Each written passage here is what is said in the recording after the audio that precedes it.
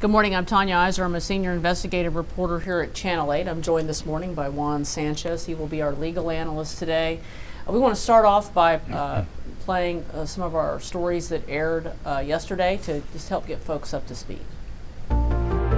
Jurors continued watching hours of recorded interviews with Tanner Horner. For the second day, a Texas Ranger testified about how Horner told different and at times bizarre stories about how 7-year-old Athena Strand died. He's given me numerous different versions of how the events of that day transpired. At times, Horner appeared emotional, even crying, when asked if he was remorseful. I'm a father. But investigators testified those moments were inconsistent, saying Horner often blamed what happened on an alter ego he called Zero. The only time I'm getting the truth is when I'm playing into his game of Zero. Prosecutors also pointed out how Horner was also callous, laughing and at times joking about Athena's death and how he tried to break her neck. Obviously, maybe there are some people that can do that, but yeah, maybe yeah.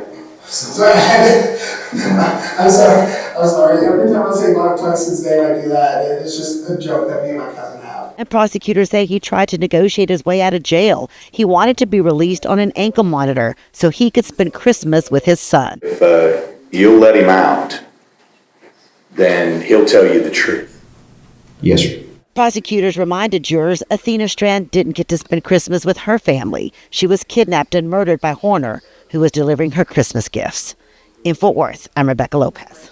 Now that Tanner Horner has pled guilty to capital murder for the killing of 7-year-old Athena Strand, the trial has gone into the punishment phase. That's where jurors must answer two critical questions that will determine his sentence. They're called special issues. First, jurors must decide whether Horner would be a continuing danger to society. If even one juror says no, the death penalty is off the table, and the sentence automatically becomes life in prison without parole. But if all jurors say yes, they move to a second question. Are there reasons to spare him from the death penalty, including evidence about his character, background, or mental condition? If all jurors reject those reasons, Horner will be sentenced to death. If they cannot agree, the sentence again becomes life without parole. Attorneys say much of this phase could hinge on expert testimony. Horner's lawyers have argued that his autism should be considered as a reason to spare him from the death penalty. Jurors will now weigh those questions as they decide Tanner Horner's final punishment. Will he spend the rest of his life in prison or be sentenced to death for the killing of Athena Strand? Juan, we're now here in day 4 of this trial, and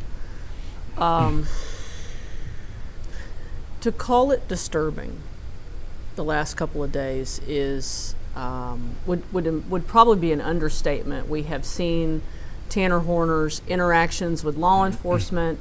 This started with, I'm going to kind of give a quick recap. The story that Tanner Horner had told was that he had accidentally hit Athena Strand, and that he had panicked and kidnapped her and then strangled her and then dumped her body. And I think what we've seen unfold is what the prosecutors had told us in opening statements is that they were going to show the lie upon lie upon lie, and they have certainly delivered upon that promise. And what do you, just as we think about this, what do you think about Tanner Horner's decision to go ahead and plead guilty before we really even got underway? It's a very interesting strategy. I mean, I'm sure the lawyers had a lot to do with that. I guess the thinking sometimes is like, look, if you plead guilty on something that obviously the state's not going to have any trouble proving that you did, you might gain some points or some sympathy with the jury, and then later they can argue, well, you know what, he took responsibility for what he did. He didn't put the family through a trial. He pled guilty, and that should count toward you deciding whether you would give him death or life. I mean, it's a strategy decision. I've seen it doesn't happen a lot because it's kind of risky for the defense lawyers too. Later on, if he complains that he wasn't represented well, he can say, well, they didn't fight for me every step of the way. They could have made the state prove their case, and you never know. A juror might have held out for me.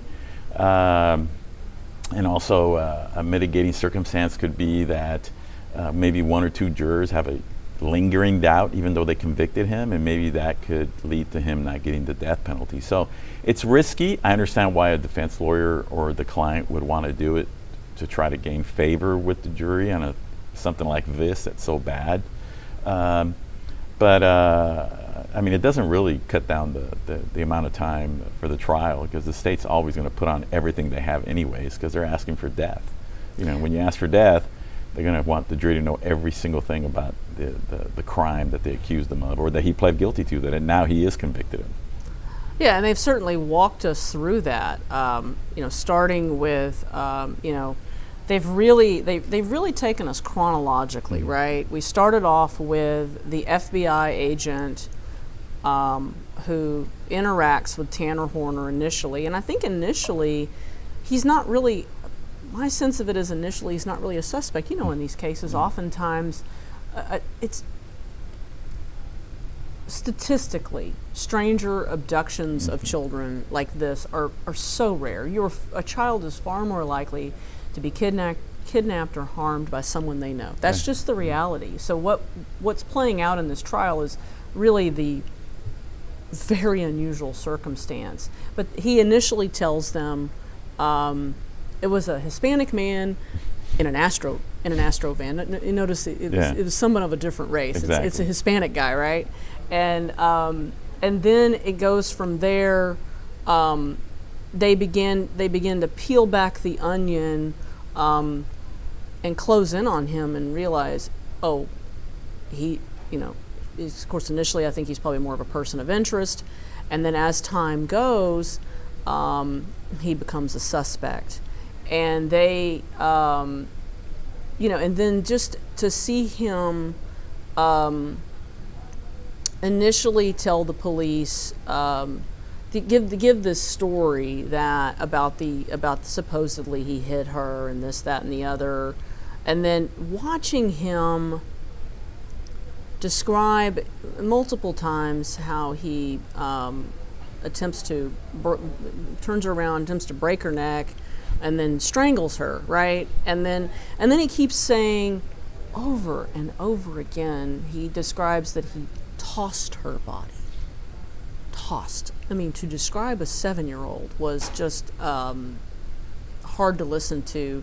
If you're in the mind of a juror, what are they thinking right now? I mean, these aren't people that are familiar with our system typically. No. I mean, I watched that interview, and just me, you know, and I'm a defense lawyer. You know, I'm watching this, thinking to myself, wow, it's really cold the way he's describing what he did. And it seemed throughout his interview that he was more worried about himself than what he did to this child. And so far, I think that's the biggest piece of evidence that the state's going to have in order to ask for the death on him. I mean, just the coldness of his explanation, the fact that he kept changing his story, that it started off him blaming some other person, to him saying he did it, and then giving this explanation about Zero, his alter ego. It just came across really cold and non-caring. And when you're talking about a child that's the victim, I mean, I think that's it could be fatal to the defense's case to try to save his life. I don't know how you defend it. It's going to be difficult. I mean, of course, we don't know what the defense has.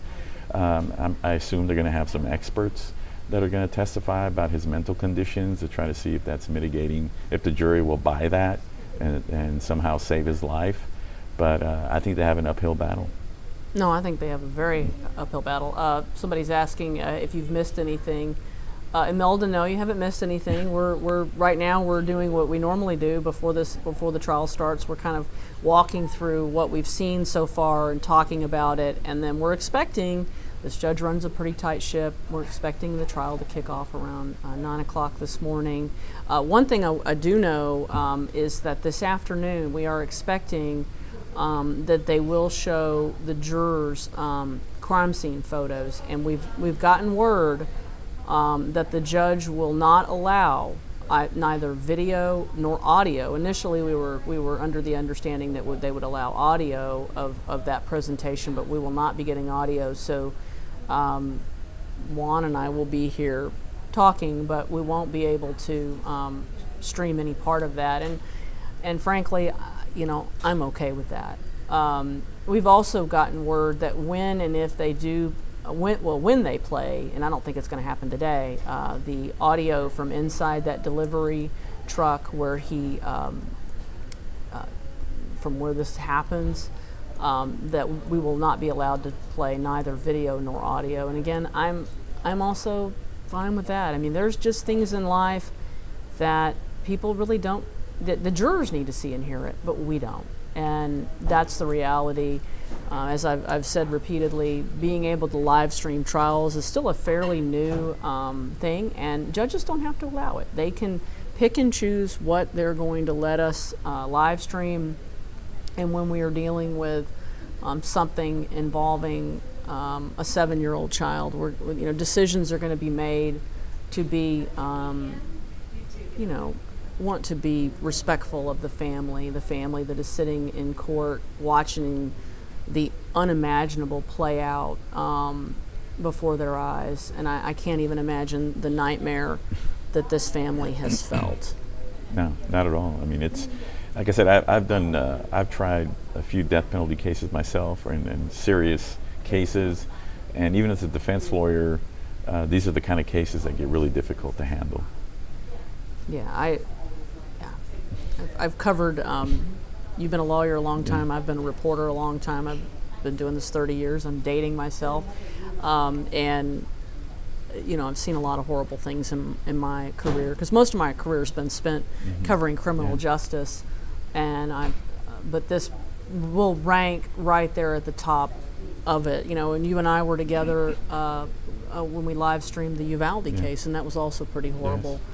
And some of that audio was played, when you hear the kids screaming, and that was just, sometimes that's the kind of thing you just can't get out of your mind. No, I know. Out of your head.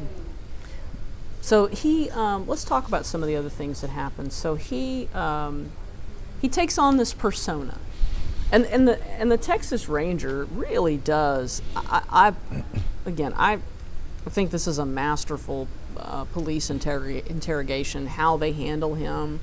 They keep him talking, and when they say what you say can and will be used against you, they really mean that. And he really does dig his hole quite deep, but he pretends that it's really Zero that did it. That he really didn't want to do this. It was Zero. He's just kind of, I think at one point he describes himself as being in the back seat, and at another point he says, oh, it's like I woke up from a nightmare, and oh my God, I realized this had really happened. But he leads law enforcement twice leads them to this location in this bamboo area, using the persona of Zero, to the wrong location. And then after he's led them on this wild goose chase, he leads them to the real location where he has dumped her body, and she's in face down and unclothed. And I also kind of just wonder, what jurors will be thinking about that kind of thing, what that speaks to about the level of duplicity on his part. I mean, it's the classic "the devil made me do it" situation. When people get caught red-handed and they don't know what to say. Well, it wasn't really me. Somebody was making me do it.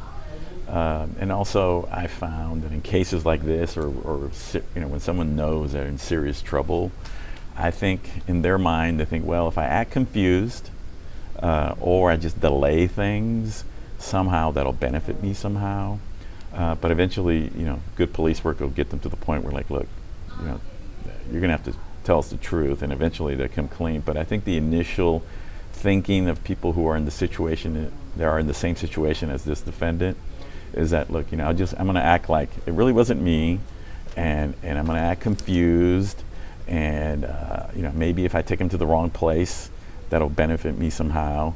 And it's not the first time I've seen something like this. And I think once the jurors, they hear all the evidence, and if they decide to not even listen to his excuses anymore, it's actually going to hurt a lot. Because I'm going to say he was not really being honest from the beginning. He could have come clean. Maybe we would have cut him a break if he would have just cooperated from the beginning.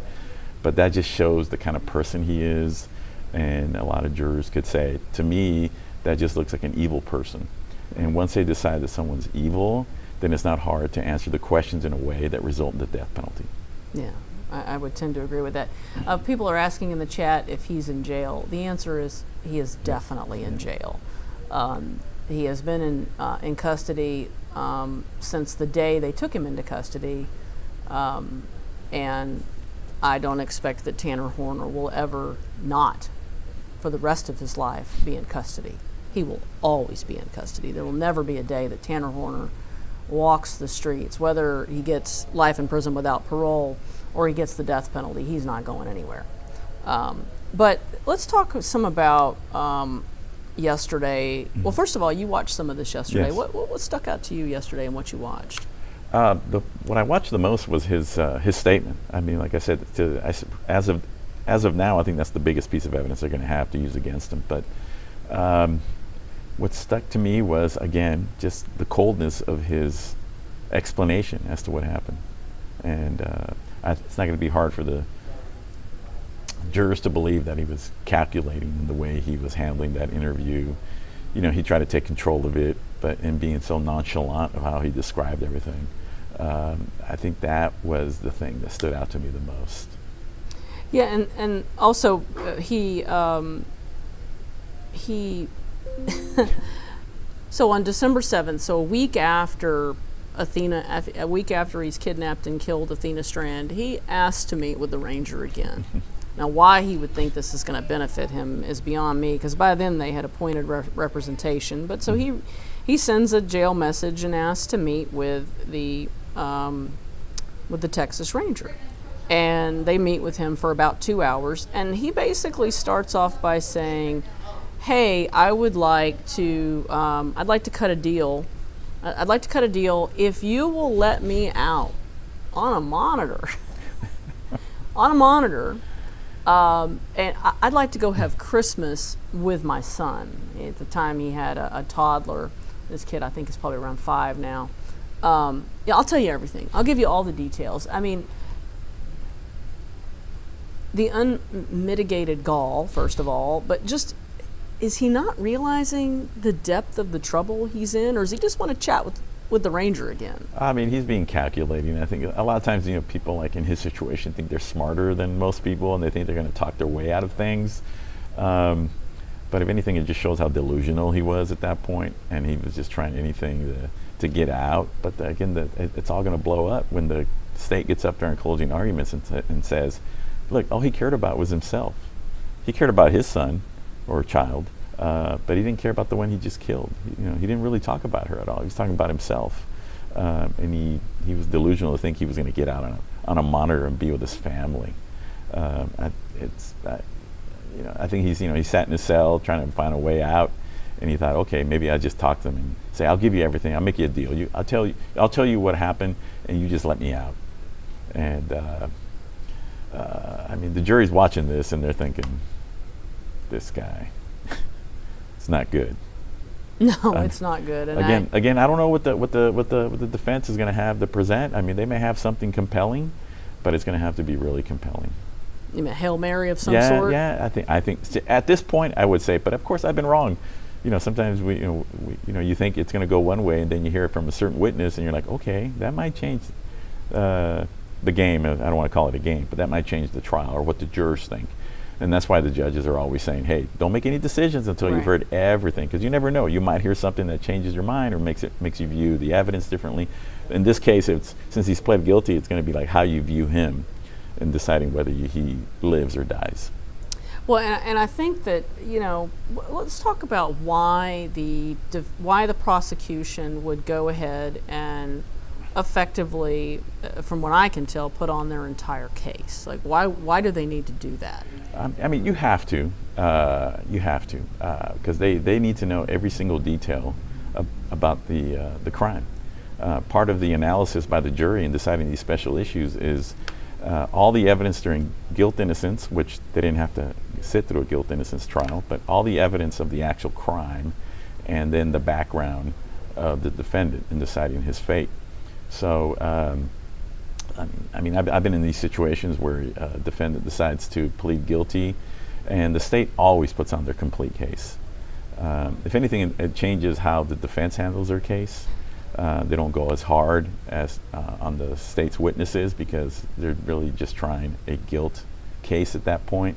So they have to be careful. They're not going to jump all over the detective or the witnesses unless they just say something that's totally not true. But you handle the witnesses a little differently because at that point you're trying to gain favor with the jury to help your client. So, I don't know how to pronounce this, but Tanya, I don't know if it's pronounced the way you pronounce mine. It says, asks, if he's sentenced to the death penalty, is it possible the defense won't appeal, or is it standard practice to appeal? I can answer that one. Yeah. It's an automatic appeal if he gets death, that it will be appealed. Oh yes, yes, it's 100%. It's going to There's happen. no Yes. getting around it. Whether he wants to or not, it's going to get appealed. Yeah, and oftentimes these cases go all the way up to the Supreme Court. I mean, because Yes. and the appellate process in a death penalty case, it's not unusual for it to go 15, 20 years Oh, yeah. ago. 15, 20 years. I covered a case. You'll remember this one back in 2013 is when this happened. Eric Williams, who was a justice of the peace, a former justice of the peace in Kaufman County, shot and killed the DA, his wife, and also a prosecutor. And so that case was tried in 2014, and he got the death penalty. Well, Eric Williams is still in the appeals process, and we are about 12 years later. So, and it wouldn't shock me for that appeals process to go another 7 or 8 years. So that's just kind of the reality of these things. And you know, one of the things that we were talking about yesterday, maybe I don't know if it was Kevin Harris I was talking to this about, was that, you know, or maybe it was someone else, that if families are expecting that in some ways the appellate process is more traumatizing for the families too. Yeah, because they ask, well, he's been convicted. Why isn't he being put to death yet? But, you know, we have that protection because, you know, death is final. You know, you don't want to find out after you put somebody to death that maybe he shouldn't have been put to death or that there was a reason why he shouldn't have got the death penalty after the fact, after you've already killed him. Right. So that's why the courts are really careful in giving that ultimate step. And so they give him every opportunity to bring up any appellate issues he may have, even, you know, we found, you know, look at these exonerations we've had, Oh yeah. you know, in Dallas County. And I've covered some of them. Yeah, I mean, you know, the DNA technology or science wasn't even available for a lot of these people at the time, and then you find out they weren't even guilty. Well, luckily they weren't put to death right away, and they were able to get out. Somebody that I used as a witness one time, he was on death row for about 15 years. He already had 3 death warrants signed by the governor, and at the last minute the appellate court would stop the execution, and lo and behold, DNA evidence was recovered and he was exonerated and he got out. Right. So if that process hadn't been put in place where it would take a while for him to receive the death penalty, he would have been an innocent man put to death.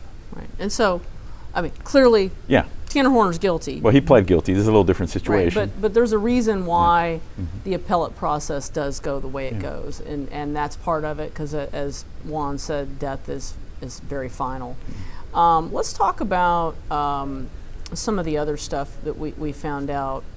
So yesterday, in this 2-hour interview, so Tanner Horner, it's pretty clear to me that he doesn't know that the dash cam in the truck is registering. And so when he is told at one point, I think towards the end of this interview, hey, there's video in this truck, not just in the truck, but around the truck. There's multiple angles. You can see the double take. The because that video shows she wasn't hit. That is an unmitigated lie. Yeah. She wasn't Hurt at all. She was wasn't- standing right behind him.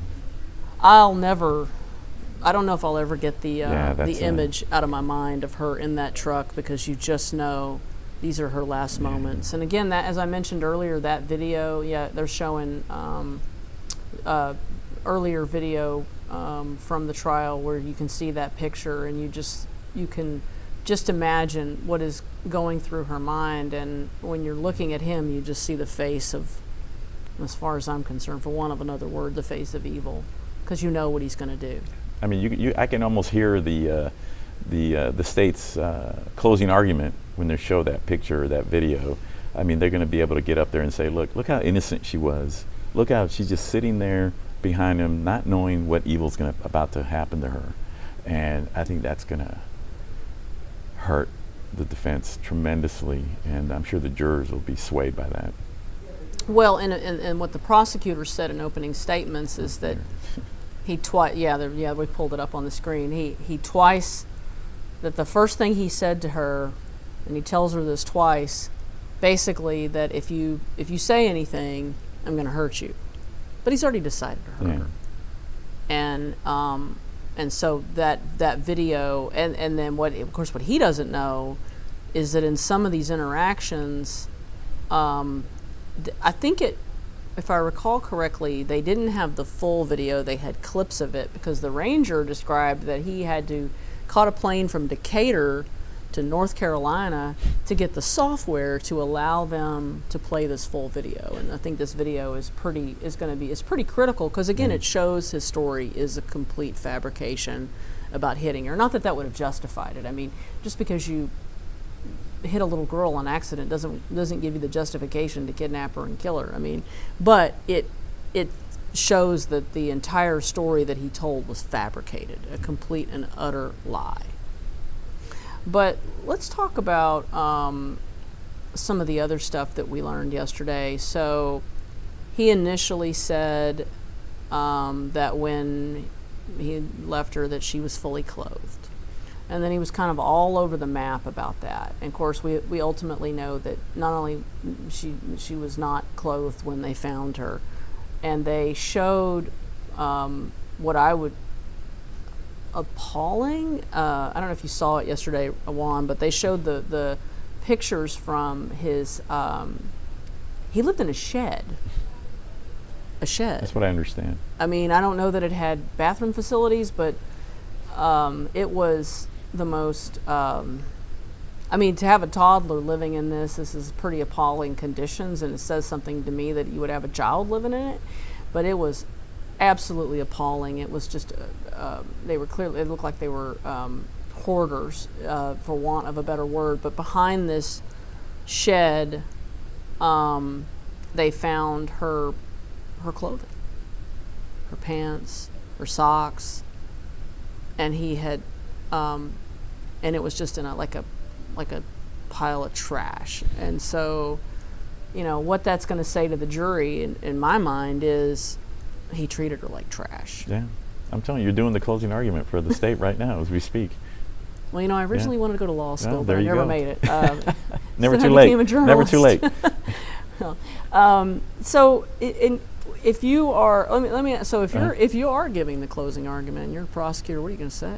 I mean, there's so much in this case. I mean, because you know they have to answer the special questions whether he's a future danger, and I'm not sure if he has a record or not, but it doesn't matter. They don't have to show a past record. The jury can decide that just based on the nature of the crime that he pled guilty to, and if they felt that was bad enough, that they can decide that he's a future danger just based on the crime itself. They don't need any further evidence. The law doesn't require that.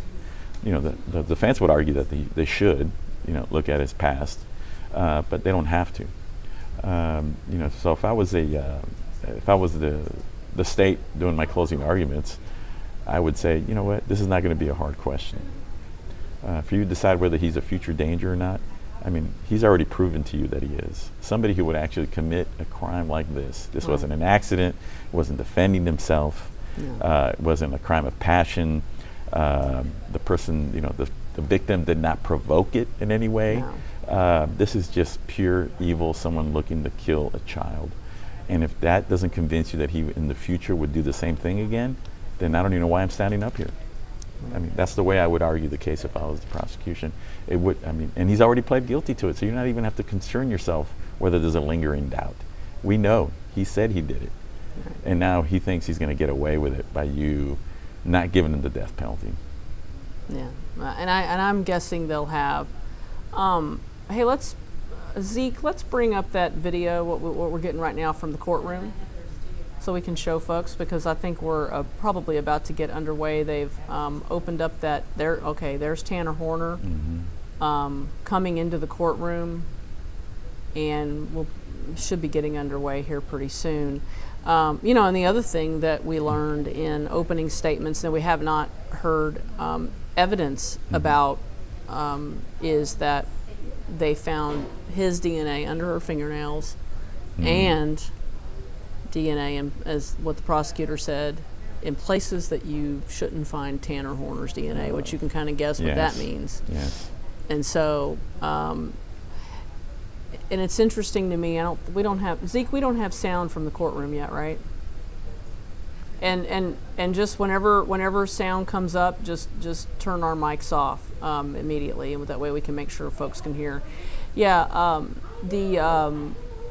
So one of the things the judge has been, I'm just explaining why we probably don't have sound yet, is the judge has been very clear about when sound should be on and off, and generally it's just when there's people on the stand. Judge Gallagher, who's presiding over this trial, Judge George Gallagher, is a very experienced judge. He presided over Aaron Dean's trial, which we covered, which was the Fort Worth police officer who had killed a Tatiana Jefferson, and he allowed cameras in that. But he wants the rules followed. Yeah. And so we follow the rules, and because this is a right, not a privilege. But I cannot imagine being these jurors, because they're gonna, this afternoon, again, what we're being told is they are going to show this jury. They're not going to, what I've been told, what Rebecca Lopez, our senior crime and justice reporter, who's actually at the courthouse covering it, has told us, is that I think we're probably about to see the jury come in. So I bet we're about to get sound here in a second. This judge really does start pretty much on time and runs and takes that mid-morning break. He follows a pretty set schedule on how he's doing things. And we have been told that court will end at 3 p.m. today. For those of you watching in other time zones, that's 3 p.m. Central is what we're on here. So I'm expecting here any moment that we'll have sound for the courtroom. Somebody's asking how long this is going to last. That's a good question. I think we're going to go at least 2 weeks. It's possible 3. Yeah, it wouldn't surprise me, because right now what the state is doing, they're just putting on evidence of the actual crime that he pled guilty to. But from what I heard and some of the while watching some of the cases, that they also plan on putting on other bad acts that he committed in the past. They don't have to be acts that he was convicted of or acts that he was charged with. If they just have a witness that could testify to that, they're going to put on those acts, like if he beat up somebody. Okay. We're ready to proceed. State may proceed. Thank you, Judge.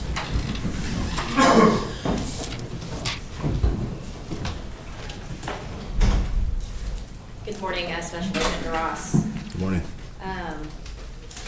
Going to kind of bring us back to kind of where we finished off yesterday. I believe you finished, you had just got done going over the evidence that was collected and seized at Tanner Horner's residence. Is that correct? Correct, yes, ma'am. Okay. At that point, we were on December 2nd of 2022. Is that right? Yes. I'm going to bring us ahead to December 5th of 2022.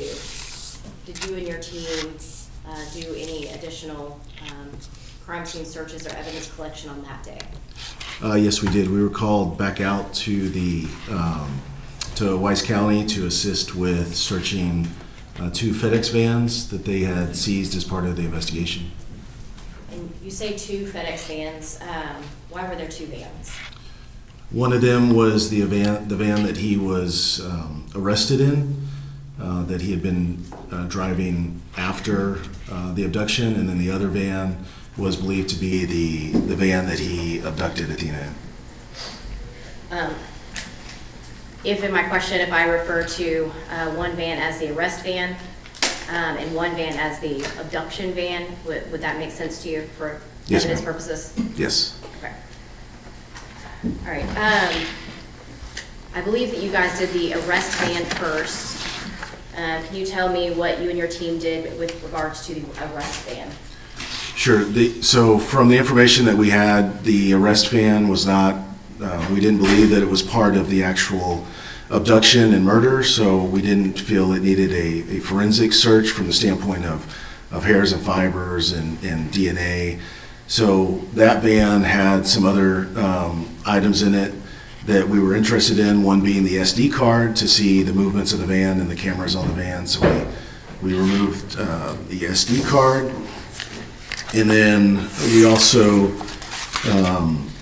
there was a package scanner in there that FedEx employees use for scanning packages as they deliver them or receive them.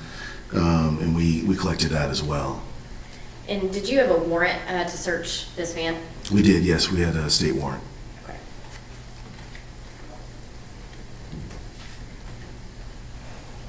Your Honor, may I approach? Yes, ma'am.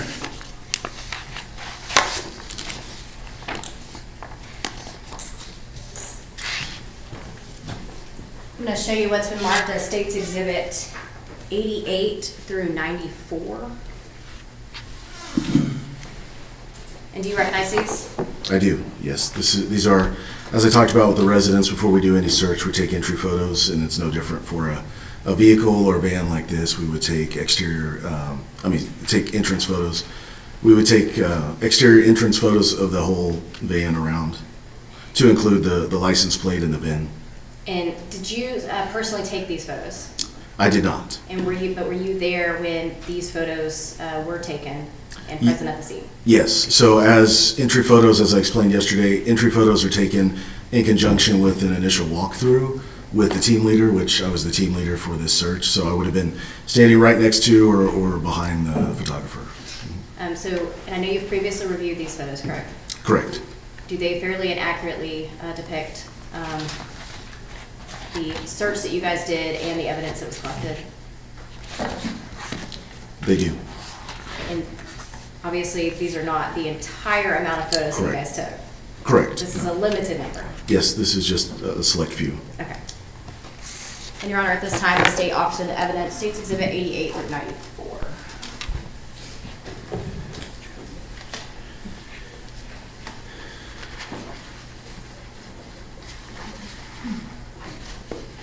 No objection, sir. State's Exhibits 88 through 94 are admitted. Thank you, Judge. And may we publish? Yes, ma'am.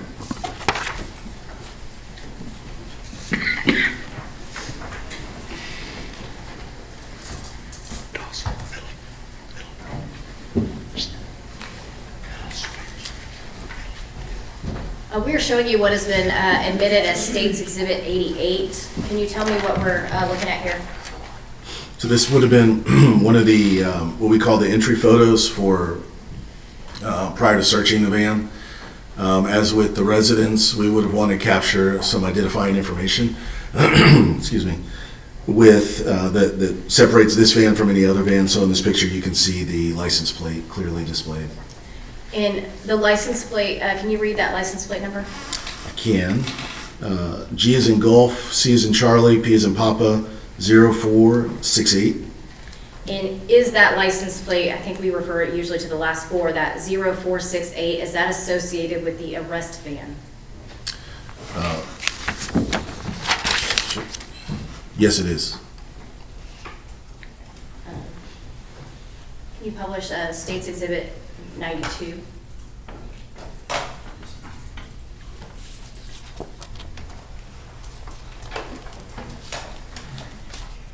State's Exhibit 92. What are we looking at here? So this would be the van's, I believe, surveillance system that kind of the, I'm not a computer person, but kind of the brains of the surveillance system.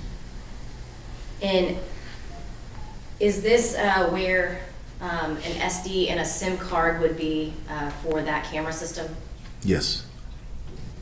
Can you publish State's Exhibit 93?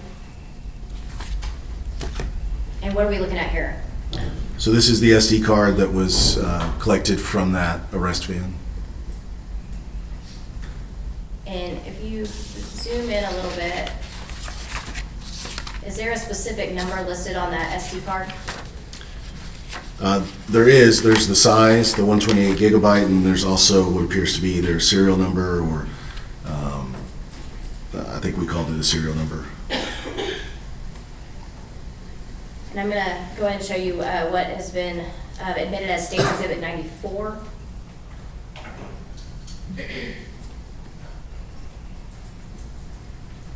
And what are we looking at here?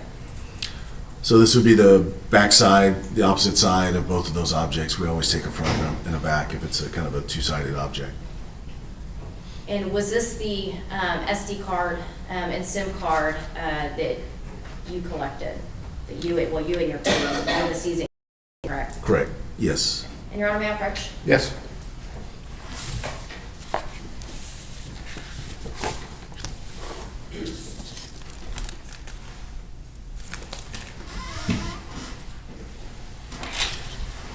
I'm showing you what has been marked as State's Exhibit 95. Have you seen this item before? Yes. Can you tell me what that is? So this is the SD card that's photographed. Just make sure. It's photographed in Exhibit 93. Is there a license plate number listed on that item at any point? No, there's not. Actually, up here in the corner. I'm sorry. Normally it's down there, but yes, it is up there in the upper right corner. And what does that say? It identifies it to that vehicle that we also have the photograph of, as well as the date. And is that 0468? It is, yes. And can you publish State's Exhibit 93?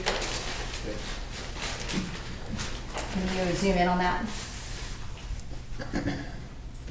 Does that number on that SD card match the SD card that is in that piece of evidence?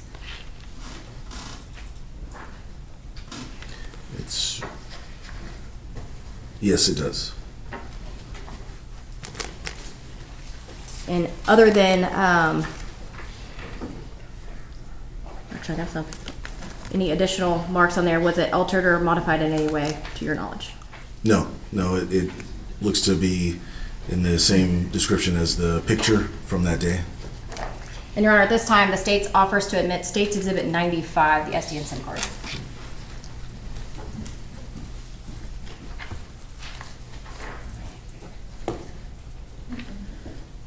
There are no objections. State's 95 is admitted.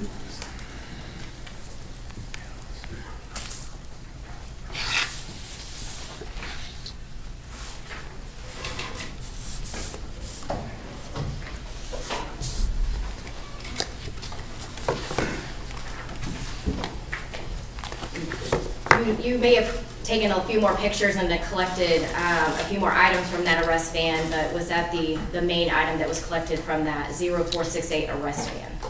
Yes, like I said, the other one was the scanner, and that was the package scanner, and that was it. Now, on December 5th, 2022, did you also look at the, again, we're going to call the abduction van? We did, yes. And what did you and your team do on that? So that van was inside a sally port or a car garage area at the Wise County facility, and it was loaded with packages, and it was definitely the van that he was driving on the day of the abduction. So we wanted to process it for forensics, meaning hairs or fibers, blood, DNA, whether that's semen, vaginal fluids, saliva. So in order to do that, we would, as I talked about yesterday, we would go ahead and suit up in our Tyvek with our booties, take our entry photos, and start unloading the van so that we could get to the back of the van and do our forensic search. And as the team lead, were you there when the complete search was done and when these photos were taken? Yes. And Your Honor, may I approach? Yes, ma'am.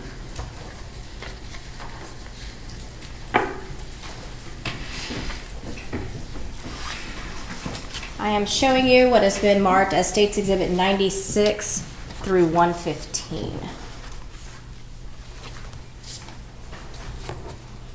And Have you seen these items before?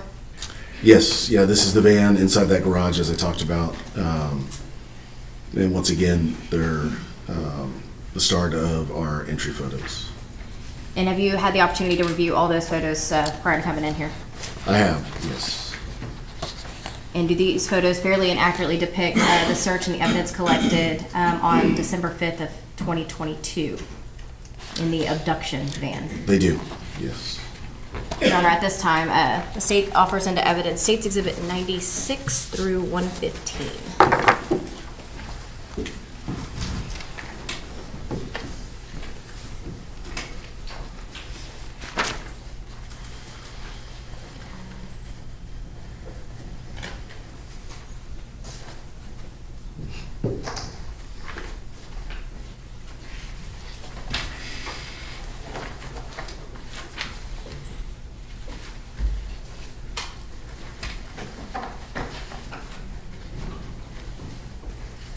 Any objections?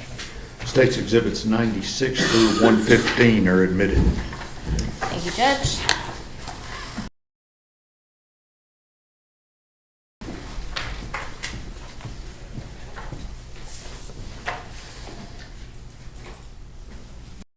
I'm gonna have you publish a State 7.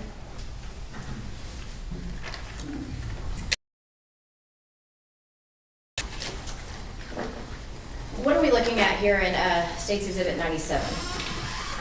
So this would be one of the entry photos to start the search of the van. One of the initial photos that we would take with some.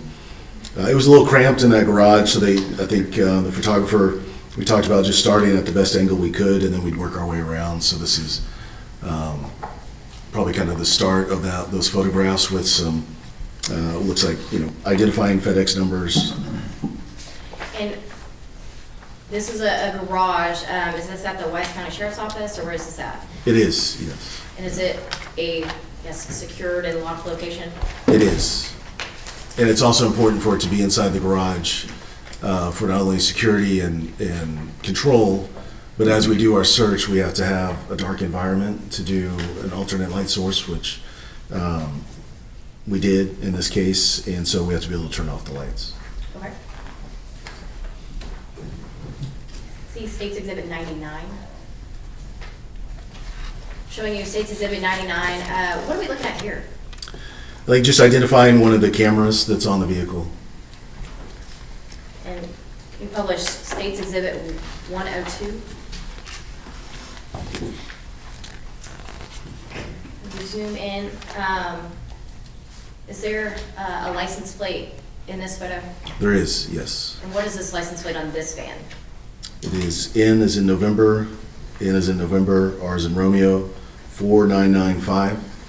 And is that license plate the license plate of the abduction van? It is, yes. And have you published States Exhibit 105? And what are we looking at here in this picture? So this is the back of the van as we found it that day when we responded to process it. It was still loaded with packages that hadn't been delivered yet or had just been picked up. Have you published States Exhibit 106? And what are we seeing in this photo? So this is the same van, same back of the van after we've removed all of the packages that were back there. And what did you do with the packages that were in this van? We removed them out of the van and we put them in another container, and I can't remember if it was a van or a temporary storage area. Yeah. I guess you don't know, but if they got picked up to be delivered to the rightful people? Right, yes. Okay. Yeah, I think FedEx came and got them eventually. Okay. But, I wasn't in charge of that part once we Okay. unloaded them.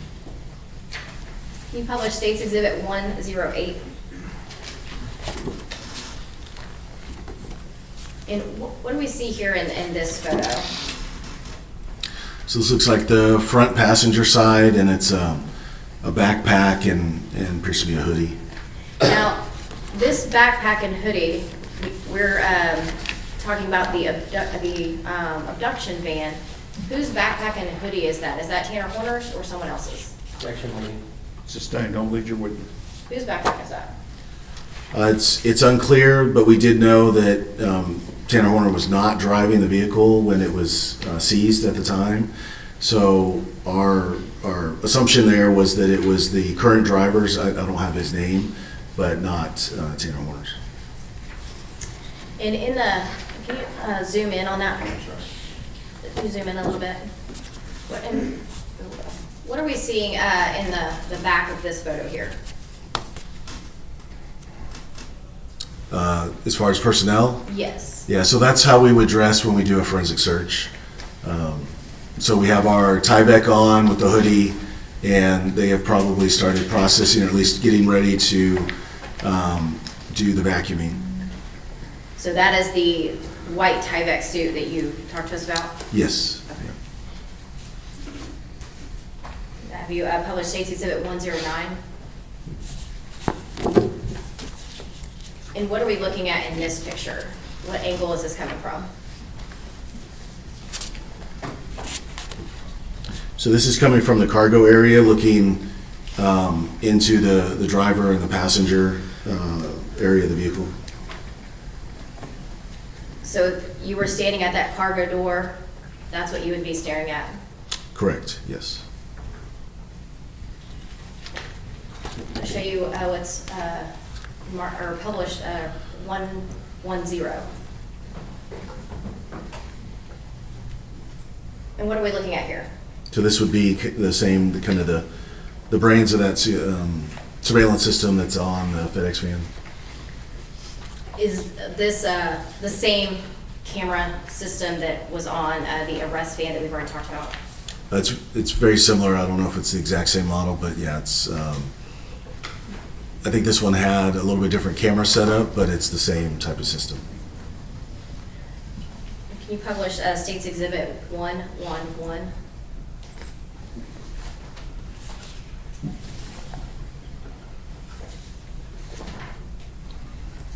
And what are we looking at here? So that would be the SD card that was in the system itself from the other picture. The front portion of that SD card? Correct, yes. And I'm going to show 112.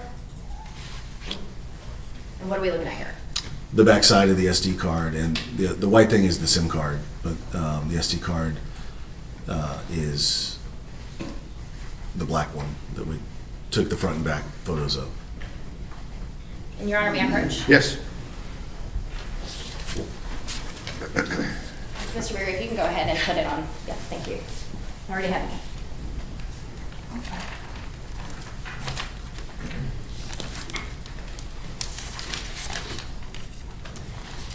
I'm showing you what has been marked as State's Exhibit 116.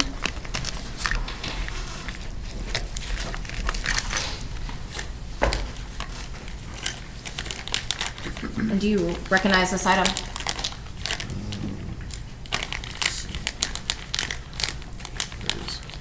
The SIM card is, I know it's in here.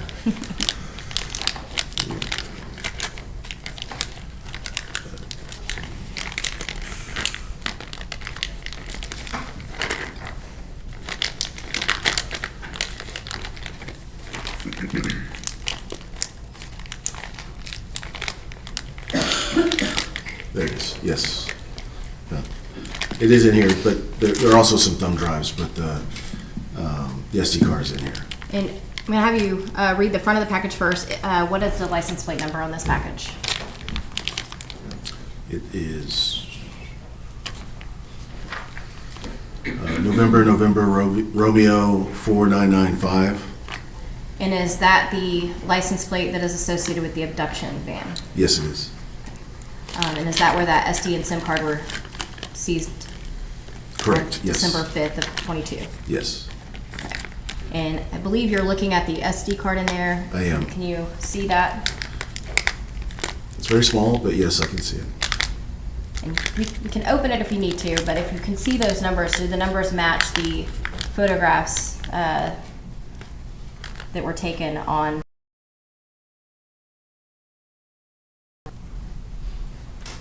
Yes, they do. And you were there and present when this item was collected? Yes. And when this item was collected, you were here handed it to Wise County Sheriff's Office for storage? Yes, after we collected it, it was handed over to Wise County. Okay. And the USB drives were added when Ranger Espinoza went and got the full video put in place? Yes, they could be derivative evidence of the SD card. Your Honor, at this time, the state offers into evidence State's Exhibit 116. No additional objections. Those objections remain overruled and State's Exhibit 116 is admitted. Thank you, Judge.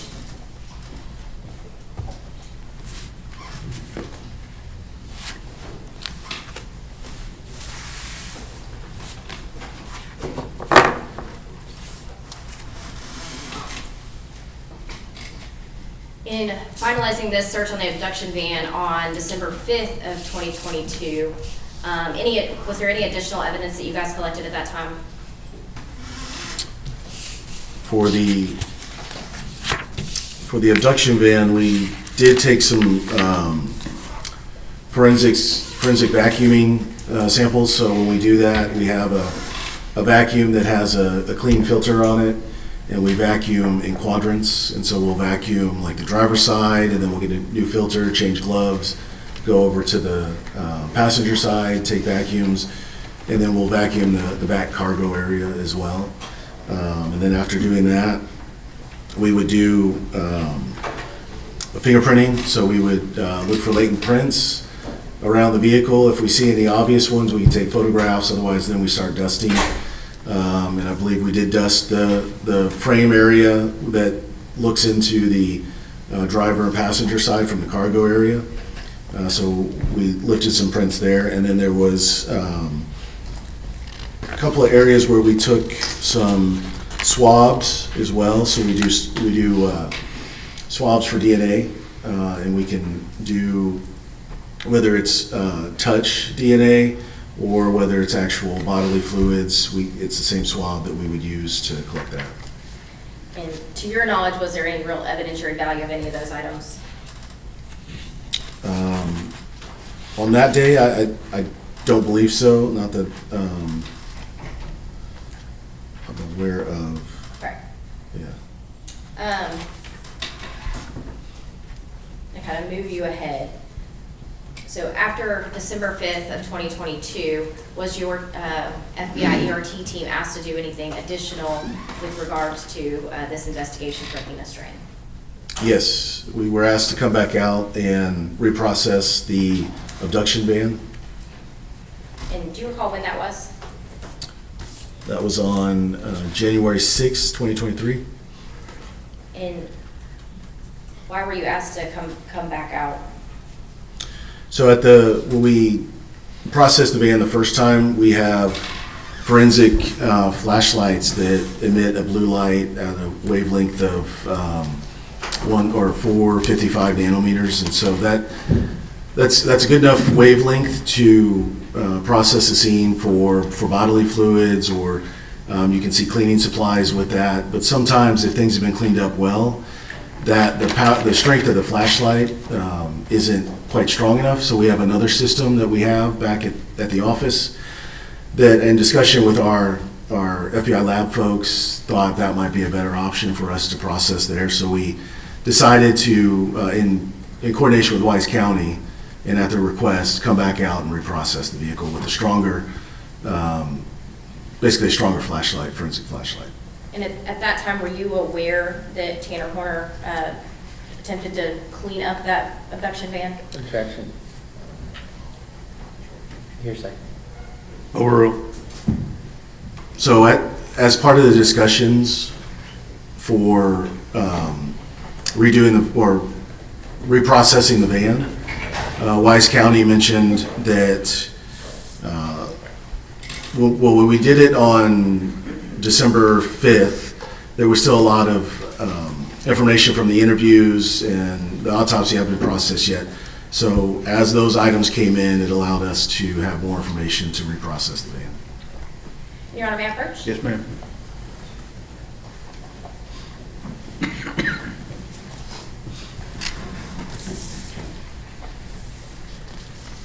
show you what has been marked as States Exhibit 117 through 139.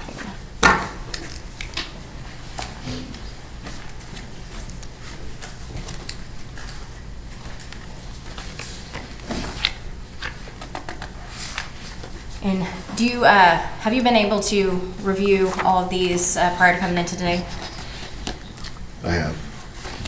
And do you recognize what these are? Yes. And what are they? This is the entry photos and item photos for that search on January 6th. Along with the sketch, photo of the sketch and the items seized. And were you present when these photos and this search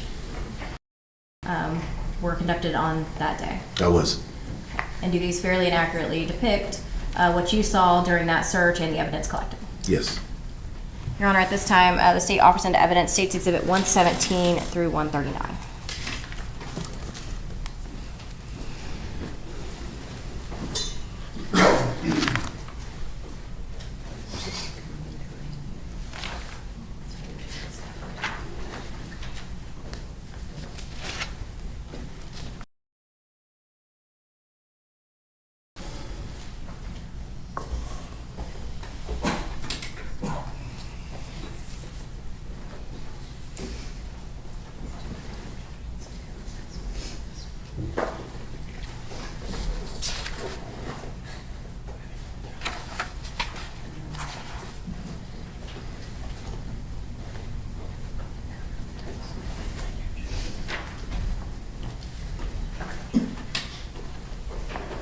Judge, we have no objections to the majority of the photos. However, we do have objections to 126, 127, and 128. For 126, the proper foundation has not been laid, and the officer has not testified to any personal knowledge of that document, and I apologize, it's 126, not 128. As for 127 and 128, these fall under a police report. And I'm sorry? These are part of a police report, and therefore they're hearsay with no exception. Let me see, 126, 127, 128.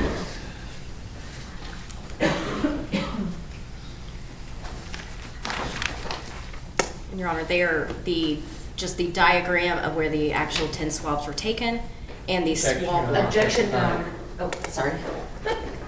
That was an objection. I'm going to hold in abeyance 126. Your objections to 127 and 128 are sustained. And I'm going to hold 126 Thank you, Judge. at this time.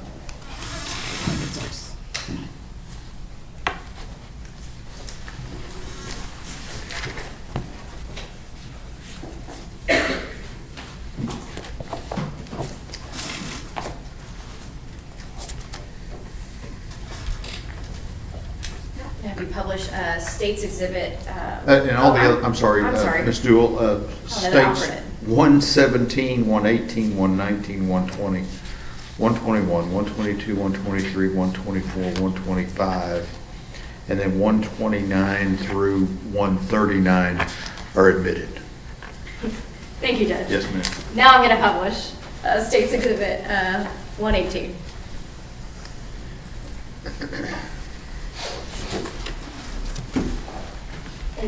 And, what are we looking at here in this photo?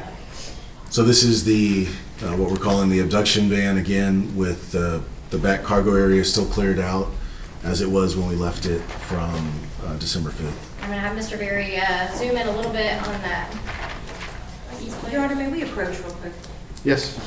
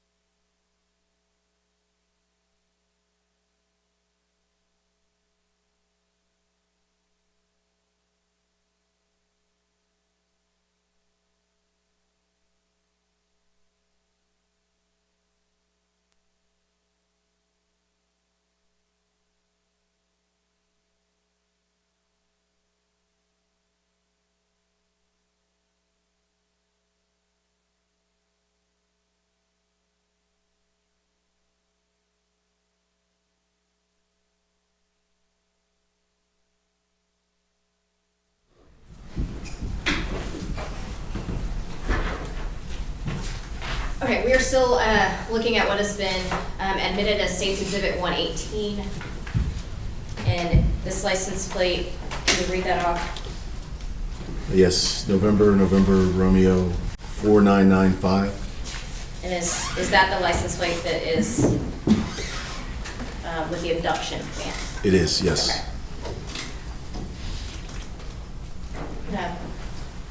Published State's Exhibit 122.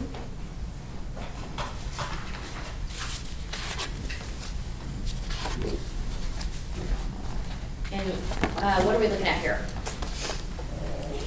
So these are tie-down straps that we found in the back of the van, and they were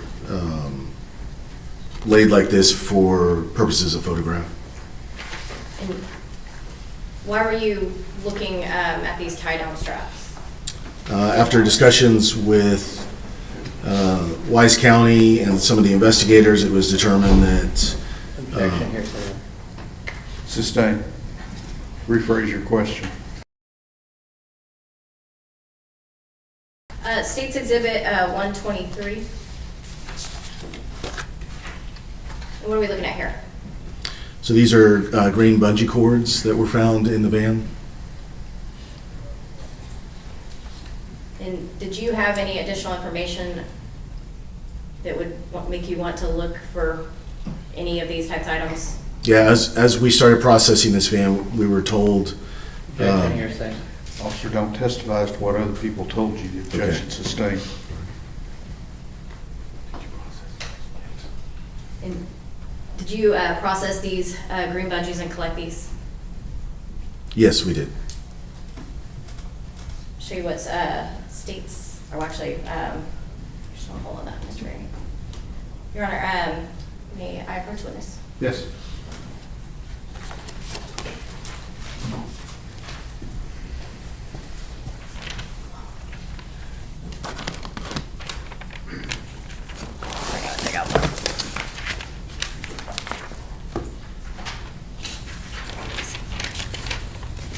I think our evidence got mixed up.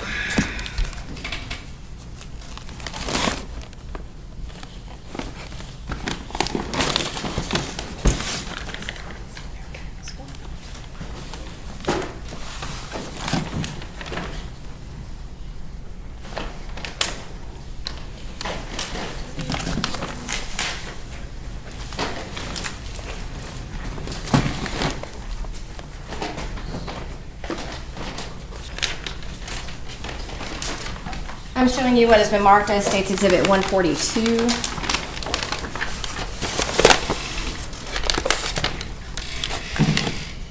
And do you recognize this item?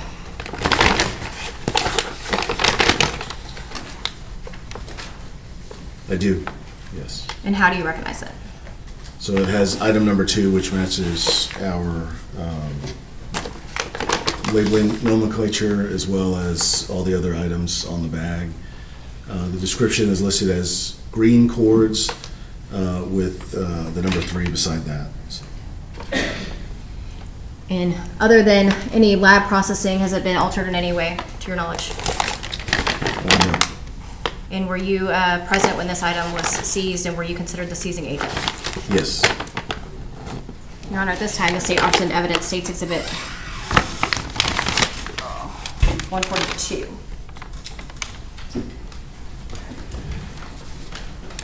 Your Honor, may we approach?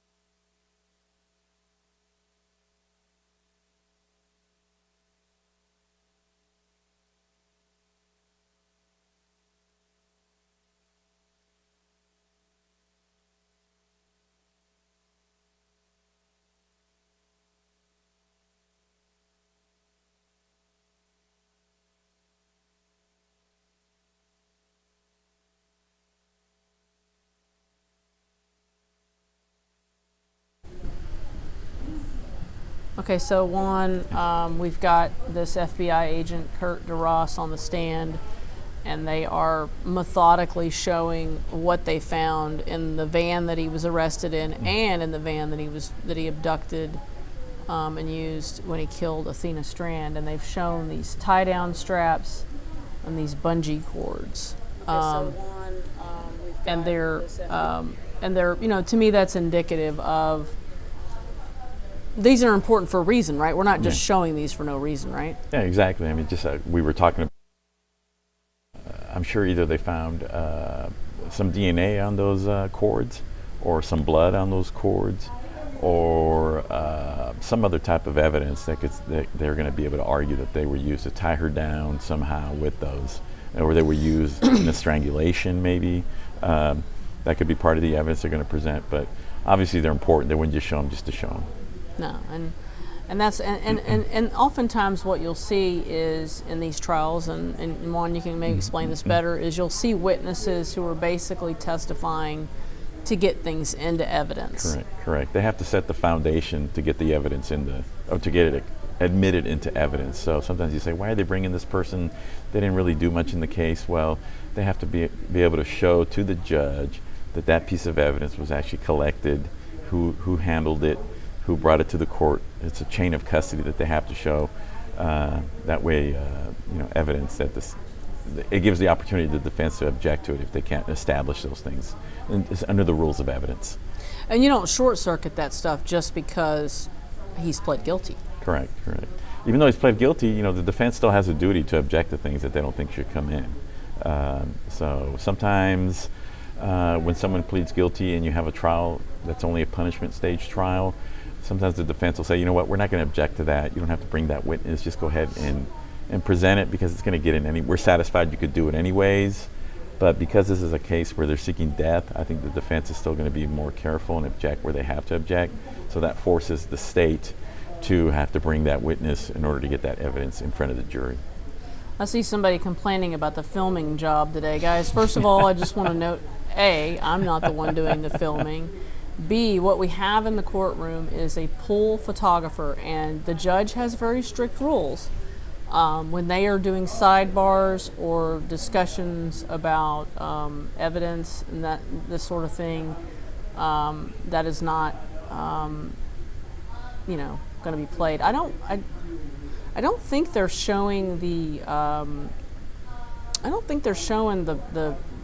pictures yet from where her body was found. I think right now we are just on the stuff from the van. So I think is it your sense that what's going on is that the defense is arguing about keeping certain things out? That's what I think is happening.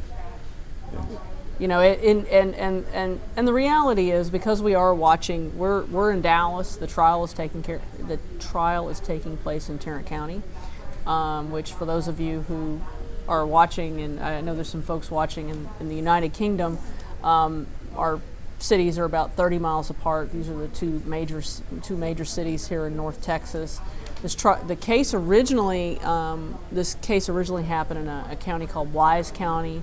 But because of trial publicity and obviously making sure that Tanner Horner gets a fair trial in his day in court, they've moved that case to Tarrant County, which is why it's occurring there. But there's, I think, going to be a good bit of this at times, especially I think when we get later in the day, when they do show those photos to the jury of Athena Strand, where her body was found. We've gotten word that there will be no audio and there will be no video from the courtroom of that. And we've also been given to understand that they're even going to just show they're only going to show them to the jury.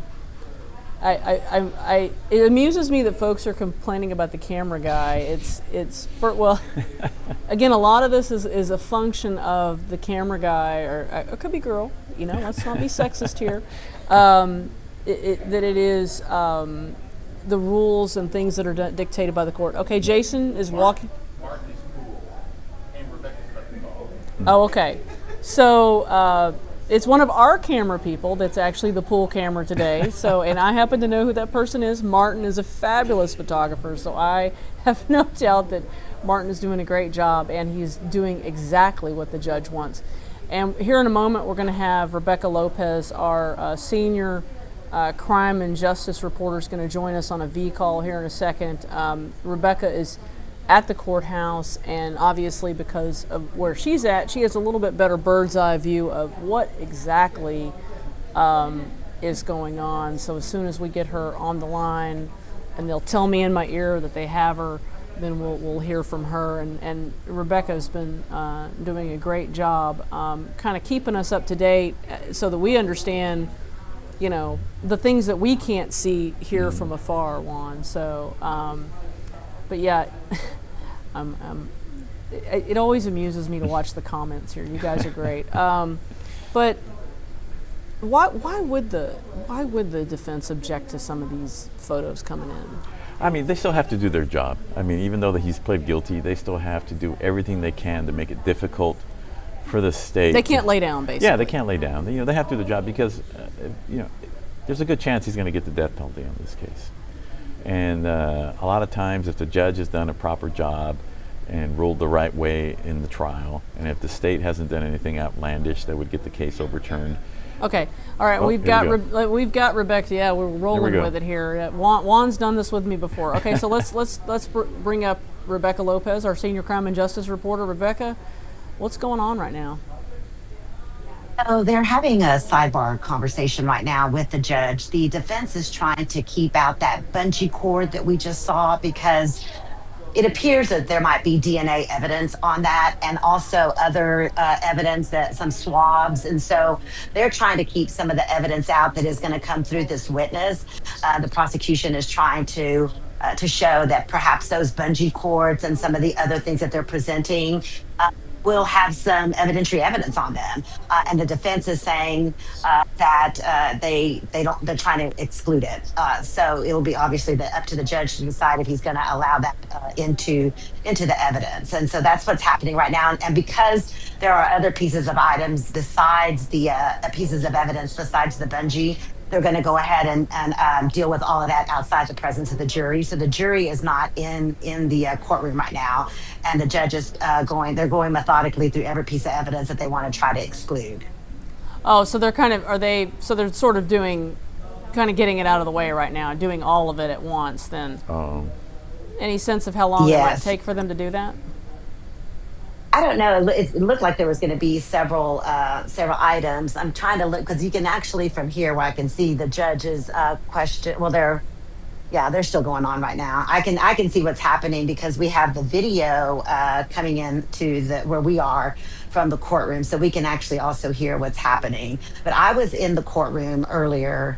And you know that they immediately sent the jury out because again they're going to try to exclude this evidence. And I'm not quite sure, since we know he did it, since he admitted it, he's confessed, or rather he pled guilty. Why all of this is relevant at this point when we're dealing with the punishment phase? But maybe our expert can talk about why they're going through all this evidence, including the bungee cord, since he's already admitted that he did it. Juan?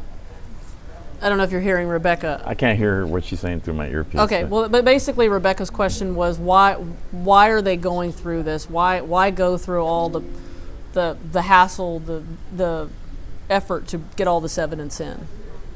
Who, the state or for the state? Yeah, why do this? I mean, they have to put on the whole case. They want the jury to see every single piece of evidence in this case. Just because he pled guilty doesn't mean the state doesn't want to put that on. You know, a lot of times people say, well, why are we doing all this? He already pled guilty. Well, they need to be able to take into consideration the nature of the crime that he pled guilty to, and so the state's not going to hold back in what evidence they present. That makes a lot of sense. Yeah. Rebecca, we have any sense of when they might put on the evidence from, you know, the video from and audio from the delivery truck? It looks like they're leading up to possibly ending with that today or sometime today. I mean, you want the jury to hear that if you're the prosecution as one of the last things that they hear, and then they have the whole weekend to think about it until, you know, we resume testimony on Monday.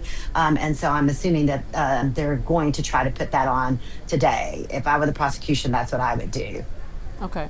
And Zeke, I heard Zeke in my ear. Zeke, did you have a question for me?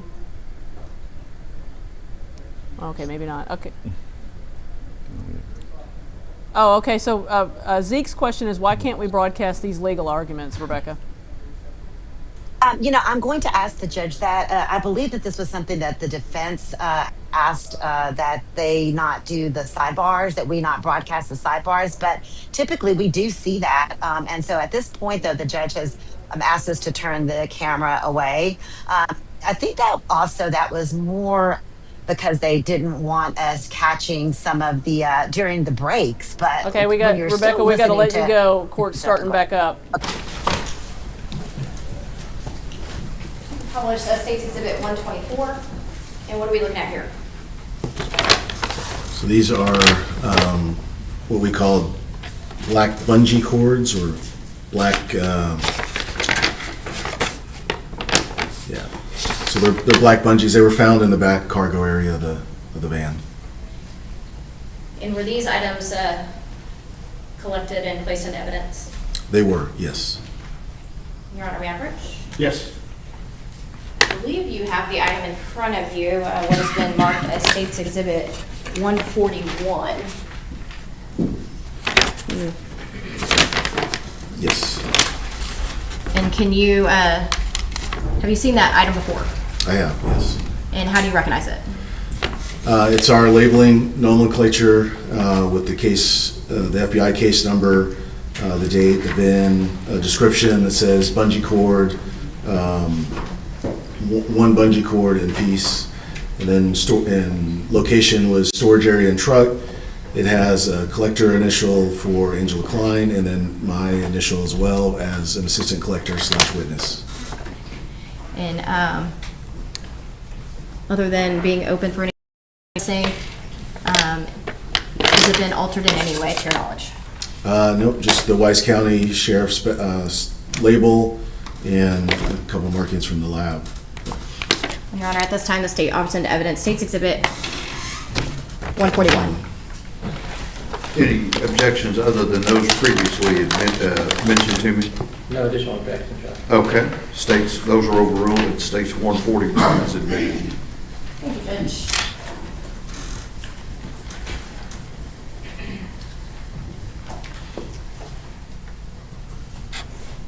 You could publish 129.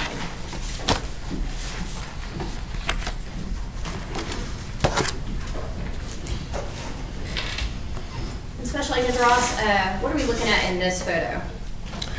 So this is our alternate light source that we use for conducting forensic, kind of a forensic light test of the back of the van. It uses a wavelength of light, and we wear orange goggles to look through, and it can illuminate stains that were left behind by bodily fluids such as semen or intestinal fluids, urine, other things. It's a stronger power than the flashlights. So this is the stronger one of the flashlights you were speaking to us earlier about? Correct, yes. And in this photograph, you can't photograph it with a naked eye or a naked camera. You have to have filters and everything. So we leave it in place when we're taking the photograph to show kind of where the stain was. I'm going to publish States Exhibit 130.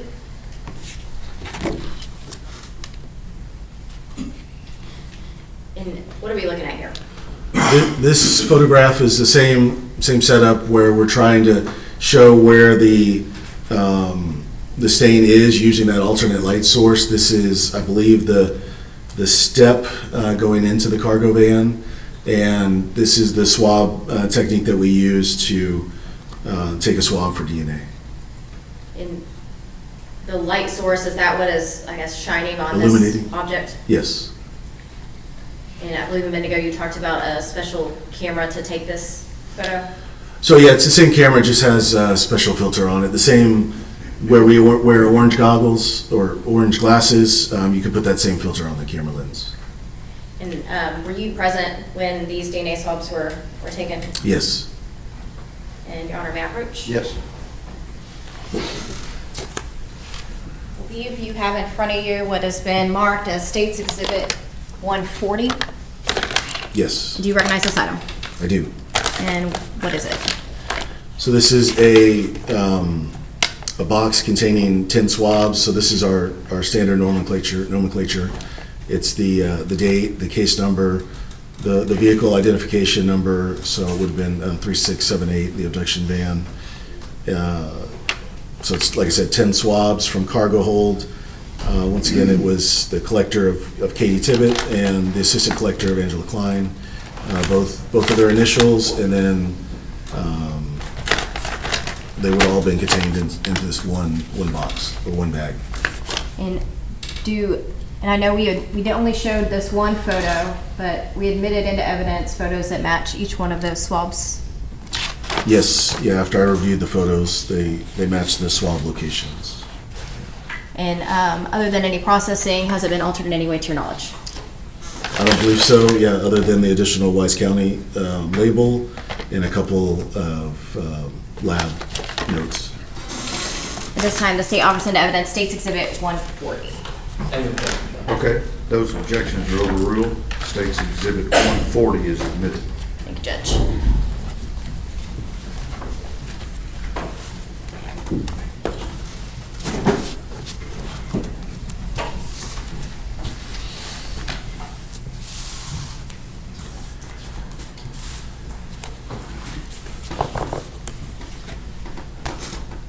After the search on January 6th, did you with the FBI or ERT team, did you do any additional searches at that time, or did that conclude?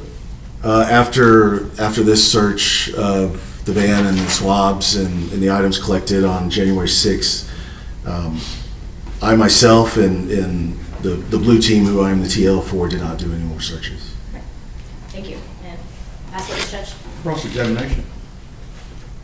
Yes, sir.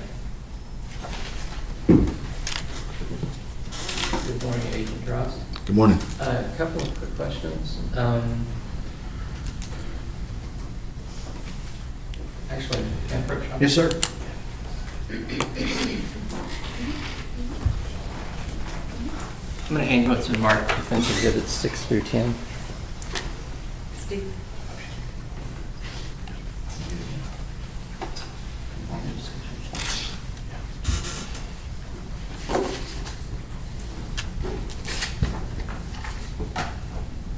I believe you had a chance to look at those before the court. I did, yes, sir. Can you identify those for me, please? So these were photographs taken on December 2nd when we did the search of Tanner Horner's shed and the associated residence. These pictures appear to be pictures of the main residence for that address. And they are true and accurate representations of what you observed that night? Yes, these would have been entry photos that we would take before or as we're entering the house before we've done any kind of searching. Your Honor, I move to have exhibits 6 through 10, defense exhibits admitted. Show it to the state. Absent, Your Honor, no objection. Okay, defense exhibits 6 through 10 are admitted. Your Honor, I move to publish these to the jury. Yes. May I do it? Yeah, absolutely, yeah. Maybe else.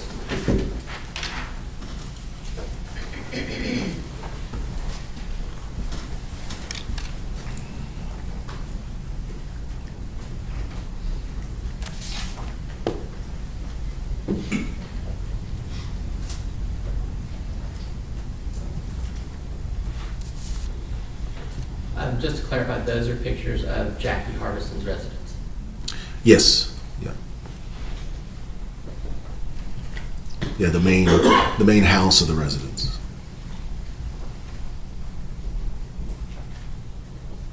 Do you know her relationship to Mr. Horner? I do not.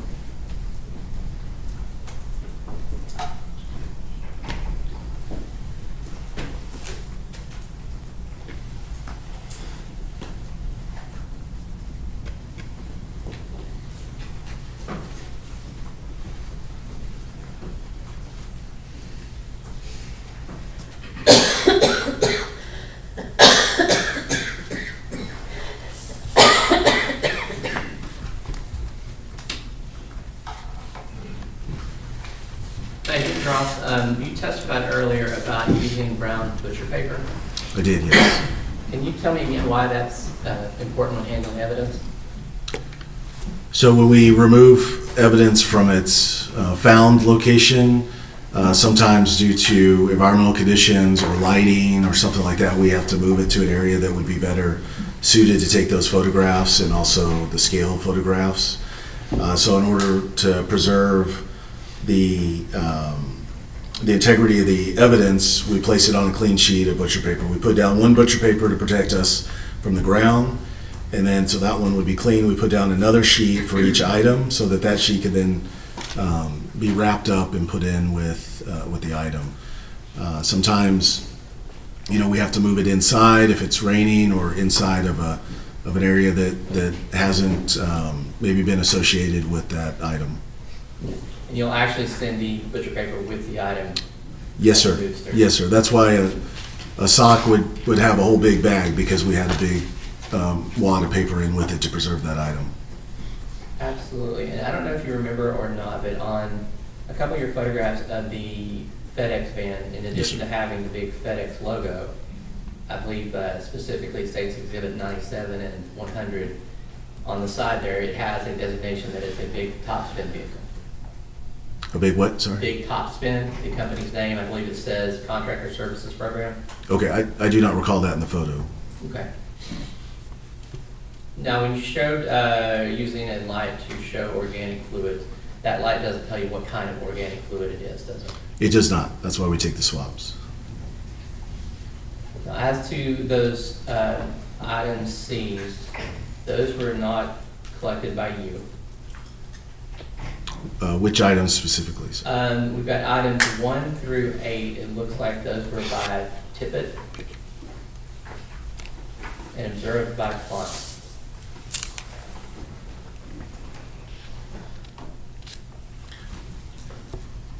Which day were you talking about for the van? This would be the January date. January 6th. Okay. And are you referring to the swabs specifically, or? Yes. I don't have the item numbers in front of me, so.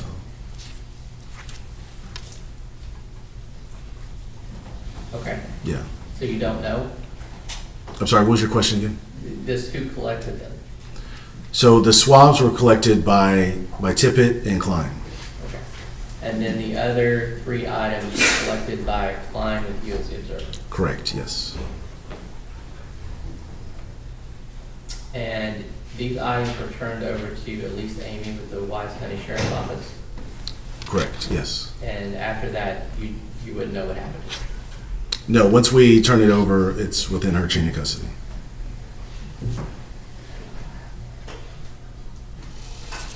I'll pass it, Mr. Chairman. Regret. Nothing further, Your Honor. May this witness be excused subject to any potential recall? Yes, Your Honor. Yes, Judge. Thank you, Special Agent. Thank you, Your Honor.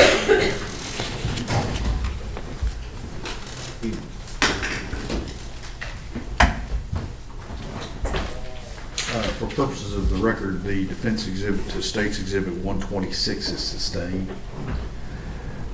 I need a break. Give me about 15 minutes and we'll start up at 10:20.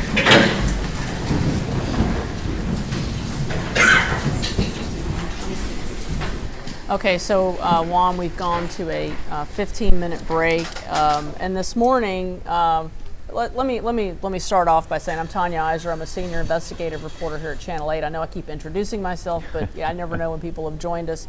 Juan Sanchez, who is our legal analyst for the day, and very thankful that you're joining us. For all the lawyers that come on and do this, really offering up their time to help walk folks through this. So what we've been seeing this morning is this FBI agent, Kurt DeRoss, is on the stand, and they're systematically getting in evidence showing the search of that vehicle that Tanner Horner abducted Athena Strand in, and they're getting in these tie down straps and this bungee cord, and also showing the processing that they did of this vehicle.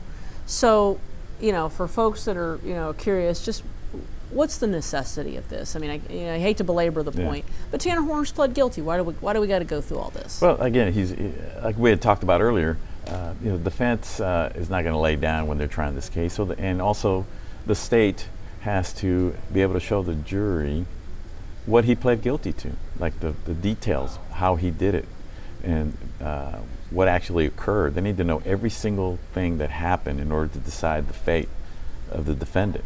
So I foresee that these tie-down straps and the bungee cords are going to be very important in the case.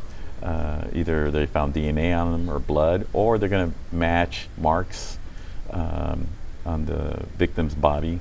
I believe they're going to show that she was the victim of a strangulation, and that's how she died. So it wouldn't surprise me if some of these cords or straps match marks on her neck. If they didn't have DNA on them, at least they match somehow to be able to show the jury what he used to kill her.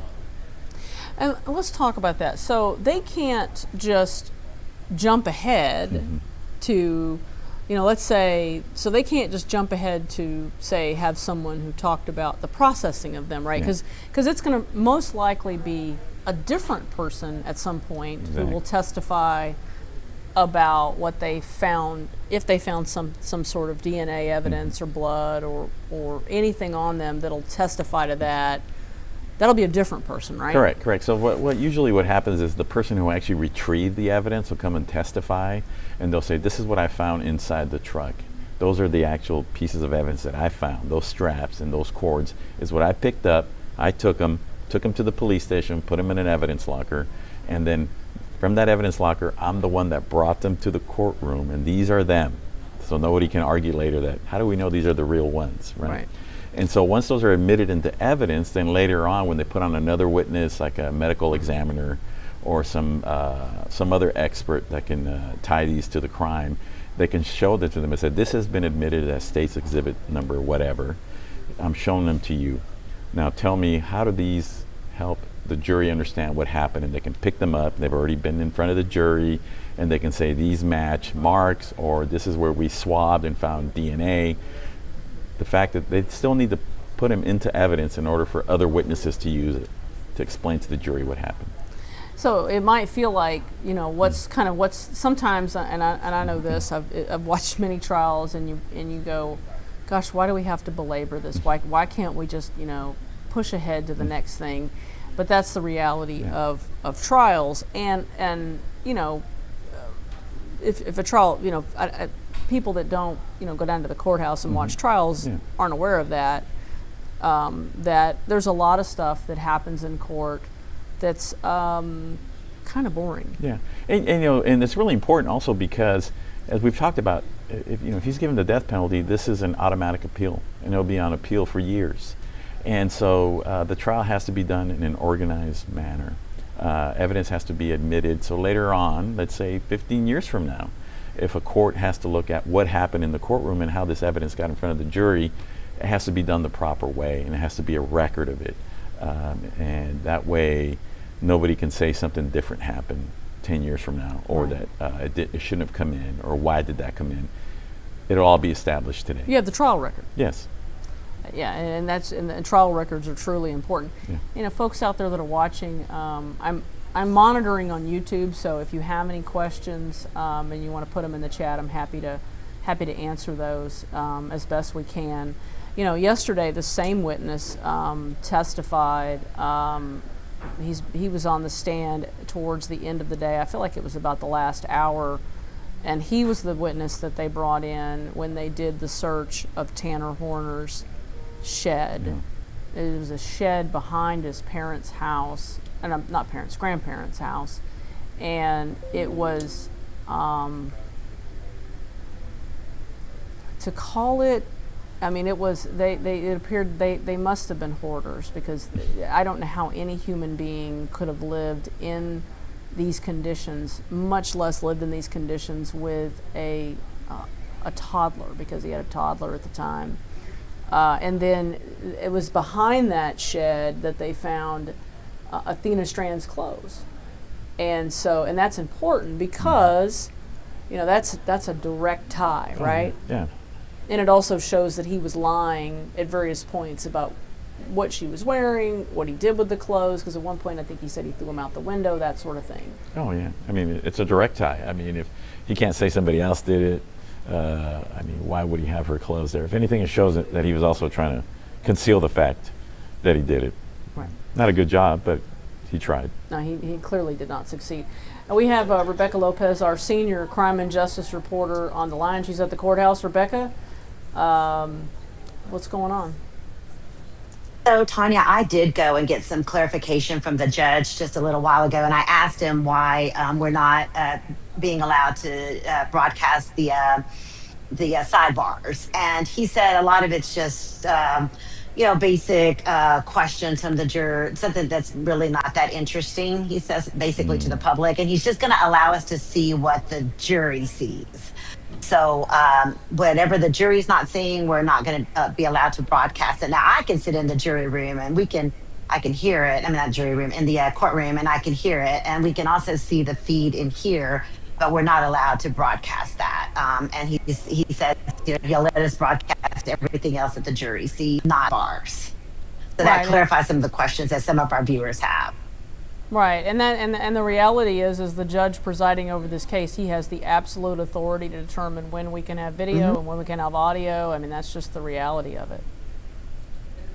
Tanya, I also got a little bit of clarification. So the video from inside the van, that is obviously the most emotional piece of testimony and the most difficult for the jury to hear, is not going to be presented until next week when the prosecution winds up its case. I believe that it's going to be the prosecution's last witness, so we will not, or the jury will not hear that today. And then there's also pictures of when Athena's body was found. Those pictures are not going to be broadcast to the public and not even be allowed to be shown in the courtroom. They're going to hand out the photos so the jury can see that piece of evidence. And that will probably happen sometime next week, maybe Monday or Tuesday. What are we And we're thinking that this trial is going to go until possibly May the 1st. Wow. Okay. Wow. Okay, we're starting to see video from the prosecution's going to. Rebecca, we lost Rebecca. Yeah. Oh, there you are. Yeah, the prosecution's going to present all its witnesses, and the defense, remember, has 19 witnesses, and they're going to definitely take their time on this case. Big case for both sides. I had a couple questions from viewers, Rebecca. Folks want to know, is Tanner Horner's family and his, I guess, former girlfriend in the courtroom? Is anybody there on his side? I have not seen anyone from his side. It's been mainly the family of Athena Strand in the courtroom. And what do we know in terms of, I presume they're asking about victim impact statements as well.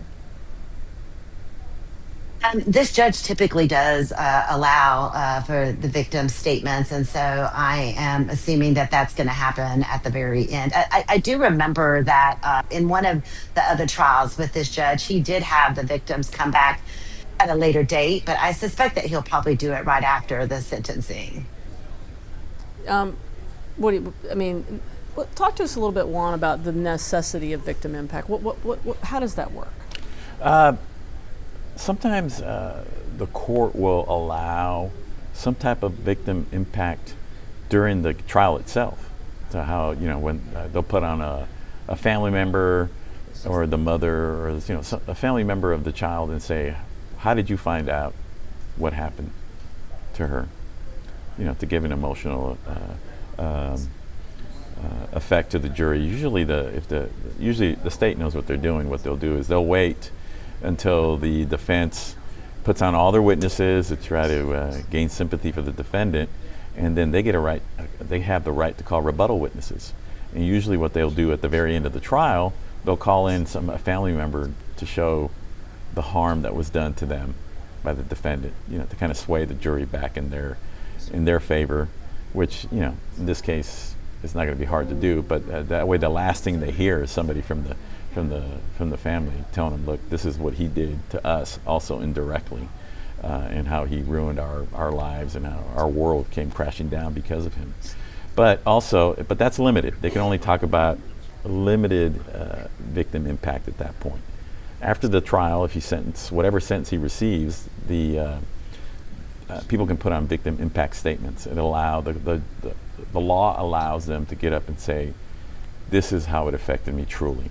And it doesn't even have to be a family member. It could be just somebody who was affected by it. It could be friends. It could be anybody. And it's something that people fought for back in the day, to allow people to come into court and speak directly to the defendant, get it off their chest. I think it's looked at somehow as some kind of healing for them to be able to address him directly. But the law allows it, and it's always done. Okay. Hey, Rebecca, do we have a roadmap of where things are going for the rest of the day? No, I'm not sure. I think they're going to continue with some more of the FBI witnesses. And one of the questions I had is, and I'd like to ask our expert this, do you think that Tanner Horner's girlfriend is going to be called to the stand? Because if you recall, the defense is claiming that she knew, or Tanner Horner claims she knew about this alter ego. And the alter ego zero. So do you call her to the stand? The prosecutors call her to the stand, or the defense calls her to the stand? I don't know. I mean, that's going to be What do you interesting. think? I think that I'd be surprised if the state called her at the beginning, at least. I don't know if she's on a witness list or not, or if she's been subpoenaed by the state. But usually, what would happen is there's probably a good chance that the defense will call her to kind of bolster his story that there was this alter ego in the past. That's something he didn't make up at the last minute. If the defense doesn't call her, then there is a chance that they can call her as a witness. Of course, I don't know how sympathetic she is to the state or the defense at this point. I think that would be up to the lawyers to decide. But or another way that it could happen is if the defense puts on an expert to testify about this alter ego, he can base his opinion on an interview with her, and he can bring it up that she had told him, the expert, and that way she testifies through him without getting cross-examined. But I mean, either side can call her, obviously, but it surprised me if the state would do it, but definitely the defense would. Do we know if he still has any kind of connection with her? I mean, is there any sense of at all, Rebecca? I'm not sure about that, Tanya. I've not seen her here, and I've not seen anyone on his side here at the courthouse, so not sure. Well, and I'm monitoring questions in the chat, and one of the things that people are asking is, do we think that Tanner Horner will testify? Have you heard anything about whether or not we may see him take the stand, Rebecca? I have not heard that.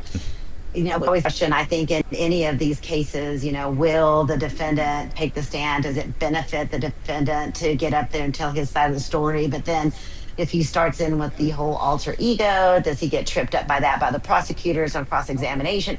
That would be, I don't know if the defense would do that. I think maybe our expert might answer that question better than I. I don't know. Would you put him on the stand? I don't think I'd put him on, but... I personally would not. It just opens up many possibilities in cross-examination. They can already argue to the jury that he's pled guilty and took responsibility. Why put him up there to say the same thing and then open himself up to cross-examination and look worse? I kind of feel like he's already dug his hole pretty deep. There's not much good probably that comes of him taking the stand. Are we getting any additional information, Rebecca, of what we think this bungee cord or these tie-down straps, what the connection, the importance of them yet?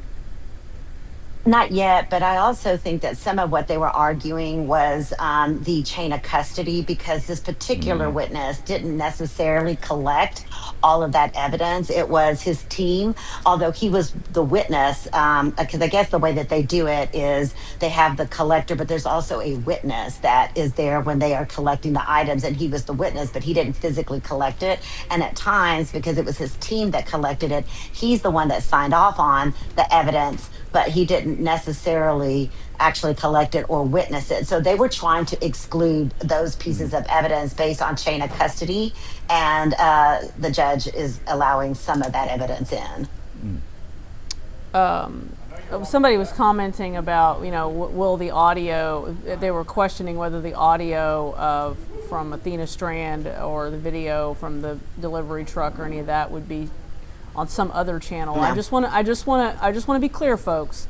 The live stream is the same on every single channel out there. The only difference is that Yes. you get me and Rebecca and Juan today, and nobody else is actually doing commentary like we're doing and trying to help walk people through it.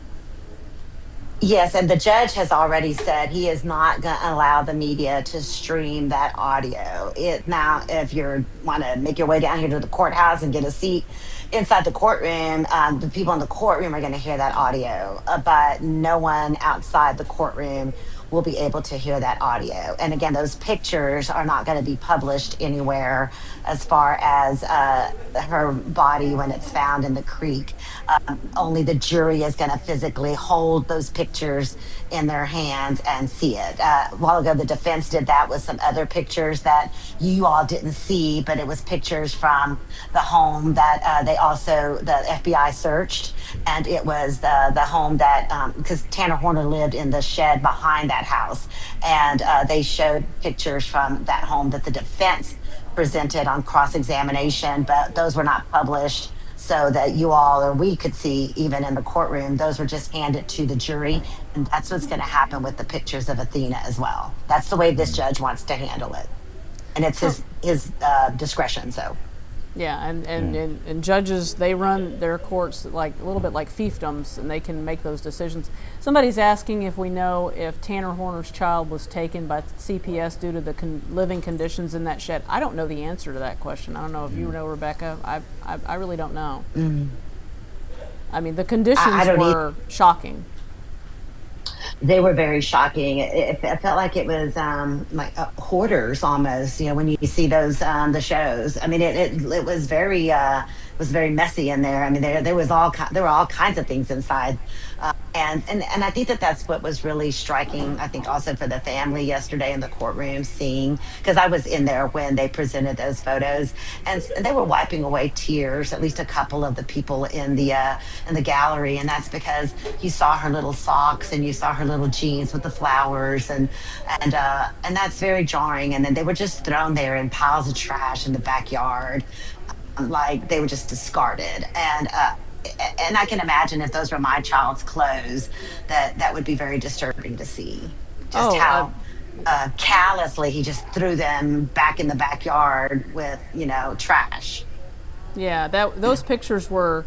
When he described in his interview with authorities that he lived in a shed, and remember he said, I cleaned the shed up because my grandma's house was really, really messy because she had the dogs. And then when they showed the pictures of the shed, it was, holy cow, pretty shocking, the conditions. And like you said, seeing those clothes thrown back there, it was as if he threw her in the trash. He treated her like a piece of trash. That was awful. Well, and Tanya, he talks about that even in the interviews. He's like, every time he talks about when he disposes of her body, he's like, I just tossed her. And at one point he says, I tossed her in head first into that creek. I mean, but then of course, then he says it wasn't him, it was his alter ego, Zero. But there's at times when he confesses, but then reverts back to that it was Zero. So he's kind of all over the map on whether it was his alter ego or him. But in the end, remember, it was Tanner Horner, not Zero, that pled guilty to capital murder and killing Athena. You know, one thing I wanted to bring up from yesterday, because I didn't actually, until this morning when I listened to your story, I didn't actually catch the part about Mike Tyson when it actually was said. You know, sometimes it was hard to understand. Walk people back through, Rebecca, the whole Mike Tyson thing. It was very, to me, it just stuck out. And it also stuck out to our executive producer, Jason Trahan, who's also monitoring this and live blogging this trial. And he actually is the one that pointed it out to me, as initially I didn't hear it either until I went back and listened. But basically they're talking about, he's describing when he was trying to, or at that point he says Zero is trying to break Athena's neck, and the investigator saying, yeah, but it was you, it was your body, it was you physically that was doing that. And then he says, yeah, well, I don't know a whole lot of people that would do that would break somebody's neck. He says, except maybe Mike Tyson, but he does it with a lisp. And then he starts laughing. He's like, I'm sorry, but every time, you know, I hear Mike Tyson, I say his name, I do that. And that's what my brother and I do. But it was so callous. I mean, you're talking about a little girl who died, and he's laughing and joking around and smoking cigarettes and, you know, cracking jokes. And at some point he's talking about it being funny when he tosses her clothes, or where he tosses some of the evidence. I mean, it's just very disturbing to listen to him and how detached he is from taking a human life. So, Juan, while we have you here, as we're talking about this, how do you think that kind of thing would have gone over with the jury? I mean, just hearing him talk about. I mean, me as a defense lawyer watching that, I thought the same thing. I mean, I was watching this and just seeing how relaxed he was talking about it, how, again, callous, smoking a cigarette. You know, sometimes when people are confessing, true confessions, you know, they're crying the whole time. They can't believe, you know, that they try to say they can't believe they did it.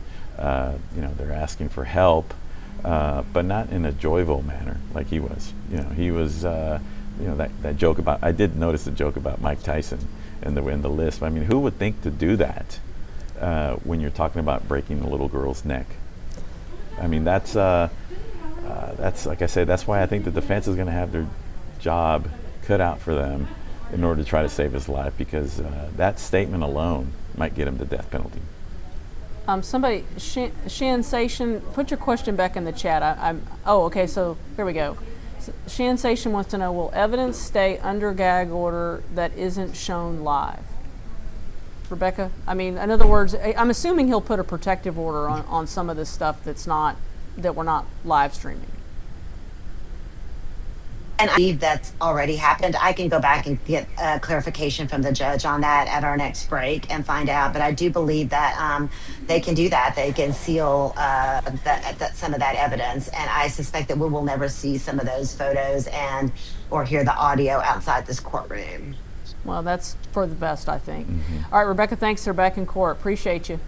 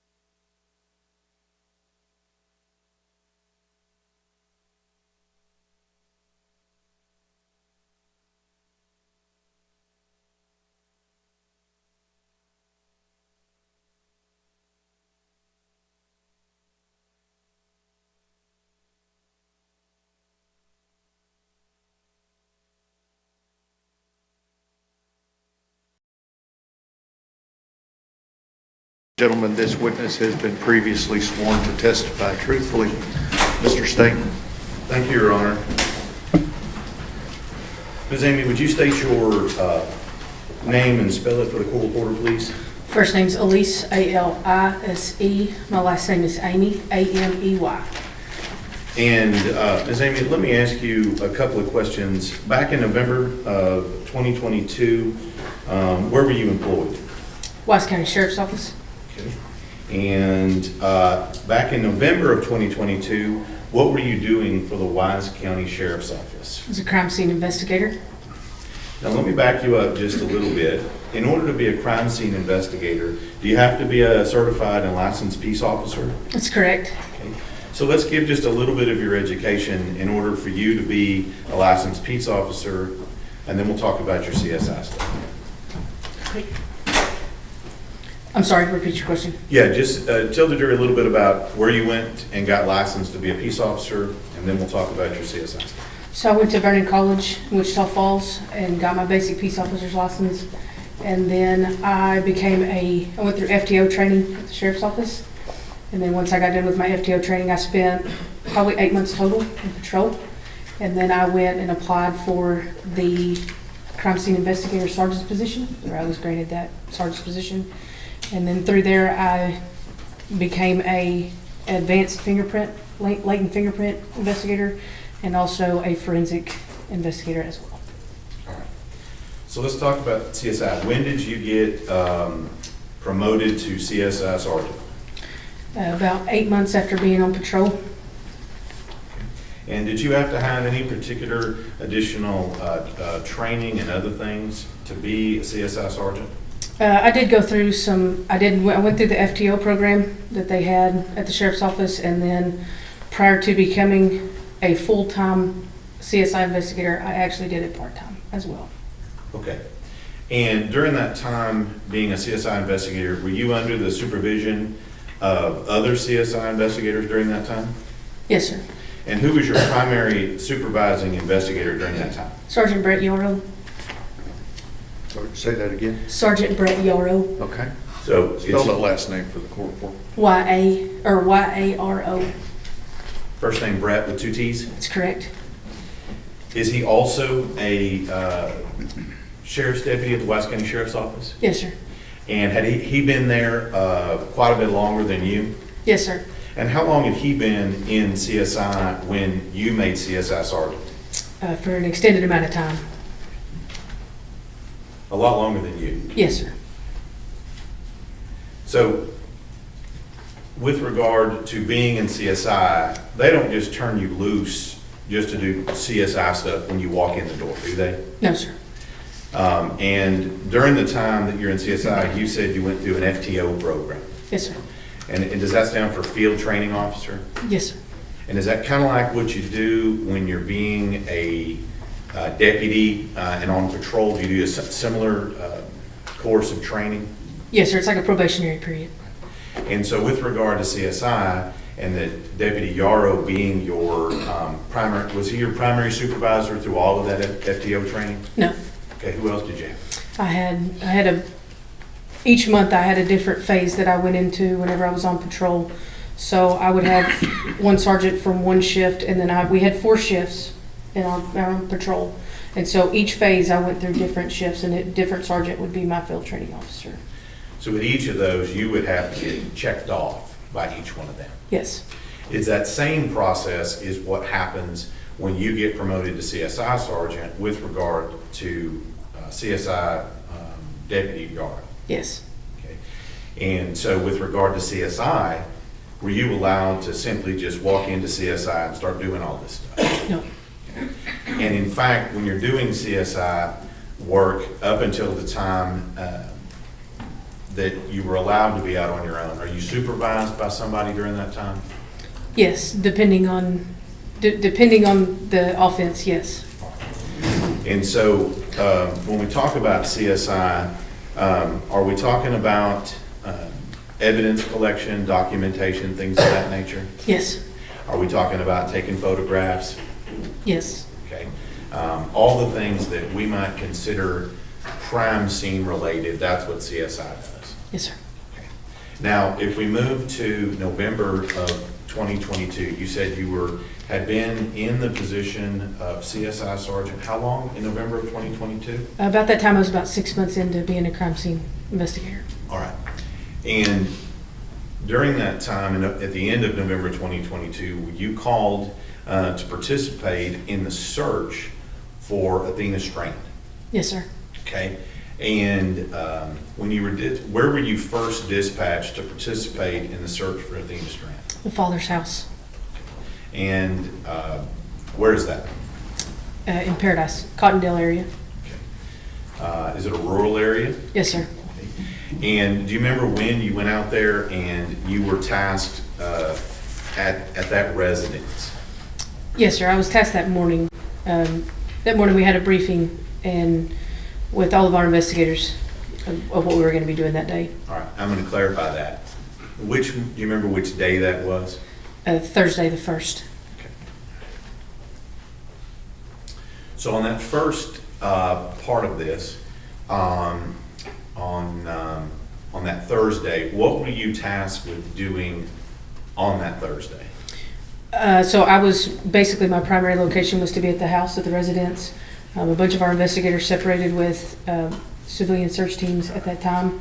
And if they found something that they needed to be documented or found like it was important, I would go and document it at that time. Okay. I'm going to ask you, when you got to the Strand home, what do you do like when you first get there? When I first got there, I got orders for what they wanted me to do. And then whenever everybody kind of broke off, I started documenting where I was and started my kind of initial investigation. Okay. And as part of that investigation, did you take any photos? Yes, sir. I initially took a video and then followed it up with photographs. I'm going to show you what's been admitted as states number 10. Okay. Is this one of your photos? Yes, sir. Okay. And this has already been admitted through Ashley Strand. Is that at the location we're talking about? Yes, sir. Okay. And you said you took a multitude of photos of that location. Is that correct? Yes, sir. Okay. And in fact, did you take pictures of this abandoned structure that we saw here? Yes. Okay. Did you take pictures of the Strand home? Yes, sir. Okay. Did you take pictures of all the surrounding stuff around it? Yes, sir. Okay. Now, let me ask you a little bit at that time, that's what you were tasked with. Yes. Okay. On December 1st, 2022. Were you tasked to do anything else on December 1st, 2022? We're good, Mr. King. Thank you. Here. Just to, if somebody found anything, just to kind of document it, follow any kind of leads that what we thought could potentially be her and lead us into a direction. So at this point in time, as we've seen in the scene, was there a lot of searching going on at that time? Yes. Okay. Were there a lot of assets deployed, including law enforcement and civilians that were out searching for Athena in that general area? Yes. So were you tasked to do anything as part of that searching during that time?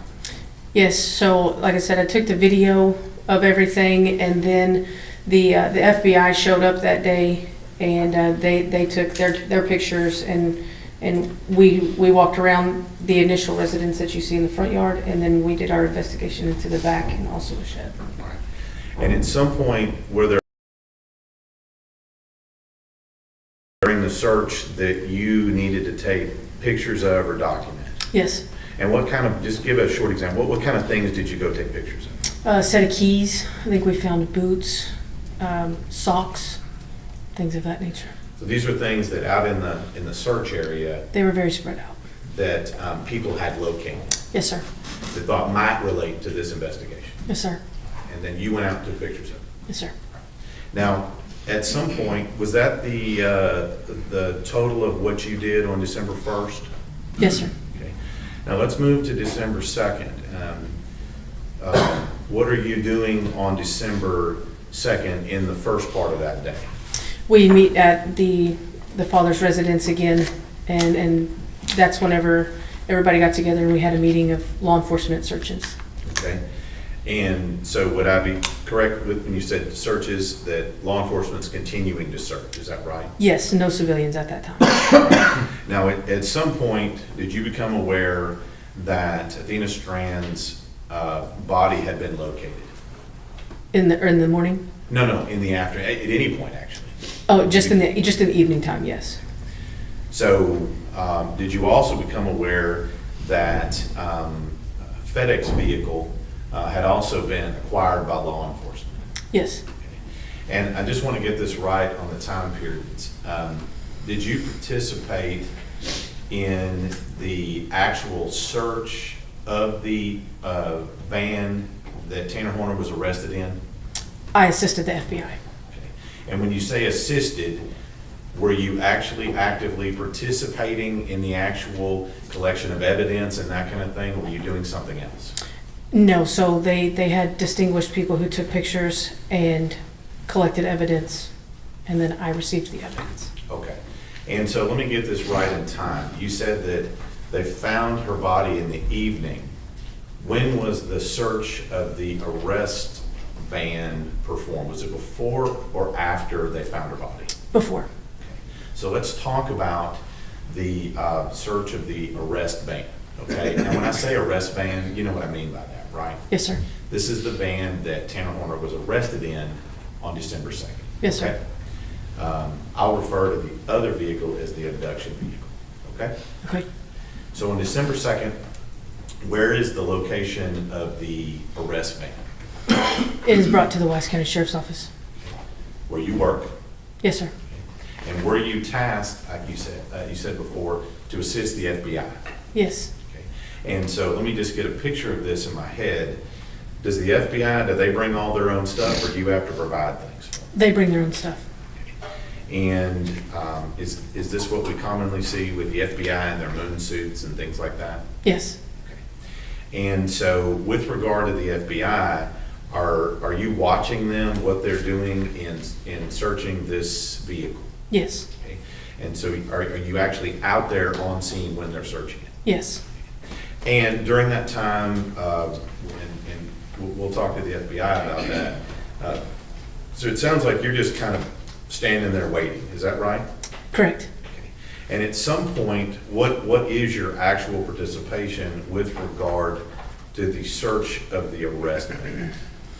After they got done searching the arrest van, they took their pictures, they collected the evidence, and then they turned the evidence over to me. All right. And when you say turn it over to you, is that like a physical turnover? They hand it to you? Yes. And then once they hand it to you, you can see we have some evidence out here. They hand you the evidence, and you've got it. What do you do with it at that point? I walk it to our CSI lab and put it in our lockers. Okay. So from that point, your job, and I'm not trying to minimize your job as a CSI here, was to just physically carry the evidence from point A to point B. Correct. And did you open any of the evidence? No. Did you handle any of the evidence, take it out of any of the bags or anything else? No. So as the FBI left it with you, you placed it in your locker? Yes, sir. Okay. And did you have any other contact with regard to the search of the arrest van evidence from 12/2 of 22? Did you have any other contact with the evidence? No. Now, also, you mentioned that you were there at the recovery of Athena Strand's body, is that correct? Yes. Now, it seems to me that somebody who had, I would say, fairly limited 6 months CSI experience. Objection, Your Honor, counsel is testifying. Sustained, rephrase your question. How long had you been in CSI when you attended the body recovery of Athena Strand? 6 months. Okay. And at that time, where was your field training officer, or let me just ask you, where was CSI Sergeant Yaro? He was out. He was out. Okay. Did he have COVID? Yes. Objection, leading. Overruled, she's answering. And at this point, you get tasked to do body recovery. Okay. So let me just ask you, is it just you, CSI Amy, out there recovering this body, or are there other people? No, so there was other people. Okay. And who were those other people? 3 other FBI agents. Okay. And was it just those 3 FBI agents, or were there other people on scene as well? There was law enforcement up on the bridge and in the road, everybody who had been there with the search, and then there was 2 investigators, 2 FBI special agents taking pictures, and then there was the 3 FBI agents, and then including myself for the body. And when you say, and I'm not going to go in depth into the body recovery, this is where is this where we physically remove her body from the water? Yes, sir. And is there a process by which we take to remove her body from the water? Yes, sir. Okay. And I don't need every detail, but just give us the short version of what it takes to recover a body from the water. So how we walked the scene. We got a good idea of where we needed to go.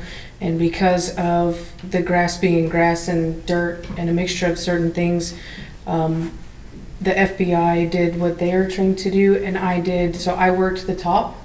So I worked the ledge where we placed her. We laid out, moved her from the water, and I laid her on the sheet. Then that is where we documented any kind of physical evidence. So with regard to removing her body from the water, who performed that physical task? The 2 FBI agents in the water. And then you said once they get her out of the water, you prepared an area, is that what I'm hearing? Yes, sir. So I prepared an area because it was dirt and gravel and rocks. So I prepared an area to where as soon as she came out, any kind of evidence would be preserved on that. At that time, now, are you taking any pictures of all of this happening? No. And so why?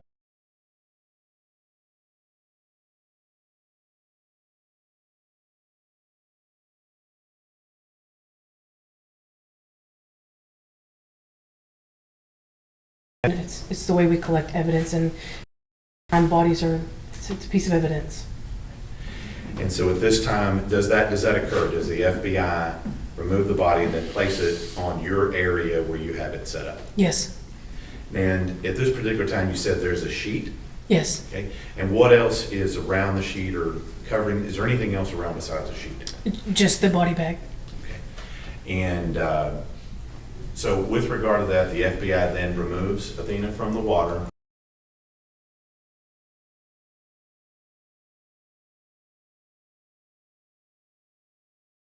With regard to Athena's body.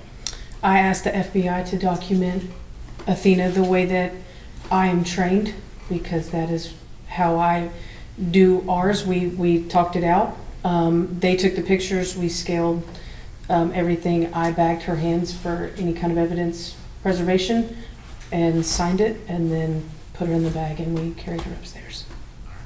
So let me ask you, said something about bagging her hands. I'm going to ask some questions about that. What does that mean when you bag someone's hands? So we have brown bags. When you collect evidence, we put them in brown bags. Anytime there's a body involved, any type of DNA or anything that could be possibly on the hands, you put them in brown bags and then you tape them, and then that's kind of like you sealing your evidence for preservation. So that's what that means. Now, if you know, do you know where the Athena's body ended up from where you took it to where it ended up? Do you know where it ended up? Medical examiner's office. Okay. And when you have a body bag like that, is there a process by which you go about securing the body bag such that it's not tampered with or opened or anything else? Yes. So the last pictures of any crime scene, I asked the feds to take the last picture as well. Once a body is placed in a bag, we zip it up, and then we have body bag tags that follow that body. And so at our last pictures that we took were of the tag front and back. And you said pictures we took, not any pictures that you took. So that's correct. So we're on that scene. Do you do that? Do you tag the hands? Or bag the hands? Do you then seal up the body bag at that time? Yes. And at that point, and I'm just asking you physically, how does Athena's body in the bag go from where you have it on the creek side, if you will? How does it get to its next location? The 4 of us carried her up to the van. So when you say the 4 of you, I'm just going to clarify here. That's you and who else? 3 FBI agents. And then she went into some form of vehicle? Yes, the funeral home. All right. And from that point in time, did you have any more contact with her body or anything to do with that? No.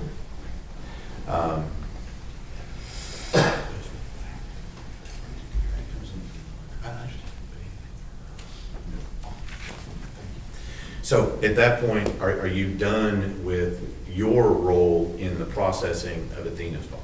Yes. Did you do all of the tagging and things with regard to her hands and the bag like you just talked about? Yes. So at that point, we now have had a search of an arrest van on earlier in the day. We've now recovered Athena's body. What is the next step you took in your role as CSI in this case? So following that, I was contacted by an investigator to process Mr. Horner. Okay. And so with regard to processing of Mr. Horner, is that processing of his physical self? Yes. Okay. And where was that conducted? At the Wise County Jail. All right. And was that just you in the Wise County Jail? Was there anybody else there? Sergeant Oliver was there. You say Sergeant Oliver. Who's Sergeant Oliver? He was a CID investigator. Okay. And was he also participating in this case with Ranger Espinosa? Yes. And so who all else is there to process Tanner Horner? Just the two of us. Okay. And when you say process Tanner Horner, what types of things generally did you do to process his person? So I would take pictures, all four sides, and then document any injuries he may have on his body.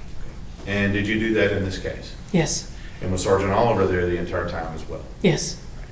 Was that the extent of your role in the processing of Tanner Horner? Yes. And when was that done? Tell me that again. That was done just after we recovered Athena. Okay, so in the evening of the second. Yes.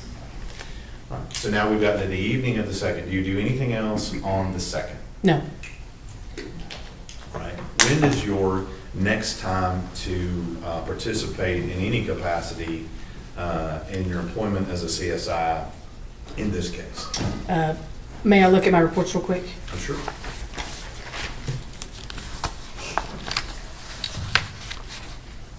So it would have been 12/5. Okay. So body recovery on 12/2 and then 12/5 is the next time you participate in this case in any capacity. Yes. And what was that? That is the day that we processed both FedEx trucks. Okay.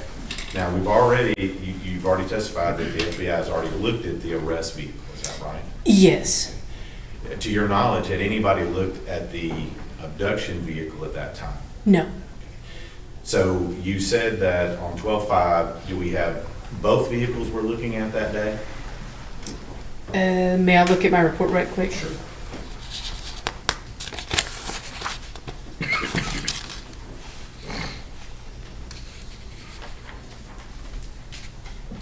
So we just did the van number 1, which you're calling the abduction van. Okay. And I was going to ask you that if you had a particular deal for it. So in your report, that's referred to as van number 1. That's correct. So this abduction vehicle, AKA van number 1, who is participating in the processing of that vehicle? The FBI ERT and myself. Okay. And let me just ask you, was this the same process that y'all took when you did the search of the arrest van? I'm assuming that'd be van number 2? That's correct.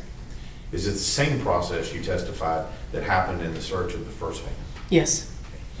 So did you participate in any of the evidence collection or anything else, or was that the FBI? That was the FBI. Okay. So anything with regard to collection of evidence, we would need to ask the FBI. Yes. Right? And your role, was it again what you testified before, essentially as a carrier of evidence from point A to point B? Yes. And any evidence that was collected in the van number 1, the abduction vehicle, did you do the same thing with it? Yes. And all of that evidence, did you open any of it or mess with any of it at that time? No. No. So at that point in time, so what do you do next? That's 12/5. What happens next? So on 12/15, I was contacted by our property manager, Paige Dobines, to meet her in her property room. Sorry, Judge, that was me.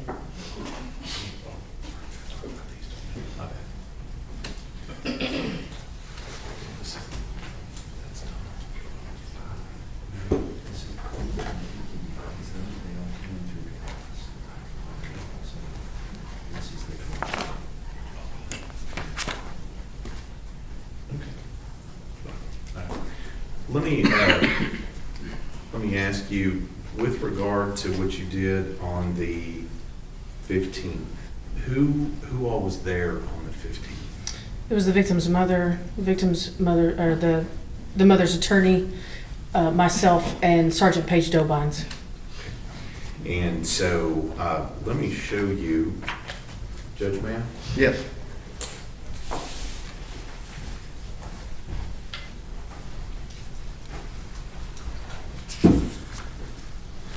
Let me show you what I've marked. States 154. I keep reading this. States 154, 155, 156, 157, and 158. Will you take a second and look at those and tell me if you recognize those?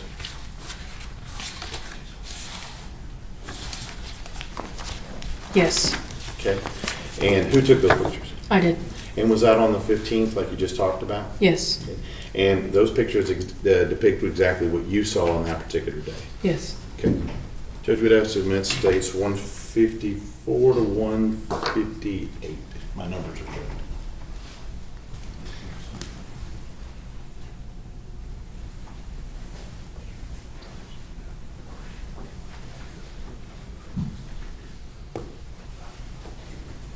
No objection.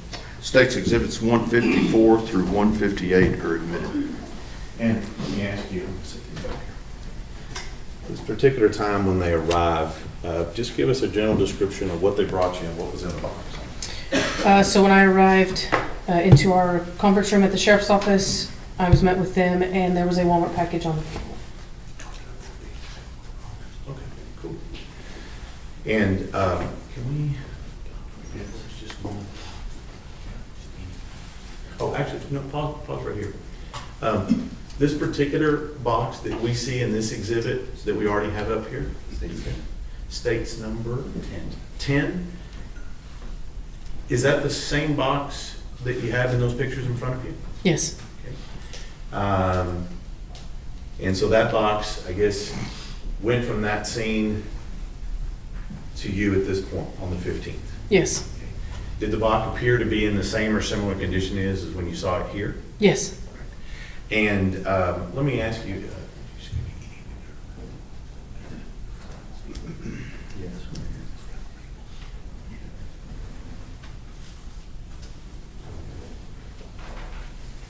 there we go.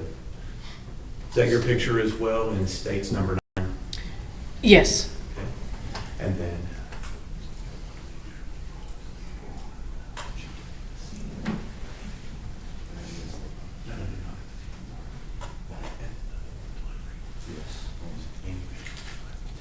so when that gets there, is your only role with that box just to take some pictures of it?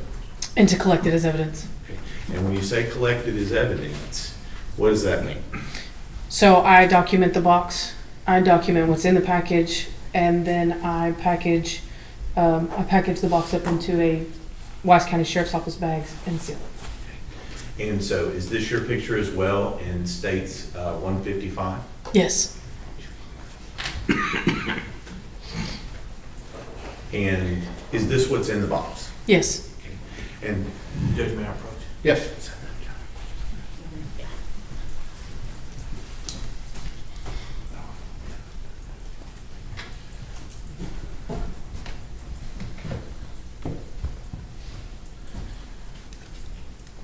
Again with the glasses, sorry. I'm going to show you what's been marked states 159. Do you recognize that? Yes. Okay. Let me ask you a couple of questions about it before we get into it. When you take in evidence and you document evidence, do you put a tag on it? Yes. Okay. And that tag, is that your tag that's on that? Yes. And also, is that some of your writing also on that box? This is Sergeant Yaro's writing. Okay, but you collected it, That's correct. okay? And did you physically put it in that bag? No. Okay, were you with Sergeant Yaro when he put it in the bag? I was off that day. Okay, So when you say you collected it, what do you mean you collected it? So as soon as I collected the evidence, I took it to locker number 1 in Page's property room. When you say Page's property room, is that our evidence? Yes, So you took it physically yes, and you took it to property? yes, And it was later actually placed in a bag like this? yes. By who? By Sergeant Brett Yaro. So the item that's in that, do you know what's in that bag? Yes, sir. Okay. And is that the item you collected? Yes, sir.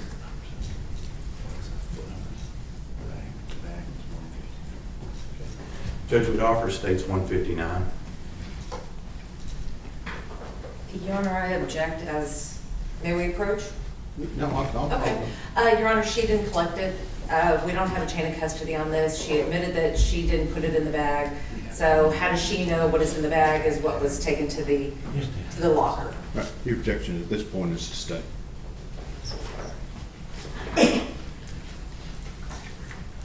Yeah, that's right. All right. So the next, that's on the 15th, correct? Yes. And with regard, what did you do next with regard to this case involving Athena Strand?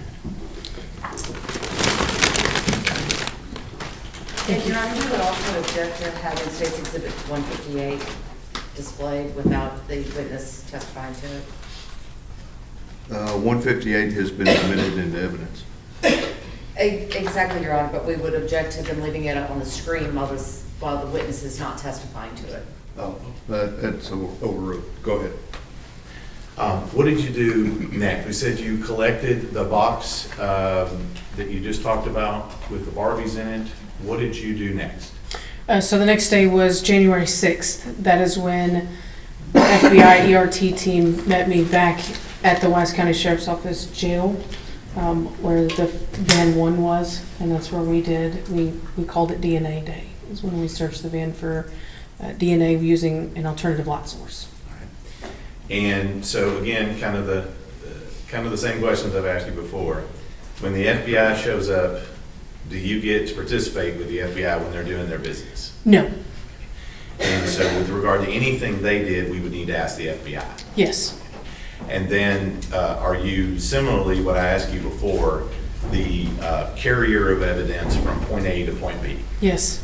And so any evidence they collected on that day on January 6th of 2023, I didn't ask you, is that January 6th of 2023? Yes. And any evidence they collected, did you open any of it or tamper with it or do anything with it? No. Just simply carried it and put it in locket? Yes. Do you have any more contact with that evidence from the time at which you carried it and put it in locket? No. All right. What do you do next? The next day is 110. We were advised to take the floor out of van number 1. There were some markings on the victim's face, so that were consistent with the patterns on the floor of the FedEx van. Well, now, you didn't conduct any investigation into any marks on the victim or anything like that, did you? No. You were instructed to go and simply take the floor panels out. Yes. And was that just you? Yes, sir. Who else was with you? Sergeant Brett Yaro. And so, what did y'all have to do to remove the floor panels from the field? May I go to my report? Yeah. Well, let me just ask you. I'm going to speed this up a little bit here. When you remove them, does that include unscrewing them from the floor? Yes. And does that remove, actually physically? Objection, Your Honor, leading. Sustained. No, lead your witness. What do you have to do to remove these panels from the vehicle? We have to unbolt them from the chassis of the truck and then remove them one by one. And when that's done, what do you do with them? We bagged them in brown paper since they were so big and they were in 5 or 6 different pieces. We'd have to bag them separately, and then we tagged them with our initials. Okay.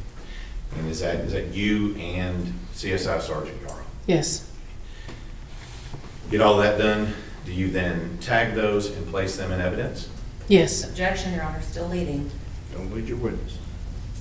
Once they're all collected and put in the brown paper, what do you do with them? I take them to locker number 1. And any other contact with those items? No, Now, did you then go back out and take a look at the arrest vehicle in January of 23? At the end of January? yes, that's correct. What did you do on late January of 2023? We were looking for a piece of paper or a sticker or decal of some sort that was placed over the video camera. Okay. And who were you with? Sergeant Brett Yaro. And were you able to locate any evidence? Yes, we located a number of FedEx tags. We found out that they were actually FedEx Objection, tags. Your Honor. That's sorry. based on hearsay. Overruled. Go ahead. We found out that they were FedEx tags, and we collected an abundance of amount of FedEx tags from the FedEx van. When you say FedEx tags, what are we talking about? Can you describe what a FedEx tag is for the jury? So it's a small tag that has general information. May I refer to the pictures on the box? Just give us a general description, then we'll talk. They have names, sometimes tracking numbers or a barcode, or some sort of identifying marker on it. And these particular, are they as big as a sheet of notebook paper? No. Are they small? Yes. And these were things you were looking for in the vehicle? Yes. How many do you think you collected? There were quite a few. What did you do with them when you collected them? We bagged them, we taped the bag, and we put them into our evidence locker. With regard to those stickers, did you have any other contact with those once that's done? No. All right. What next? What happens next in your role as a CSI in this case? That is it for me. That was it for me. Let me ask you, did you participate in removing the black boxes from these vehicles? Yes. Do you remember when that was?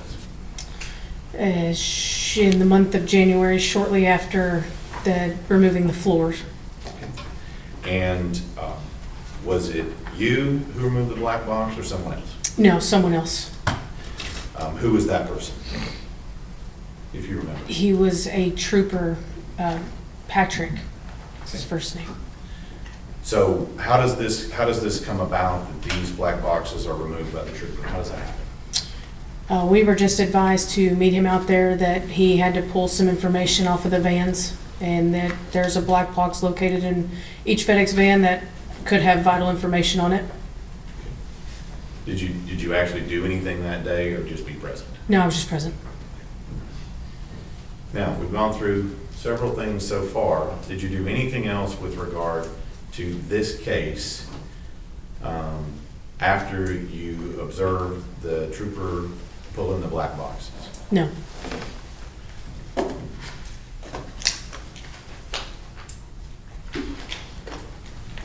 That was at the end of February of 23, is that right? I'm not really for sure. It was around the January, February, yes. So at that point in time, are you still employed as a CSI sergeant at that time? Yes. And between the rest of that time, and I guess I asked you, I don't see you in uniform. You're no longer employed by the Wise County Sheriff's Office. Is that correct? That's correct. Okay.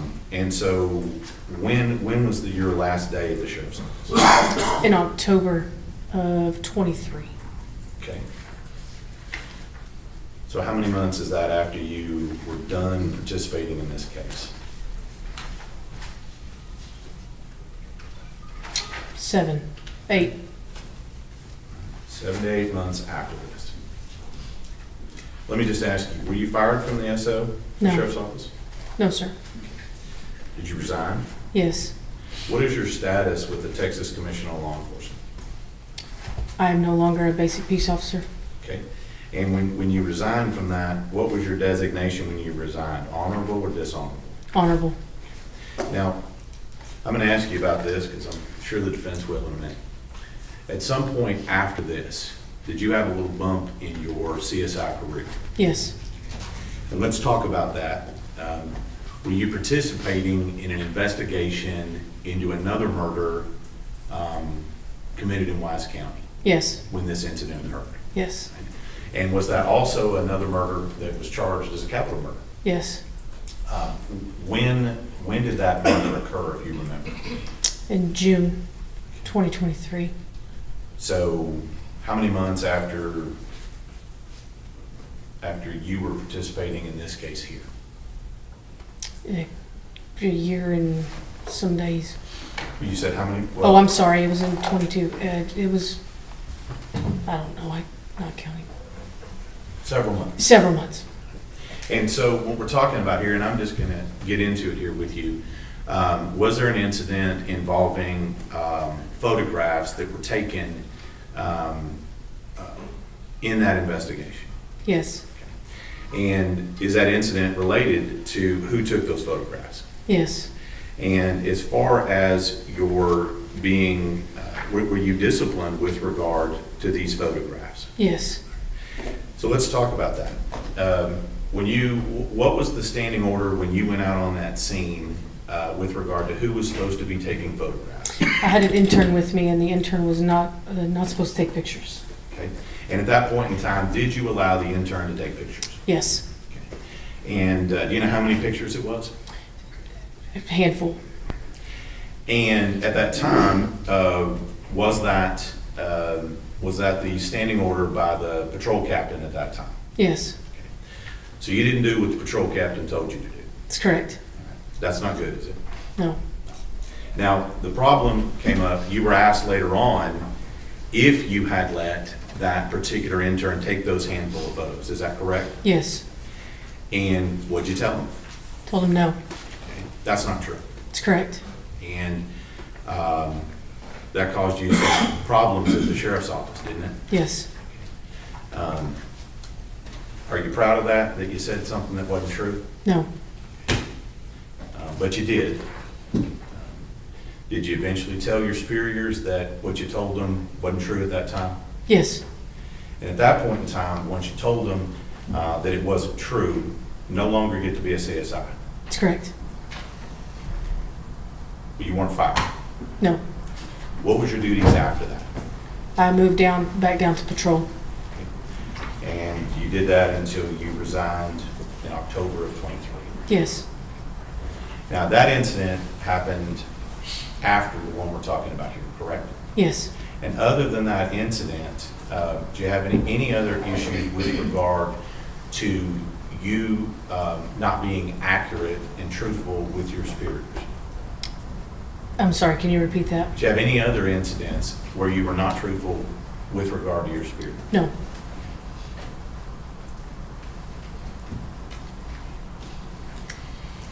House witness. Cross-examination.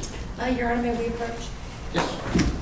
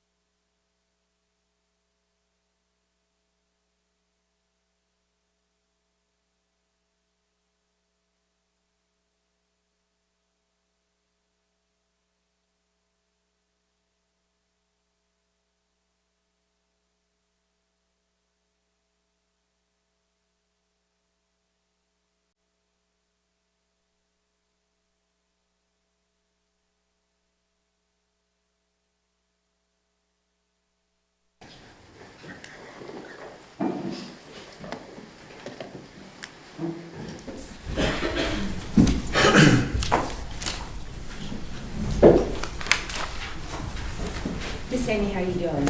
Good. I want to ask you a little bit about your job as an evidence tech. So So your job when you were with the Wise County Sheriff's Department was to collect evidence at scenes? Yes, ma'am.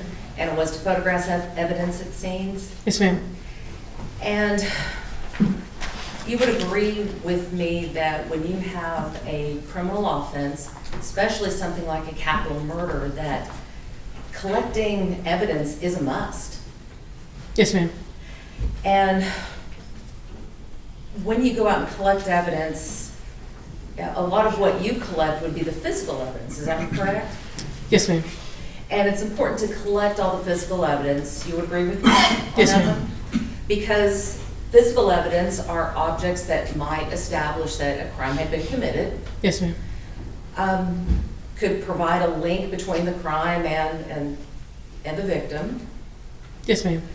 And it can also provide a link between the evidence and the suspect, right? Yes, ma'am. But would you agree with me that it could also exclude suspects? Sure.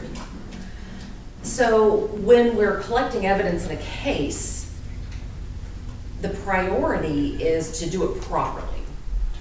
Yes, ma'am. And special care needs to be taken when collecting all evidence. Yes, ma'am. And again, with the capital murder case, we have to be, take it up that extra notch. Wouldn't you agree? Yes, ma'am. Because someone's life is on the line in that case. So we want to make sure that everything is done correctly.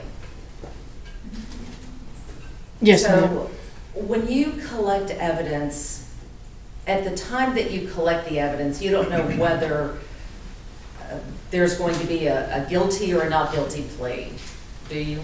No, ma'am. Because at the time you collect the evidence, 9 times out of 10, the case hadn't even been filed yet. That's correct. So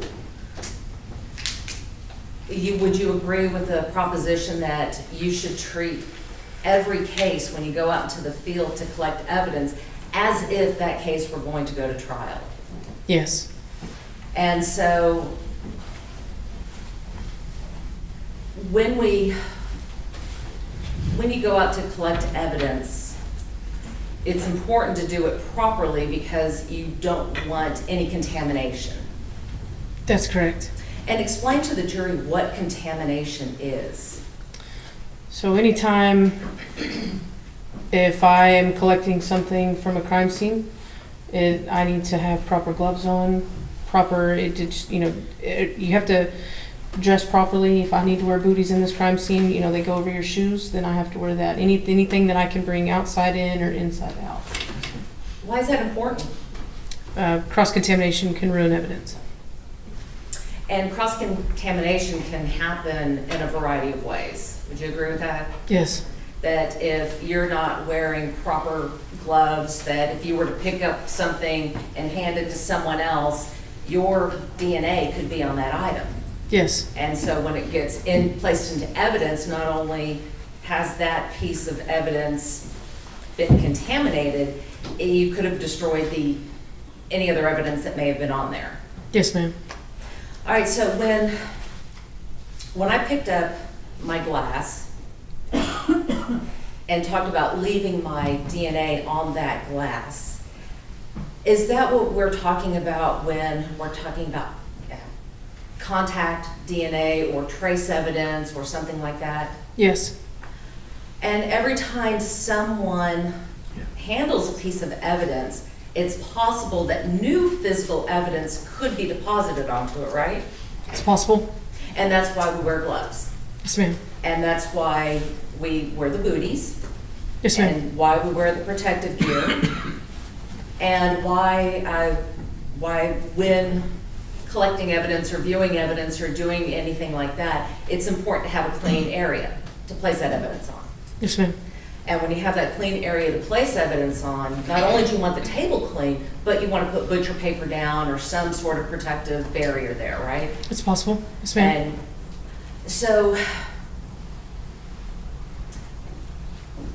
sometimes that when evidence is being handled, a tech may inadvertently contaminate a piece of evidence.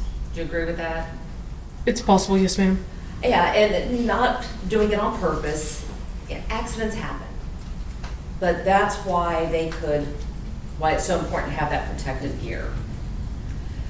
Because if you don't have the gloves on, you might have the contamination by touch DNA. Would you agree with that? Yes, ma'am. If you don't have a mask on, you could sneeze, you could drip sweat, you could have any sort of respiratory fluids that come out, may contribute to additional DNA on an item. Yes, ma'am. And the tools that you use, each of those tools, proper procedure would tell you that you don't use the same tool twice. Correct. Or you don't use the same tool twice without disinfecting it and cleaning it properly between each use. Yes, ma'am.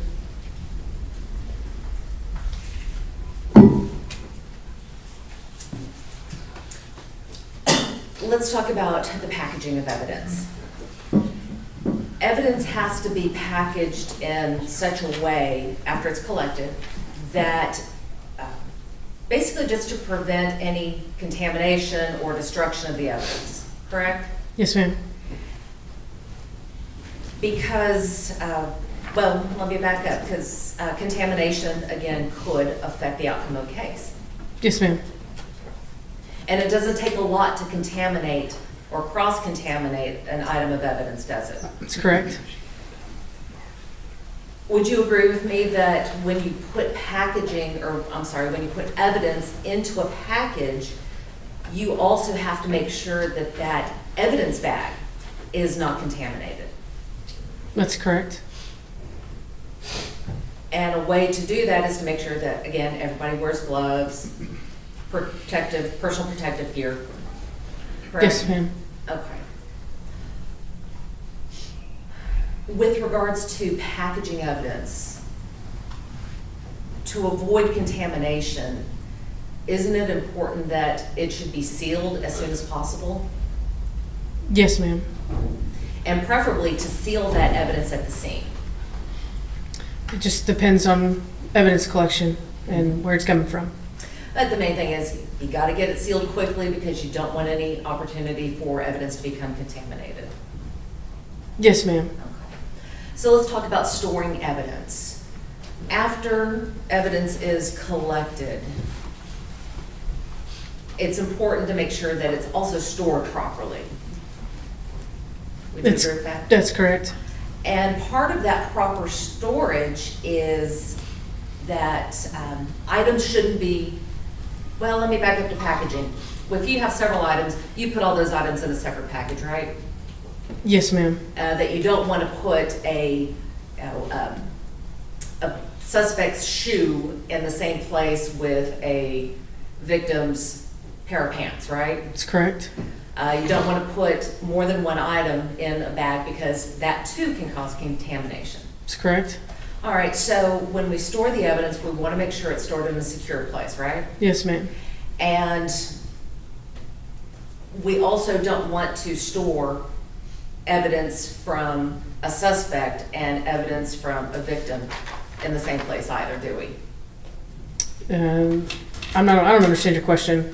I'll try to ask a better one. Okay. All right, when we store evidence in the evidence locker, Mm-hmm. it would be the better practice not to have any evidence related to the suspect in close proximity to any evidence related to the decedent. No, ma'am. I mean, they're both everything is in its own bag. Everything is sealed before it ever goes into a locker. Okay. All right, so let's talk about the evidence collection in this case. You were asked to participate in the investigation of this case, right? Yes, ma'am. And so you went out to the scene and documented what was going on at the scene.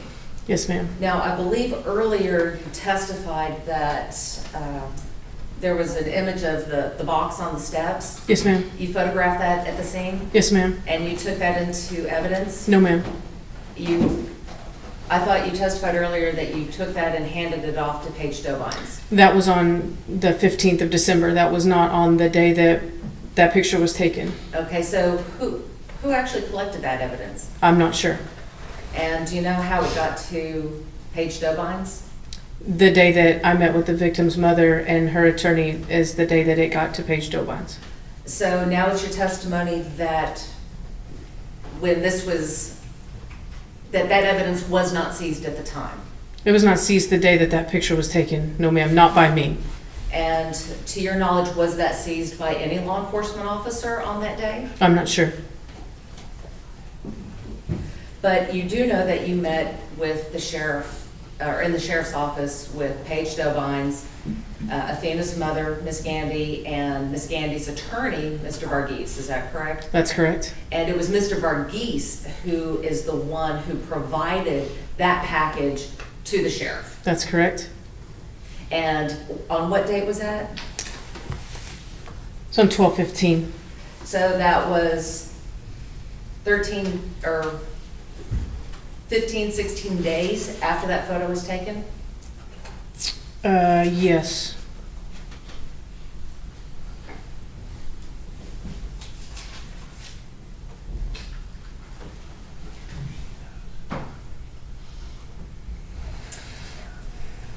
Part of your job in this case was also to serve a warrant on Mr. Horner at the jail. Do you remember that?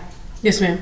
Your job was to collect his DNA, No, ma'am. or to collect a buccal swab for No, ma'am. the, That was not me. okay, so you were present when the buccal swab was collected? No, ma'am. I was not. Who was present when? I can't answer that. I don't know. Okay. So, but you did process Mr. Horner, correct? Yes, ma'am. And you took photos of him? On 12/2. Yes, ma'am. During the time that you took photos of him, he didn't try to fight you, did he? No. Didn't resist you in any way? No. Didn't try to commit any act of violence against you? No. He was cooperative. Yes, ma'am. Again, didn't cuss or yell at you? No, ma'am. He just did everything that he asked, or that you asked him to do, correct? There was some resistance, but yes, ma'am. In the end, it was okay. Yes, ma'am. But at the end of the day, he respected your authority as the person from the sheriff's office. Yes, ma'am.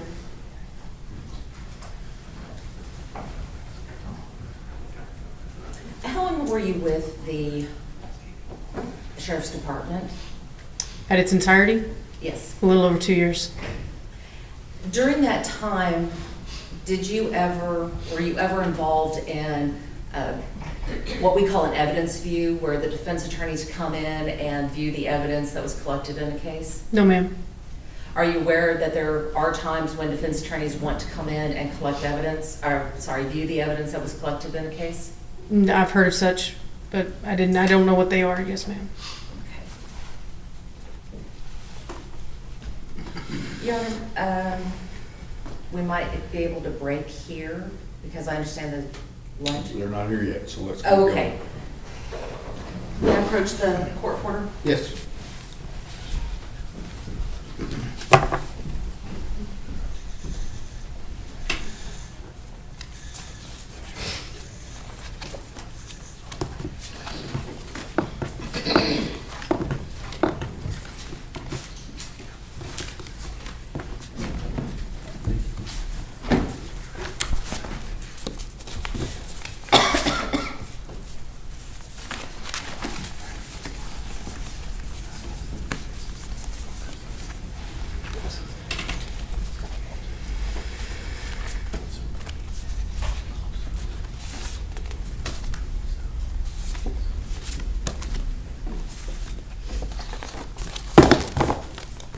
I'm going to hand you what has been marked as, or offered into evidence as State's Exhibits number 120 through 122.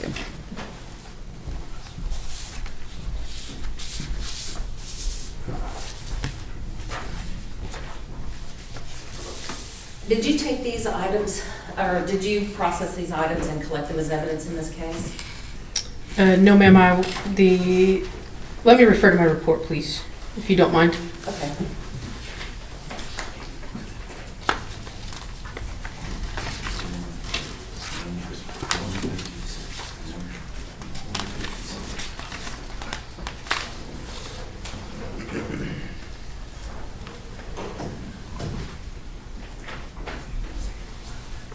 That was collected by the FBI ERT team.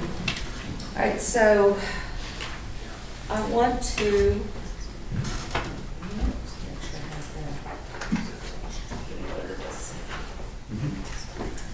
Now, for Your Honor, Yes, ma'am. I'm going to hand you what has been marked as defendant's exhibits number 11 through 15, and I'd like you to take a look at this, please.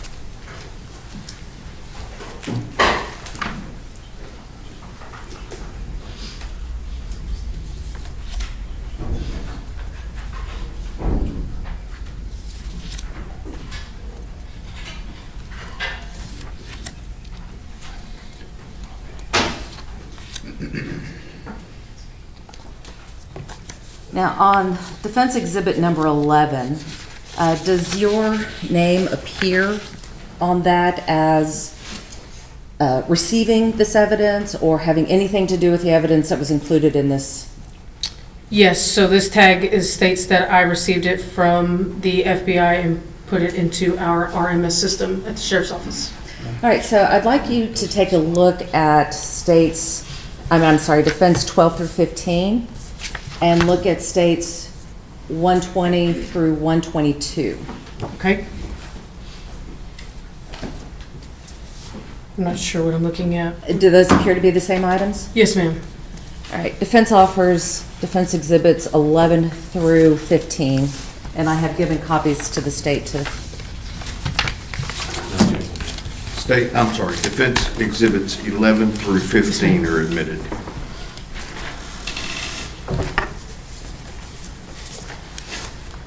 May I publish, Your Honor? Yes.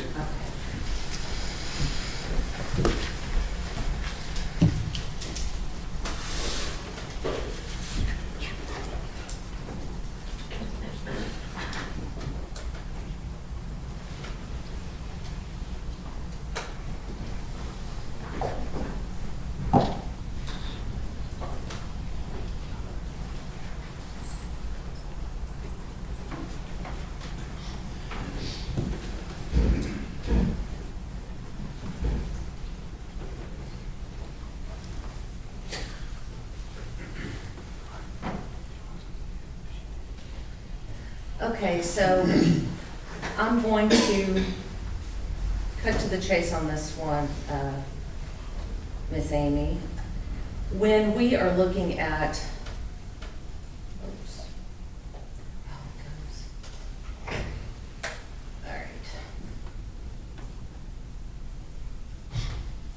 All right, so let's take a look at defense exhibit. Oh, there we go. Now it's working. I'm sorry, I'm not very technologically advanced. All right, so we're looking at the evidence bag, and this is the evidence bag that would have been given to you to place in the locker. Yes, ma'am.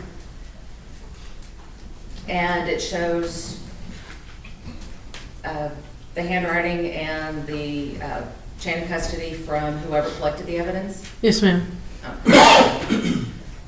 Now, we talked about the importance of using protective gear when looking at evidence. And you talked about the importance of having a clean surface and having butcher paper between the item and the surface. In states or defense exhibits number 13, 14, and 15, do you see any butcher paper on the table? No, ma'am. And it's important to have butcher paper on the table because that can reduce the possibility of cross-contamination, correct? Yeah, I can't answer why they didn't put it down. I mean, I wasn't there for that. But I'm saying that it's important to have it there to reduce the chance of cross-contamination. Yes, ma'am. So evidence that was left on the table that has not been either sterilized or that doesn't have butcher paper, or if an officer didn't change his gloves routinely, as in between every item, there's a possibility that this piece of evidence could become contaminated. It's possible, yes, ma'am. All right.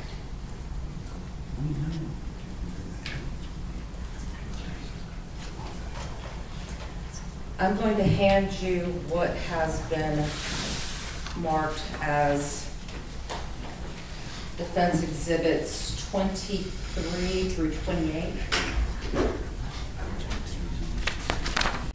Got Richard on? Yeah.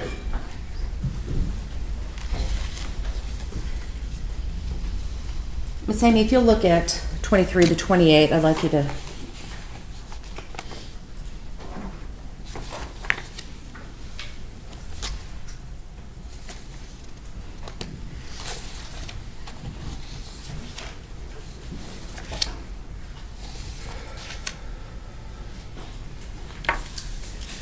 Do you recognize 23 to 28? Yes, ma'am.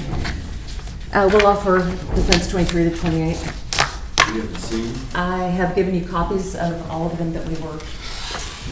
Oh, I'm sorry.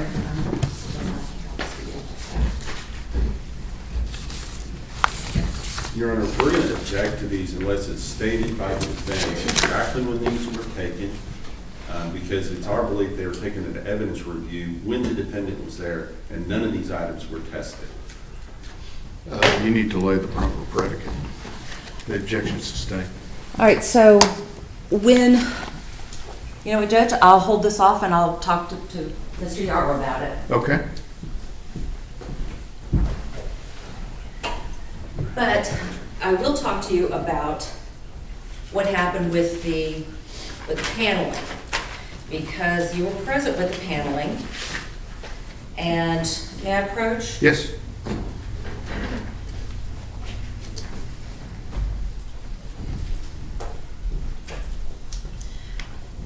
I'm gonna hand you what's been marked as defense exhibits 29 and 30.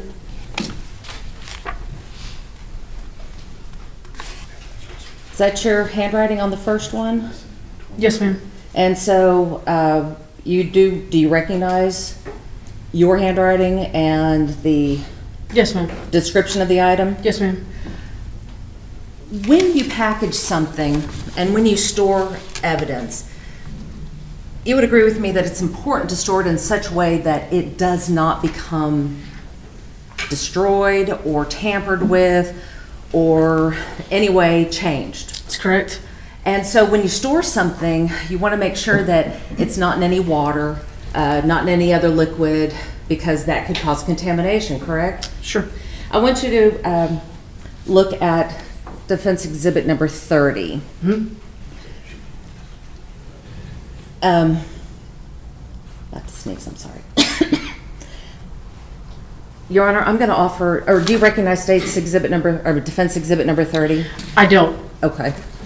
And I will, let me get another one for you. Okay. Oops.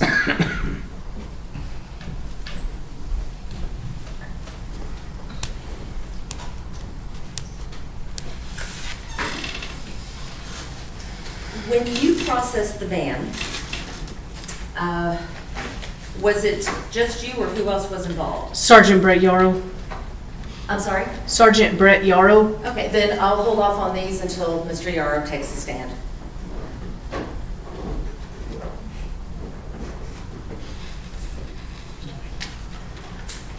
Miss Amy, the last thing that I really want to talk to you about is your disciplinary action that you had with the Weiss County Sheriffs. You had been accused of not telling the truth to your superior officer about who had taken those photos, right? Yes, ma'am. And so you had received a complaint, and that was just one of the incidents that was listed, right? The complaint about the pictures? Yes. That was the only. If we're going to go outside the court's ruling on this. Well, let me see where we're going. Go ahead. So as a part of your complaint, you were accused of violating a rule of conduct regarding truthfulness, correct? That's correct. You were given the opportunity to provide a response to that complaint, right? That's correct. After you provided the response, you had a chance to sit down with your captain at the time, is that right? Yeah, I believe so. Yes, ma'am. I'm not for sure. And then after you met with that captain, you were given the opportunity to revise your response regarding the truthfulness, correct? That's correct. You revised that response, right? Yes, ma'am. And you admitted during the revised response that you had in fact not been truthful. Yes, ma'am.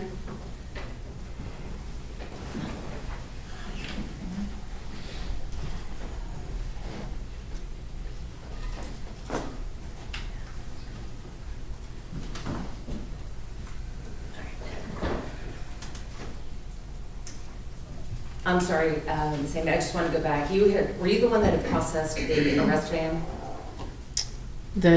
I assisted the FBI. I did not physically process it. Okay. No. Did you take any items from the arrest van into custody? Whatever the FBI ERT team collected, they collected it, and I walked it to our CSI locker. Were you observing the collection of that evidence? Yes, ma'am. So when you were with the arrest van, one of the items that they collected was a backpack, correct? Yes, ma'am. And that was a Dragon Ball Z backpack? Yes, ma'am.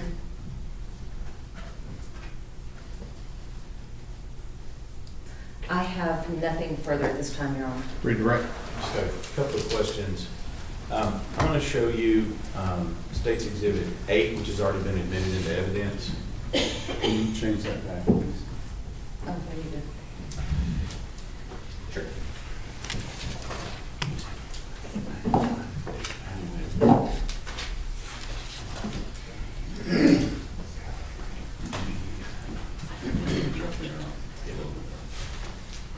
This picture that you took on scene of this box, Deputy Amy, I'm gonna have you read that middle number on the box. What's that middle number on the box right there under TRK number? What's that number? 618486856845. Let me show you States 156. Is that the same number? Yes, sir. Same box? Yes, sir. Same box as you took a picture of? It was provided to you later on by an attorney and Mrs. Gandy, mother of Athena Strand? Yes. Nothing further on. Ms. Anderson. When you took the photos at the scene, was the box open?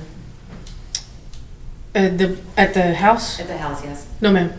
And when you took the photo at the sheriff's department after that box had been delivered, when it was received, had it been opened? May I look at these pictures one time? Yes, ma'am. Nothing further. Mr. State. Nothing further on. May Ms. Amy be excused subject to any potential recall? Fine with the state, Your Honor. Good with the defense? Yes, Your Honor. Thank you, ma'am. You may step down. Your lunch is here, so we'll start up at 12:45, okay? See you then.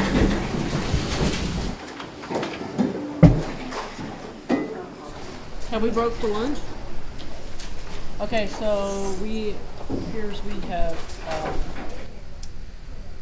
I didn't catch that, okay, so I'm Tanya Iser, investigative reporter here at Channel 8. Of course, we have Juan Sanchez, our legal analyst. We've been watching this crime scene investigator be questioned, cross-examined by Susan Anderson, the defense attorney. I just realized that I don't have my mic on. Sorry, guys. We were watching, and I took my mic off briefly. Okay, so let me back up. So we've been watching this testimony, or this cross-examination by the defense attorney, Susan Anderson, and she's been, asking about how the evidence was collected, and wearing gloves, and butcher paper not being put on the table. And where's she going here? Well, from what I can gather, it looks like they're going to argue there was some cross-contamination, probably of DNA or some blood evidence or whatever they might present. Even though he's pled guilty to capital murder, the manner of the death might be important for the jury to understand. And they could argue that maybe he didn't try to sexually assault her, because it seems that they argued that some of his DNA was found in areas where it shouldn't have been found. And I guess as a defense lawyer, you can say, well, if that was the case, maybe this is how it happened. Maybe it was because they didn't handle the evidence correctly, and that's how his DNA got to those certain parts of her body, probably.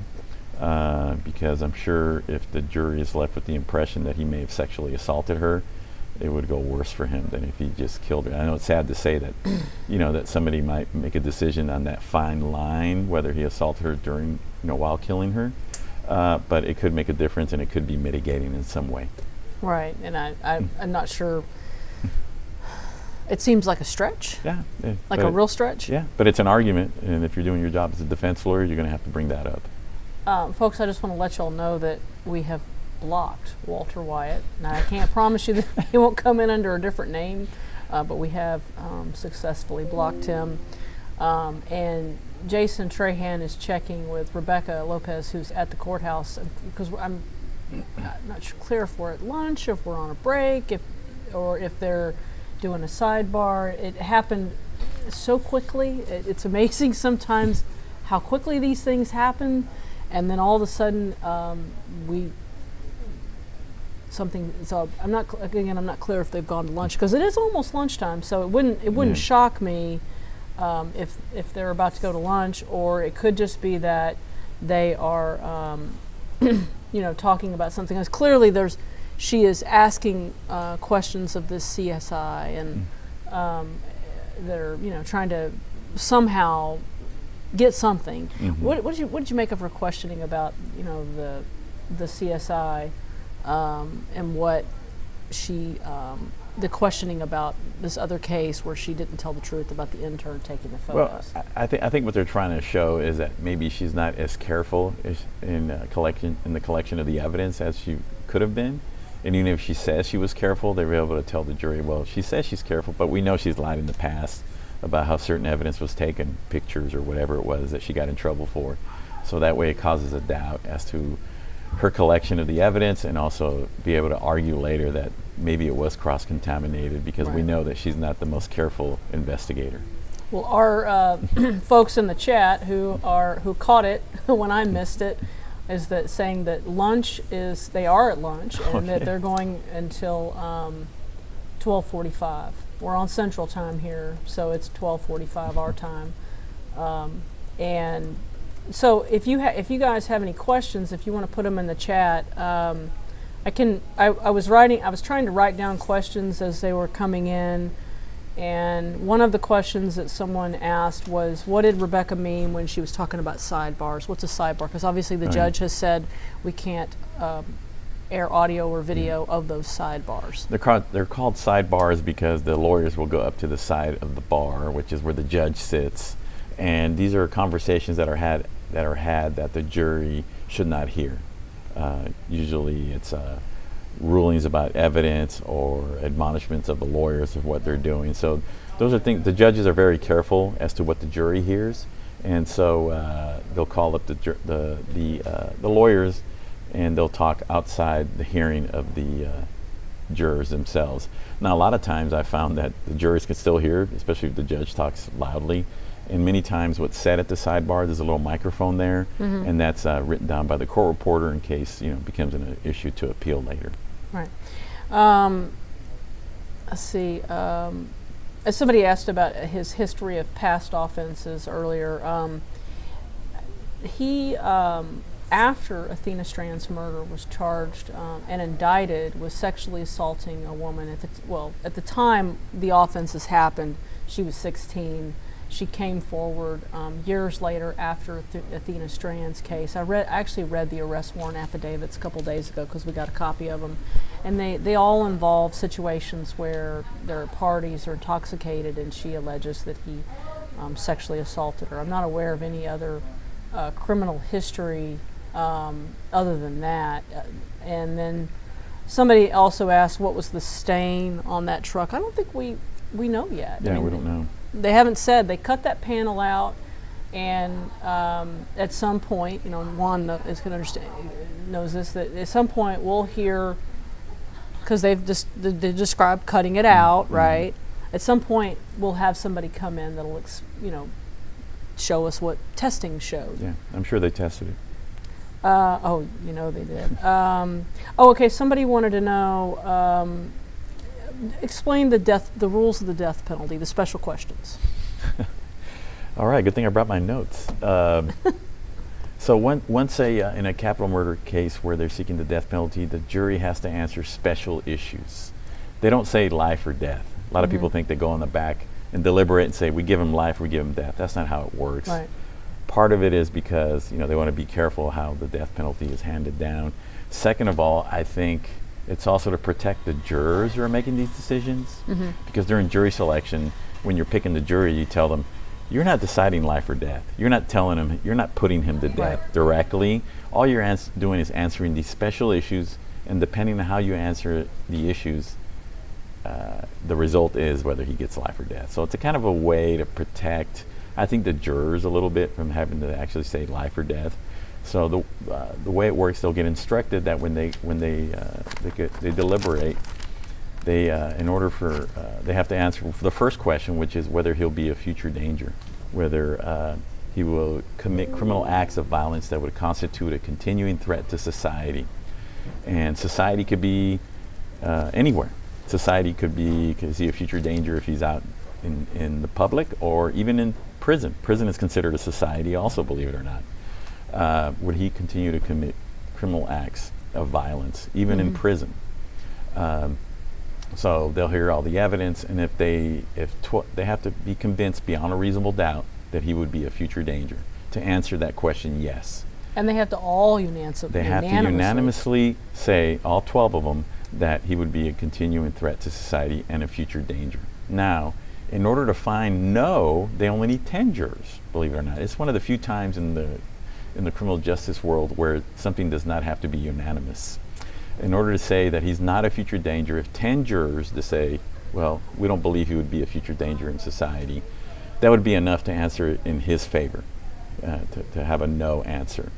But if they can't agree, let's say they're split 6-6, whether he's a future danger, and they just can never answer that question, and there's a mistrial, it's not really a mistrial. What would happen, it would automatically be a sentence of life without parole. Right. There would not be a whole new trial or anything like that. But let's say that that 12 of them are convinced beyond a reasonable doubt that he'd be a future danger, then and only then would they go to the next question, which is called the mitigation question. And that is the jurors would take into consideration all the evidence they heard, including the circumstances of the offense, his character and background, and his personal moral culpability, and decide, is there sufficient circumstances that would warrant a sentence of life instead of death? So it's an interesting question, the mitigation question, because neither side has a burden on this question. The state doesn't have to prove that there is no mitigation, and the defense doesn't have to prove that there's mitigation. This is a question that's left to the jurors themselves to decide. And the way they look at it, this is like that safety valve. This is the last gasp for the defendant. In other words, once you find he's a future danger, he's sitting on a death sentence. And so when you go to the second question, you say, okay, he's sitting on a death sentence, but is there something about the case? Is there something about him? Is there something about his background? Something that is sufficient. Not only do you have to find mitigation, you have to say, okay, there is mitigation, but is it sufficient for me as a juror to say that he shouldn't receive the death penalty? And that's why that's a hard question. But it's that was put there in place, I think back in the late 70s, for jurors to have that escape valve, to say, well, yeah, he's guilty of capital murder. We believe that he committed this crime intentionally to kill a person under a certain age. Yes, he is a future danger. But even after all that, we heard something during this case that tells us something that's sufficient that enough that mitigates what happened about him or the crime itself, and that he should receive a sentence of life without parole instead of the death penalty. So they answer special issues. They don't actually come up with a verdict of life or death. I'm trying to write down y'all's questions. Yeah. Y'all are, so I try not to miss any. Okay, so somebody asked, what day is the medical examiner coming? We don't know that. My guess is a lot of times that's later in the trial. Yeah, later, close to the end. Yeah. I feel like that's why. And somebody asked, why does this case need to be so long? Because it's important.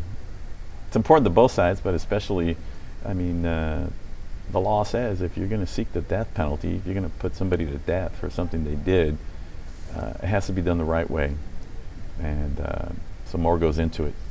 Right. It is.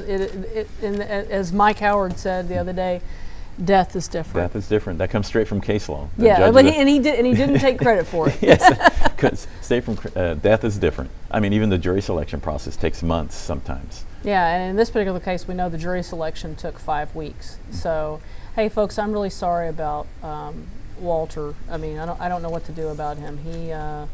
He needs to clearly find a life, and hopefully he will do so soon. We got somebody, Juan, who's driving people nuts in the comments.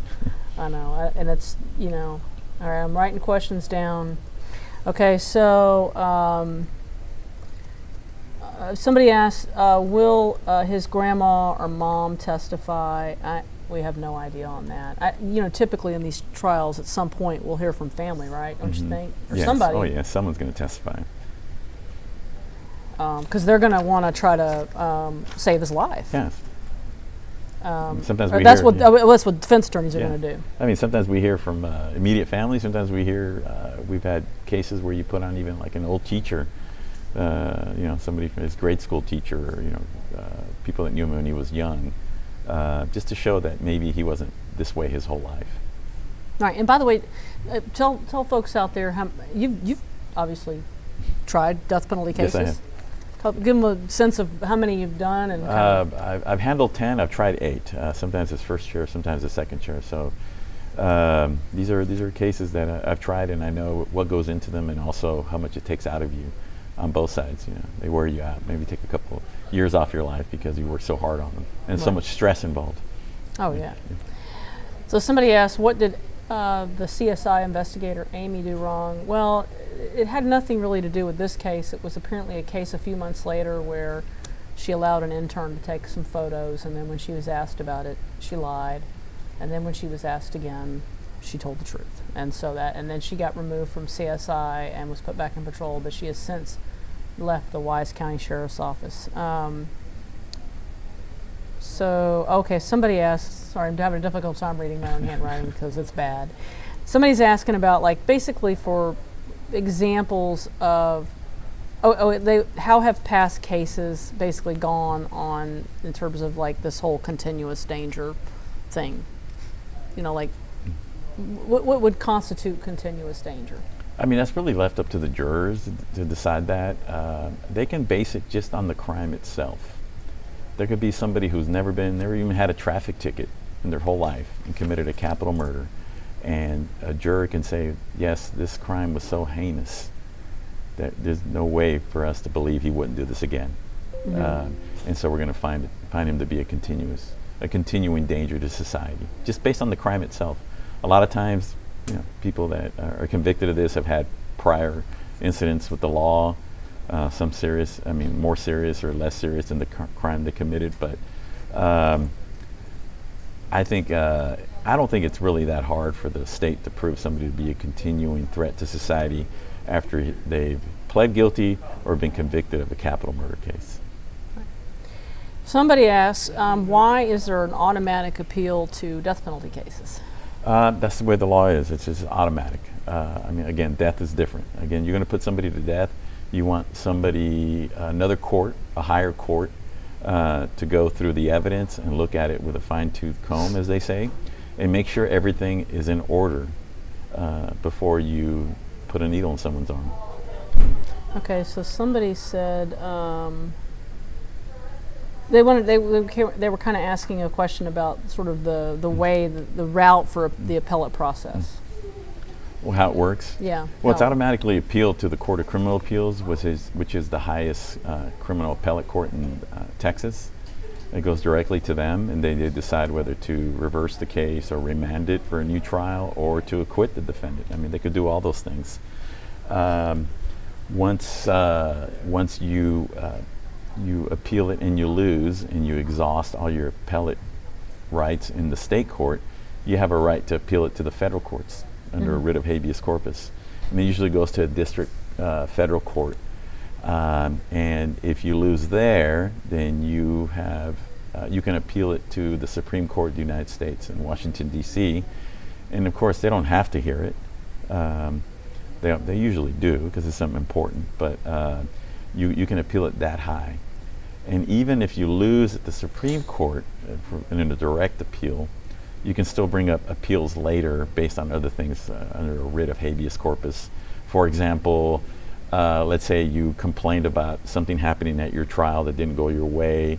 You appeal it all the way and you lose, but later on you keep investigating it and you find new evidence that maybe was withheld, or you find new evidence, for example, now there was time where DNA wasn't even real science. You're able to retest things and maybe get the case overturned. So sometimes there's been many times where a death warrant has been signed by the governor already, and they're days away from putting the person to death, and there's a last minute appeal made for some reason. Oh yeah, and again, that is why death penalty cases can oftentimes, I mean, I don't know what the averages are, but I would ballpark 15 to 20 years from the point of conviction. These do not go quickly. No. So and the other thing too is because the appellate courts will listen to last minute appeals if they have to, because again, death is so final that they want to make sure that they didn't miss something. So that's why people say, why do they keep putting this off? It's like, well, they just want to be sure. I mean, he's not going anywhere. So let's make sure that it's done the right way if we're going to put him to death. Somebody asked if the rules on death penalty are different in every state. Yes. Yes, they are. Every state is going to have their own rules on this. Somebody asked, can the defendant waive the automatic appeal? Could he waive it if he wanted to? I guess he could attempt that. I don't know if the courts would allow it. Yeah. Most judges probably wouldn't allow it. Again, just to be safe. Okay. Somebody says, what are mitigating circumstances? It's funny because mitigation, even the case law says there's no definition for it. Mitigating could be anything that the juror thinks is mitigating. For example, a juror during the trial can look at the defendant's mom and see her crying in the audience, and if to that juror that's mitigating, in other words, that's something that would lead that juror not to vote for the death penalty, or say that it's sufficient for that person not to receive the death penalty. Like say, there must be something redeeming about this person if his mom's after crying. It could be something as simple as that. That could be mitigated. It could be, and some people's mitigation could be somebody's, another person's aggravation. Right. For example, sometimes mitigation could be he was a drug addict. Right. Most of his young life, and that led to him doing what he did. Where another person could say, well, that's aggravating to me. I mean, that's bad to me. So mitigation could be anything. So there's no definition for it, and they even tell jurors, it's whatever you decide it is. It's whatever you decide is mitigating. And the jurors don't even have to agree on to what is mitigating. For example, the jurors can say, to me, mitigation is this, that, or the other thing. The other juror can say, well, I don't think that's mitigating, but I thought this was mitigating. They don't have to agree as to what the mitigation is, but they both can say, but no matter what, to me, that's enough for this person not to receive the death penalty, and to me, it's also.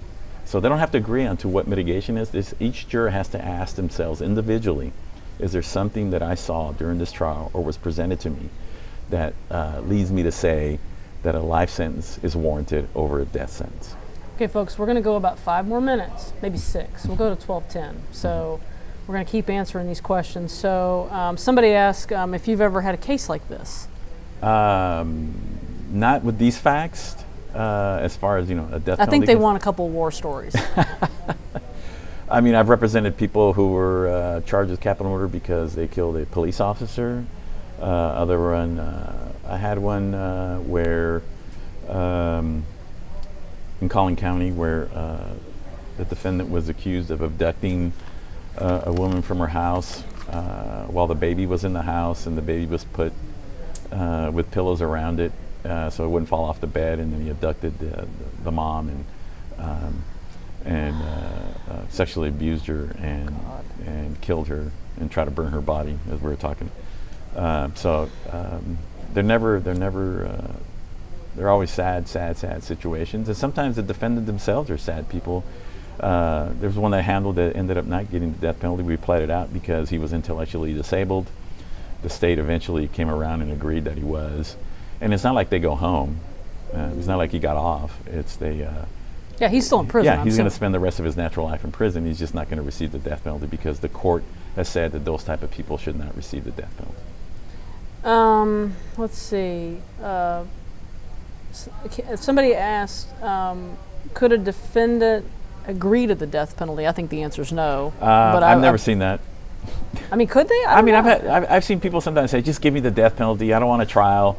Well, guess what? You're getting a trial. I just don't even know that. I don't even know that legally you could do that. I mean, yeah. I think sometimes defendants think that if they say the things like that they're going to be deemed insane later. Right. Right. Like it's a way to get away, or they're just not thinking. I've never seen anybody just waive it and get it. I mean, if it's happened, I'd like to know because I haven't seen it. I think we answered this one about if a defendant can waive all rights to appeal. I think the answer was no, right? I mean, can they waive all rights? They can. I guess legally they can. It's just the courts are very careful about allowing that to happen. Okay, somebody has a long one here that's going to take me too long to write out, so I'm going to just read it.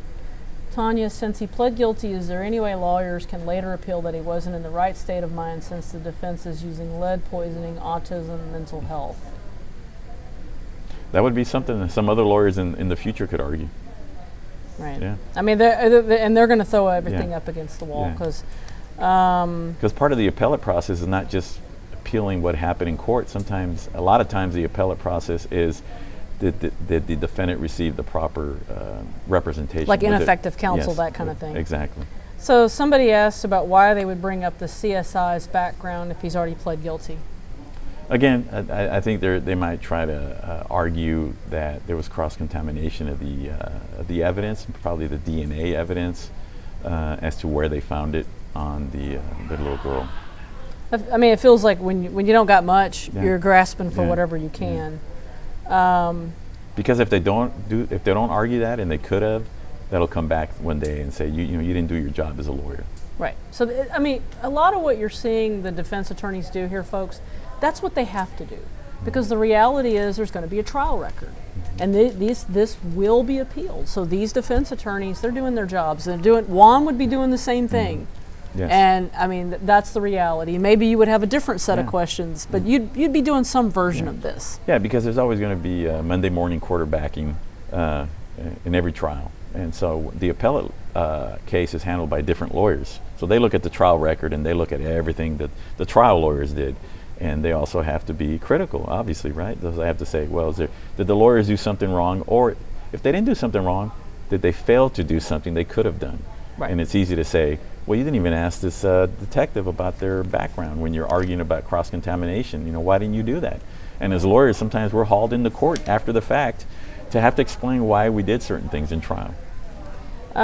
Somebody asked, why did he fire his first defense attorney? I really don't know the answer to that one. And Juan, that is not unusual, right? It's common. It happens People do all the horrific time. acts, and then they think you're going to be a miracle worker for them. And then what happens a lot of times, they start listening to people in the jail. They start taking legal advice from their people they're sitting with in jail, who are not the best people to give advice, and they start listening to them, and it leads to the attorney-client relationship deteriorating. Right. I mean, even the best attorneys I know have been fired. Oh, yeah. That happens. You're not a good lawyer unless you've been fired by a few defendants. Exactly. People are asking about when witnesses are gagged, is that for life? No. It's just, it's during the trial. During the trial, and then of course not. They would not. And somebody's asking about the jury makeup. I actually don't know the answer to that question. But I will tell you that we've talked about this earlier, that the death penalty juries are, like this case, it took 5 weeks to choose this jury, and even to be on a jury where the death penalty is in play, you have to be willing to give the death penalty. So they call it death penalty. Death qualified. Death qualified, there you go. And somebody asked, who is his attorney? Susan Anderson's his lead attorney. And she is, Susan. Yeah, Anderson. I know Susan. Good lawyer, very good lawyer. She knows what she's doing. She fights really hard for her clients. And she knows what she's doing, so she's been around. Oh, yeah. Somebody asked, and we're going to do like 2 more, and then we're going to take a break for lunch, so I can rest my brain. And Juan can too, because I'm at that age. Did they show photos of his house? Yes. If you go back and take a look at yesterday's live stream, you will see that yesterday they admitted into evidence. They had the FBI agent, I think it was DeRoss, on the stand, and they showed, to call it a house would in fact not be accurate. It is a shed. I don't even know if it rates as a shed, but it rates as something, a structure. And did you see that? I saw a little bit of it. Oh my goodness. Yeah. Oh, it was, wow. I don't know what I was expecting, but what I saw was not, wow. And he was living in that hovel, for want of a better word, with a toddler and his girlfriend. It was pretty horrible. And then somebody asked, has his attorney been on any other high profile cases? I'm sure she has. I'm sure she has. I can't think of any right now. Susan Anderson is part of a in the state, whenever you have cases that are going to be capital cases. I think it's mainly death penalty cases, right? Yes. You have to have representation, and they have specialized attorneys that handle these things in court-appointed situations, and she's one of those attorneys. And I don't personally know her, but I know a lot of people that do know her, and everybody speaks very highly of her. So, again, she is doing her job, and that's the way our system is, and frankly, I'm very proud of our system. Okay, so folks, I'm going to give a quick wrap-up of where we're at right now. So this morning we have had we started the morning with the FBI agent. They're getting in more evidence. These straps, these other kind of cords, evidence showing the inside of the FedEx truck. Obviously, these are laying the groundwork for other people that are going to come testify about what they found on those. And then, of course, we've had this CSI person that was describing. Personally, I thought it was heartbreaking when she was describing them taking Athena Strand's body from the water and putting her, the bags on her hands and putting her in the body bag. That just, as a parent, and Juan has 3 kids, I have 1 kid, and that just makes her, it really kind of makes you physically ill to listen to that sort of stuff. But Juan and I are going to go take a break, and we will come back at 12:35. Let's say 12:35, and we will continue on. Look forward to seeing you.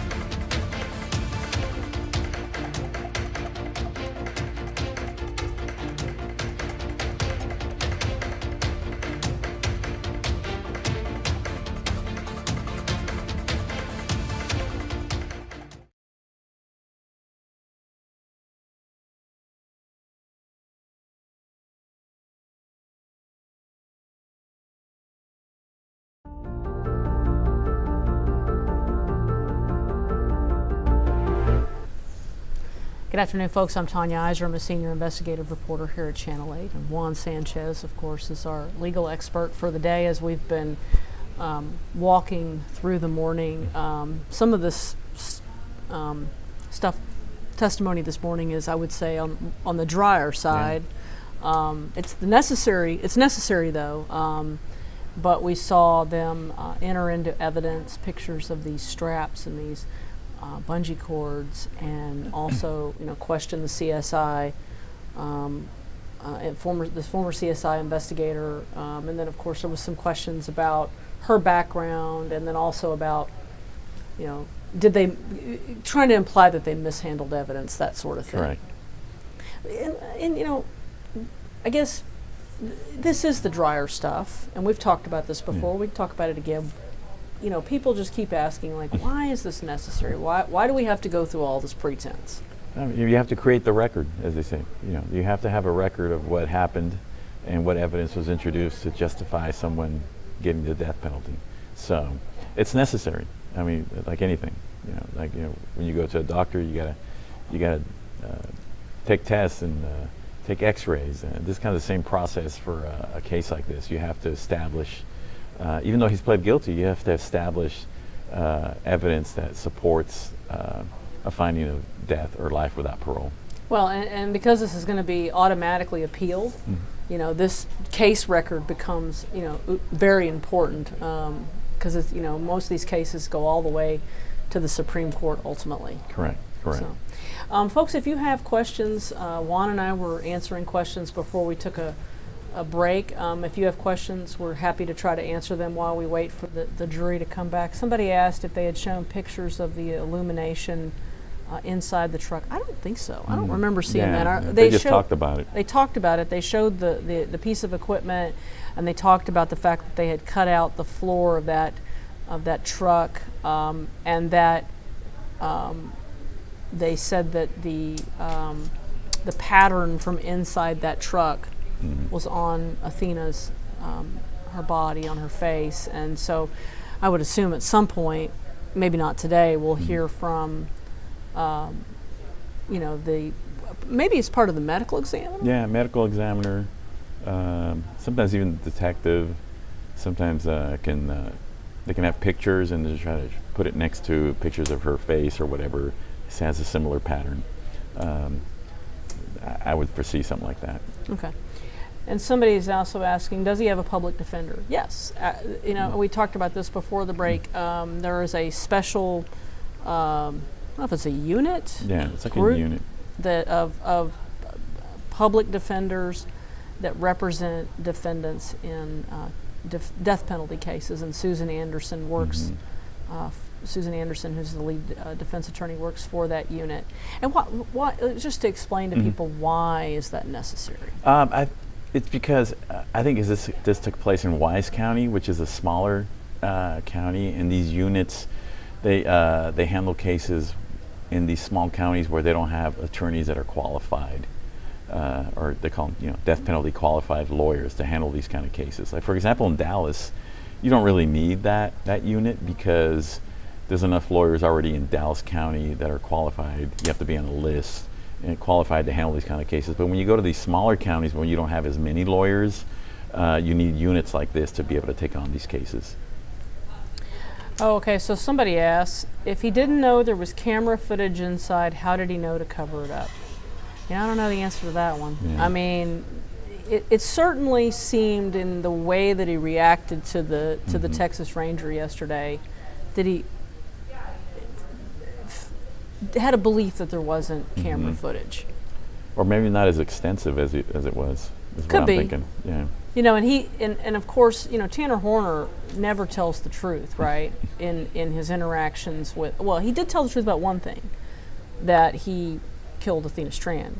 But in terms of like the story about how this kidnapping goes down, he never tells the truth. He claims that he hit her with the FedEx van and then he grabbed her and all this stuff. But the video shows he didn't. So, but he gave, you watched that yesterday. Yes. To me, he gave every appearance that he was a little bit taken aback that there was all this Yeah. video You seem surprised. that was how I took it. It felt like he thought, because he gave the indication that he thought, oh, it's only if I'm speeding or that kind of thing. Somebody asked if Tanner Horner will take the stand. I would say that's highly unlikely. I don't see it. It's just too much risk to put him on. I mean, unless, what if he just wants to go up there? Now, the way the law works is no one can keep you off the stand if you want to testify. Even judges will tell them. No one can make you take the stand, and no one can keep you off the stand. So a lot of times at the end of the defense's case, you put it on the record that you've told the client that he has a right to either testify or not testify. You tell them, hey, if you decide not to testify, this judge here will instruct the jury not to use that in any way against you in deciding this case. But on the other side, if you wanted to testify, your lawyers or not even the court, not even the judge could keep you from getting on the stand and explaining or talking to the jury. So you can't keep him off the stand if he really wanted to. And that's happened to me in some trials. I've told my client, don't take the stand, it's not going to help you. And they insist. And I've only had one client in 30 years help himself against my advice. But most of the time, it's just safer to let your lawyers do the arguing and not get yourself up there and subject yourself to cross-examination by very skilled lawyers on the other side. Yeah, there's probably, at this point, Tanner Horner doesn't have a lot going for him, and getting up on the stand probably would make it even less so. The only way I could see that is, like you said, if he goes against his lawyer's advice to want to get on the stand. I think it's just highly unlikely. There are cases where you do see defendants get on the stand. Cases where self-defense is really where they almost have to get on the stand. Yes. Well, and like we saw that with Amber Geiger, when in the case where she shot and killed Botham Jean in his apartment. She needed to take the stand to try to explain her actions. Yes. And she was ultimately convicted of murder, but got 10 years. And then, of course, Aaron Dean, a Fort Worth police officer who killed Tatiana Jefferson, he took the stand. And I thought Geiger helped herself. I thought she did pretty good. I mean, overall, as these things go, Aaron Dean, I would say quite the opposite. He did not come across as a particularly compelling character. But there are cases where you will see a defendant take the stand. But in a case like this, it would be highly unlikely. But I don't know. I wouldn't have been. I wouldn't have asked for the Texas Ranger to come talk to me again on December 7th either. So a lot of it has to do too with the sophistication of the defendant. Whether they can handle themselves in a courtroom. I mean, most people, even some lawyers, can't handle themselves well in a courtroom. But a lot of our clients are not at that point. Somebody asked about getting a seat in the gallery. I don't know. I'm not at the courthouse. I mean, if I remember the next time Rebecca's on, we can ask her. But I haven't gotten the impression that the courtroom is packed. What they've done is they've created a separate room for the media. So most of the members of the media they're watching a feed in an alternate courtroom, which would keep down the number of people you have in that courtroom. So I don't get the impression that there's not seats. I mean, it looks like there are places to sit, and we live in a society where courtrooms are open, at least. These are public trials. They are, and you can go watch them. Now, the live stream's different. If you're watching on a live stream, judges have the absolute, and I cannot say this enough, cannot stress this enough, because when people get mad when we have to cut away, judges make the decision about what gets aired, and that is just the fact. And we do know, and it may happen today. We thought it might happen today. Judge Gallagher, we think that they're going to show the jury the pictures of Athena Strand's body, and when they do that, we know we will have no audio and no video from that courtroom. And Juan and I, if that happens today, we'll get to chit chat and answer all your questions, because we'll have plenty of time to do it. Somebody asked me if can Zero testify. Sorry, I kind of find that funny, because in an alternate universe, that seems kind of funny. Sad in a way that he made up this persona. Yeah. Have you ever had a defendant make up a persona like that? Yes, I have. Oh, that's right. You talked about that earlier. Yeah. Jesus. Yeah, he was. It was a persona that spoke to Jesus. Oh, that's what it was. Okay.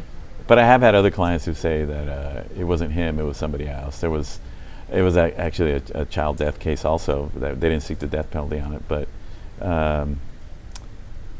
there was a video of his confession, and he said, well, that wasn't me confessing, that was my alter ego confessing. How well did that go for him? It didn't go well. Yeah. Is he on death row? No, he didn't. They didn't seek death, so. But he's in prison, I assume? He's in prison for a very, very long time. Yes. Somebody wanted to know, why did the guilty plea seem so last minute? Sometimes that's strategy on the defense side. You don't want to let the other side know what you're going to do, and sometimes you think if you catch them off guard, it might go better for you, or they might not be as prepared. And they might have decided at the last minute. Yeah, sometimes maybe the lawyers are trying to get him to do that at some point, and he just won't decide, and on the day of, they'll say, you know what, okay, I'll go ahead and plead. So there's a lot of factors that go into that. Somebody asked, when he is sentenced, can family visit him? Presumably. I mean, I've not visited anybody on death row, but I know there must be ways to visit someone on death row. I have witnessed executions, however.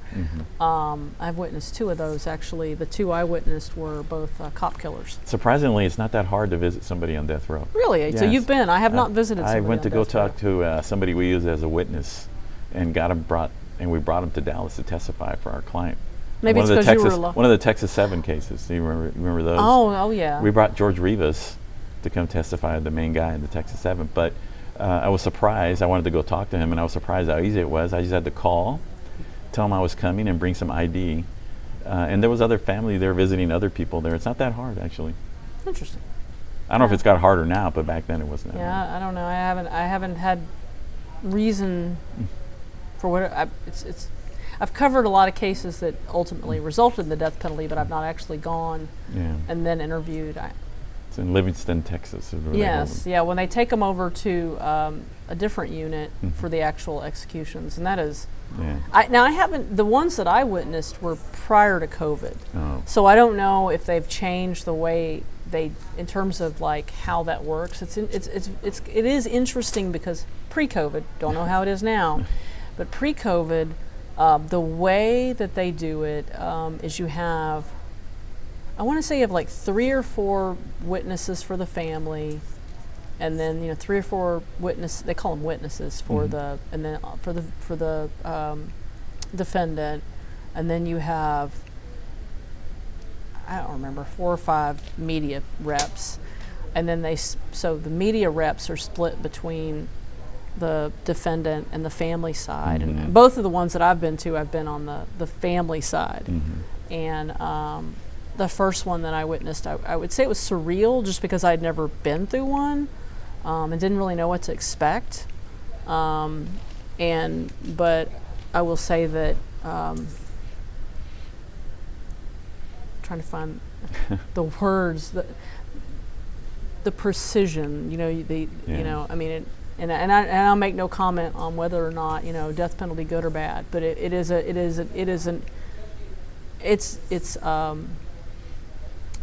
a hard thing to watch, but the 2 people that I saw executed, there was no doubt of their guilt, and so yeah, it was interesting, and I'm curious because I haven't been to one since COVID, so I don't know if they've changed the way, like I don't know if they've those rooms were.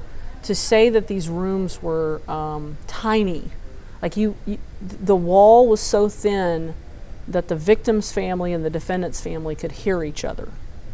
I mean, it was. Yeah. Have you been? I've never been to one. I mean, it's paper thin, and so it's just very interesting to witness. Somebody asked, could he get life if he admits his guilt on the stand? Well, he's already admitted his guilt. Yeah. He's sitting on the life sentence right now. Yeah, the best he can hope for right now is life in prison without parole. He's already sitting on one right now by pleading guilty. Yeah. So and right now the what the prosecutors are trying to do is to save his life. Somebody says, will Tanner Horner be allowed to see his son in prison in light of his conviction? I'm assuming. Yeah, I don't see any reason why he wouldn't. I mean, that probably just goes to question of whether or not family or the mother of the child wants to bring the kid up there. Yeah. So I mean, the law itself wouldn't prohibit it. Yeah. Somebody, okay, so Sensational, her question is, so a defendant giving a statement versus taking the stand is a different right. Like, even if he doesn't testify, he can still give a statement? Well, he's already given a statement. Yeah, they played his statement already. Right. So he can't record another statement that the jury would hear because that wouldn't happen. Right. He wouldn't have to take the stand. He'd have to open himself up to cross-examination. And I have a hard time at this point imagining that he would do that.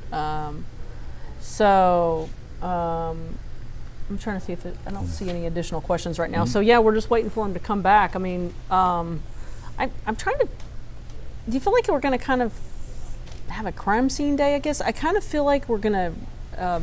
Maybe they're going to do those pictures that they were talking about right after lunch. And if they do that, then there will be a lot of tap dancing. Yeah, it's going to be interesting.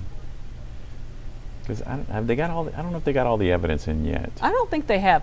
Oh, hey, so Zeke, the amazing Zeke, has gotten, everybody say hi to Zeke. He has gotten pictures of that shed. In case you guys weren't watching yesterday, he's got pictures of that shed to put up. Yeah, there's the shed. Yesterday when they had that FBI agent on the stand, I think his name was DeRoss, they showed this shed. And I don't know, Zeke, do we have any more of those beyond those? Because there was there we go. Yeah, the inside of this shed was a kind of a sight to behold. It was kind of wild. I when he's talking about it in his interview, and he says he lives in a shed. And then he cleaned it up. I'm thinking, oh, well, it's a shed, but maybe he's kept it nice and clean. No. This is something that is, wow. It's kind of, okay, so that's Athena's sock. So behind that shed, they found, they found her pants and her socks. And he at various times had given different statements. Initially he had said when he dumped her she was fully clothed. At one point he said he'd thrown her clothes out the window. And then of course, we see the pictures of that shed. I'm just trying to imagine, what the jury would have thought when they saw those living conditions. I mean, it's powerful, right? I mean, what kind of person lives like that? Yeah. Is what they're going to argue. And who knows what the defense might try to use that in their favor too, in a way to try to say, his living conditions are indicative of a certain condition he might have. Right, he's mentally ill, like who would live like that? Yeah, because people, I mean, I'm not an expert, but people who are hoarders, there's some kind of psychological condition that goes along with that. And maybe some expert can look at that and say, well, that shows that, a form of autism or I mean, I'm not sure. I'm just speaking out loud, but right. I mean, who knows? They might try to flip that in their favor, saying, obviously something was going on with him because look at how he had to live. He didn't even care about himself anymore. He didn't care about how he lived. He didn't care about the conditions around him. I'm wondering if that somehow is going to play into their defense. But for the state, obviously, it has a powerful impact to show that also, Well, they say a picture's worth 1,000 words. Exactly. Those pictures of her clothes found in that pile of trash behind. The clothes itself is going to show that he didn't even care about her clothes. No. Somebody says, where is the rest of her clothes? I guess they're talking about her jacket and shirt. I don't know that we maybe they didn't recover it. I don't actually know the answer to that. And if anybody in the chat knows, I'm not clear on if they recovered that. And we haven't heard testimony to that effect yet.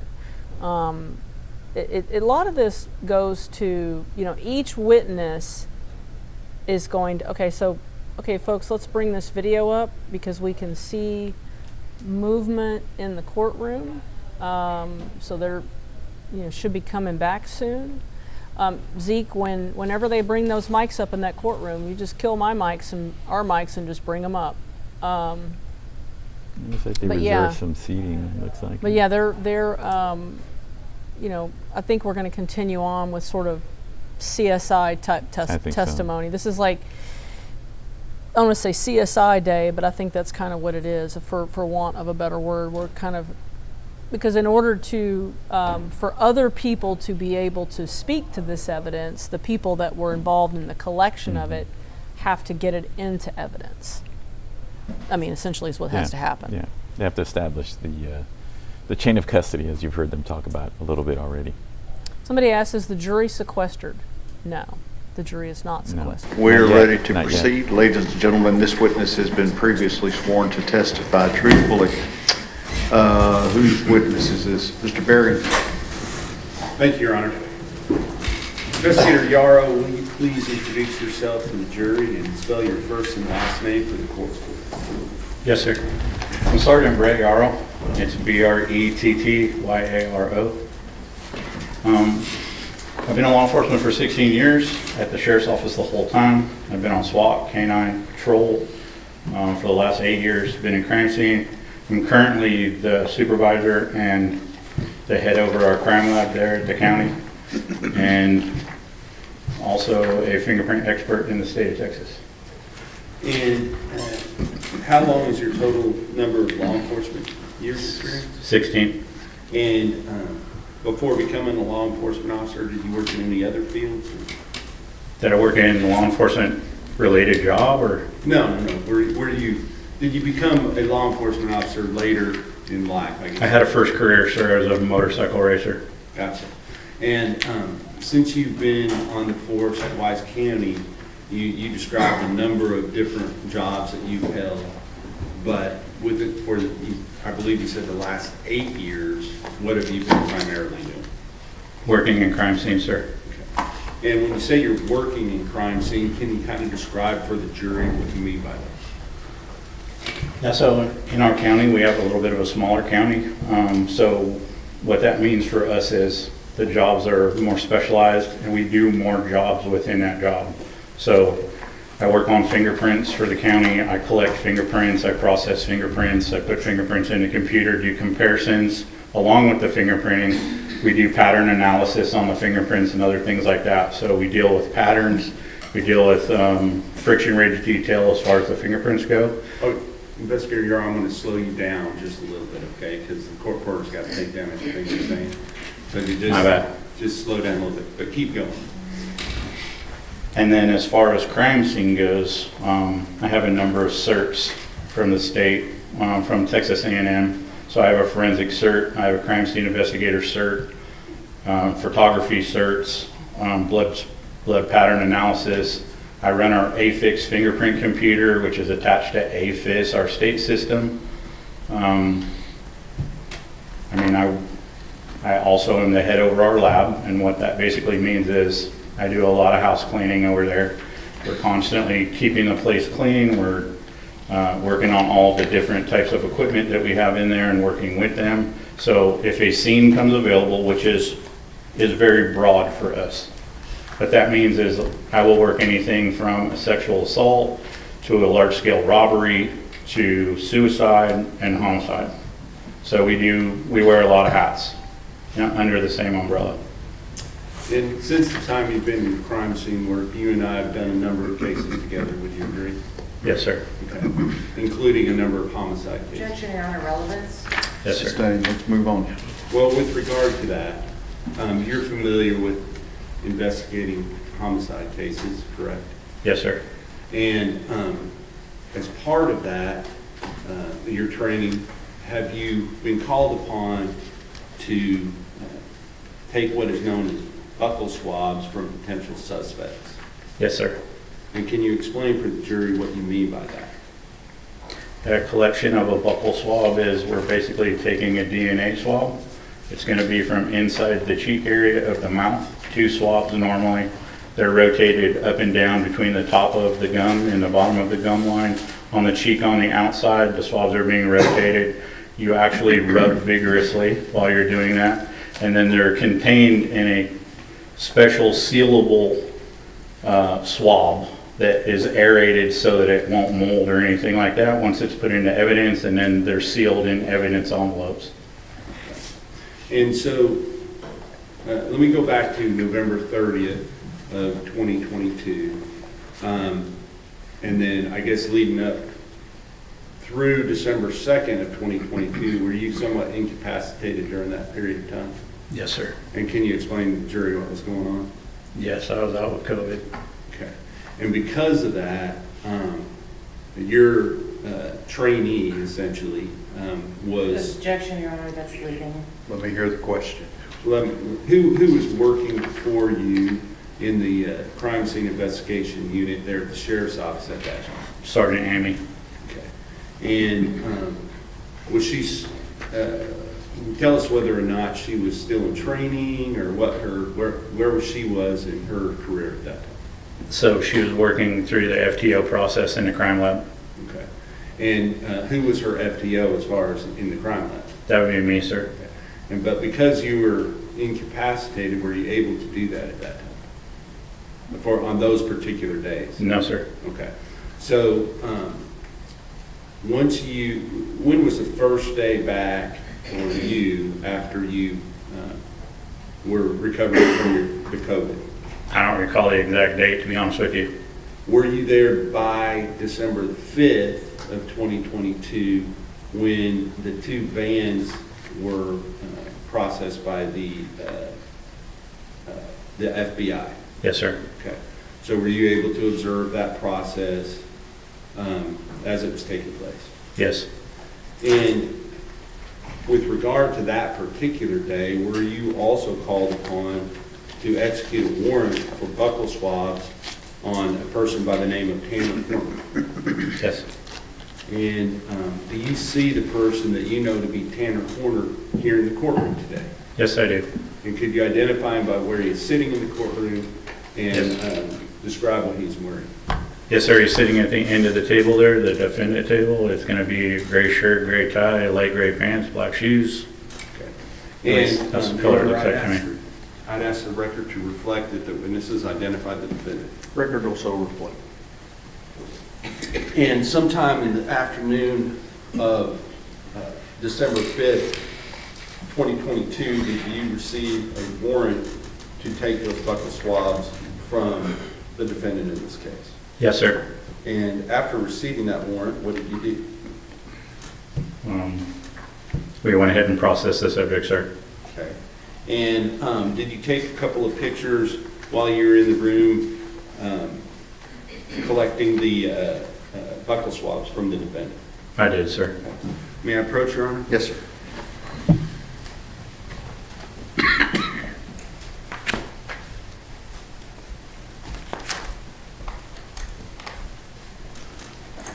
I'm going to show you what's been marked as State's Exhibit number 179, 180, 181, and 182.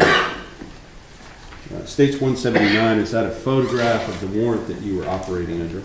Yes, sir. State's 180, what is that a photograph of? Of Horner, sir. And you're talking about the defendant? Tanner Horner, yes. And was that on this date at the time you were taking the swabs? Yes. Okay. And then State's Exhibit number 181, what is that a photograph of? It's a photograph of my property sheet that I filled out, and it's 4 envelopes containing all of the buccal swabs that it contained. And then State's 182, is that the actual report? Objection, Your Honor, leading. Don't lead your witness. Go ahead and tell me what that is, please. This is my property report sheet, sir. And does that document when those swabs were taken and that you were the one that took them into property? Yes. All right. Thank you. Is all of the information contained on State's Exhibit 182, is that true and correct and placed there by you? Yes. Okay. I will offer into evidence States 179, 180, 181, and 182.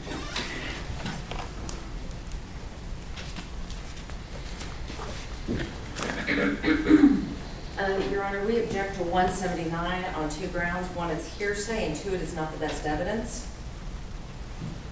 No objection to 180.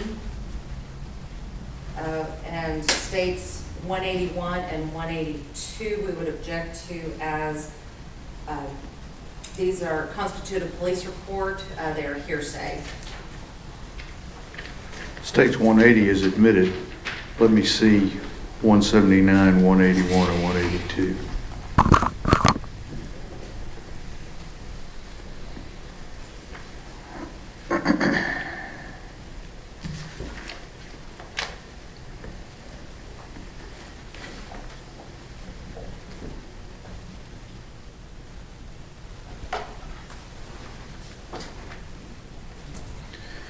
I'm going to admit 179, 181, and 182 for purposes of the record. Sir. Once those buccal swabs were taken, what did you do with those swabs? They were placed into evidence, sir. Now, did you also document some of the evidence that was taken first? Did you document some of the evidence that was taken on the searches of the vans on December the 5th? Specifically the van that what we call the arrest vehicle with Texas license plate GCP 0468. Yes, sir. And may I approach your Honor? Yes, sir.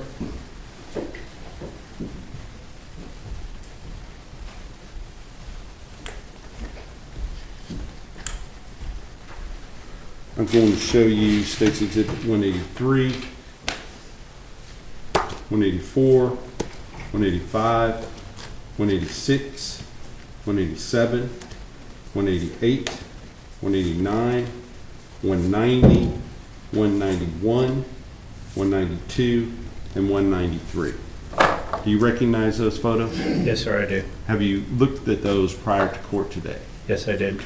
And are those all of the pictures that were taken at that time, or just a portion of them? It's just a portion, sir. Okay.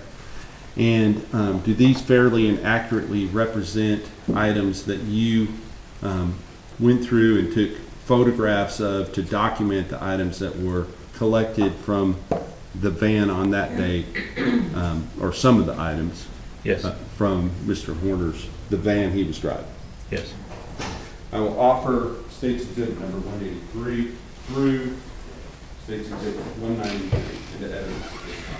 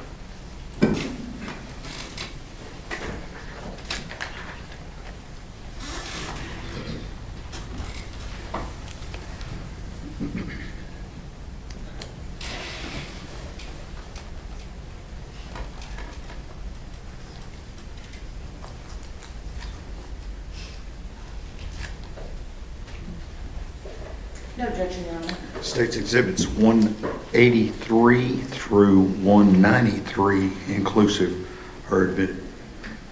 And may I publish, Your Honor? Yes, sir. And also may I publish number 180? Yes. Thank you.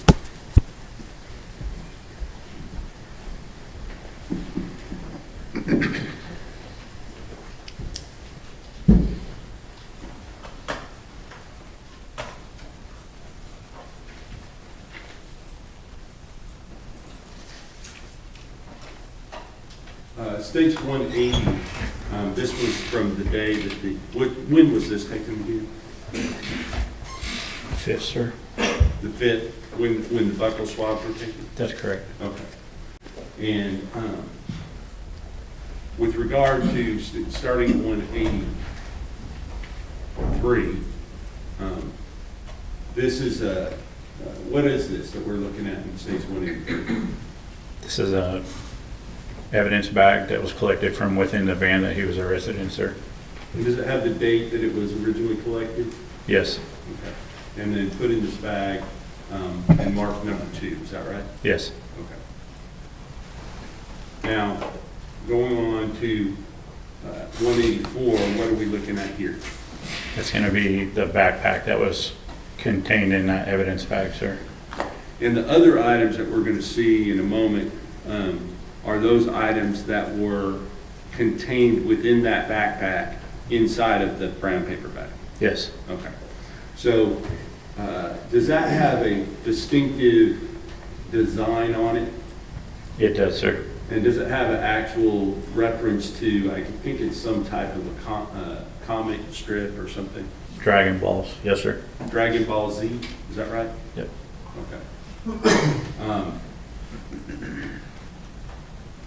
With regard to what was inside of it, I see some gloves here.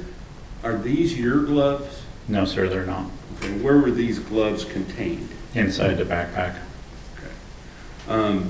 And can you describe these gloves for me as far as texture, that sort of thing? Yeah, so it looks like a cloth glove with a rubber texture on them, a no-slip texture. Okay. So cloth on the back, but rubber on the fingers and the palm? The palms, yes, sir. Okay. And are those now on top of the backpack as we're looking at State's Exhibit number 186? Yes. Okay. And I will represent to you, these may have been... Objection, Your Honor, that's leading. Let me hear what he's going to say. Go ahead, Mr. Berry. That these may not be in the exact same order that you took them in as they're being displayed, okay? Correct. So with regard to 186, we're looking at what here? That's when I first opened the backpack and I was starting to retrieve the objects from within the backpack. Okay. So then I'm going to go into 187. What are we looking at here? And up close of prescription meds that were located in the backpack so that we could see the information on the bottles. And I'm going to zoom in. What is the, can you just say what the name is on State's Exhibit 187 as far as the type of controlled substance that it is?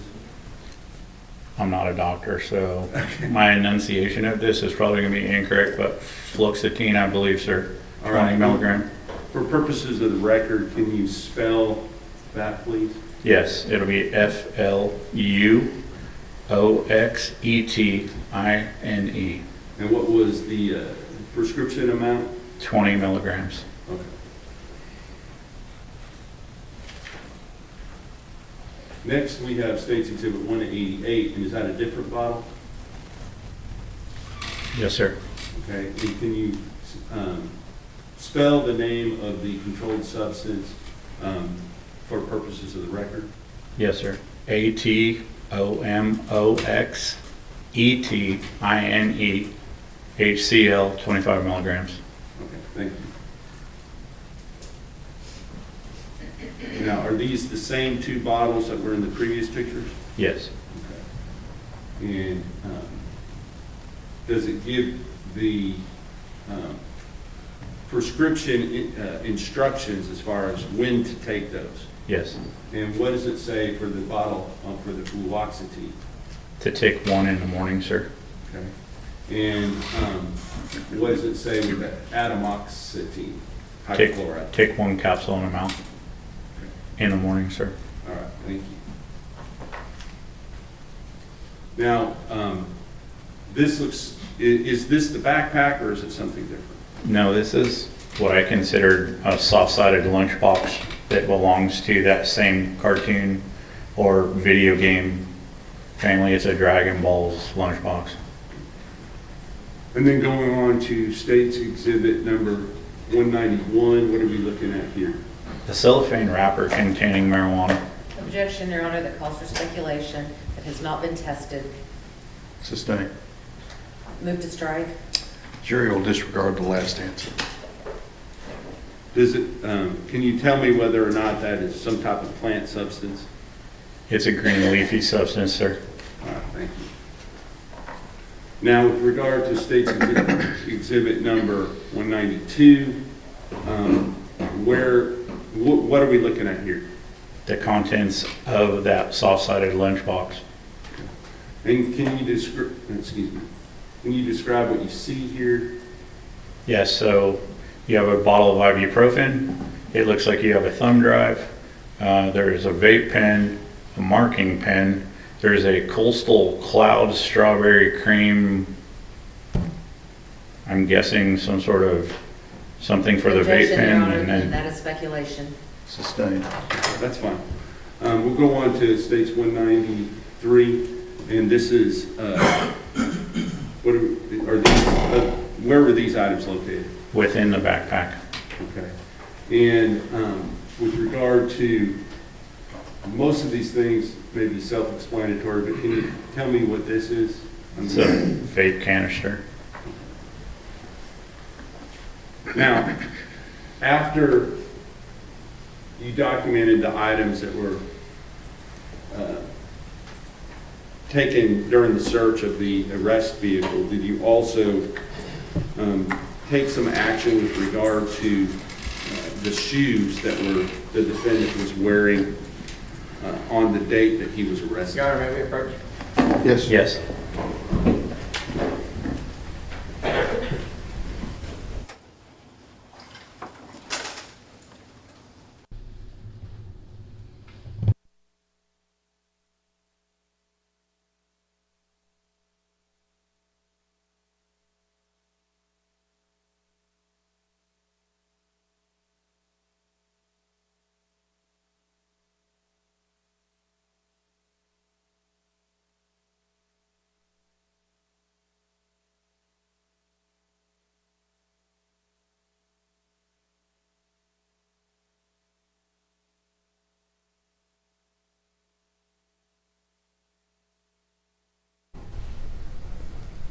So obviously, I think we're at a sidebar. Yeah, You know, another one.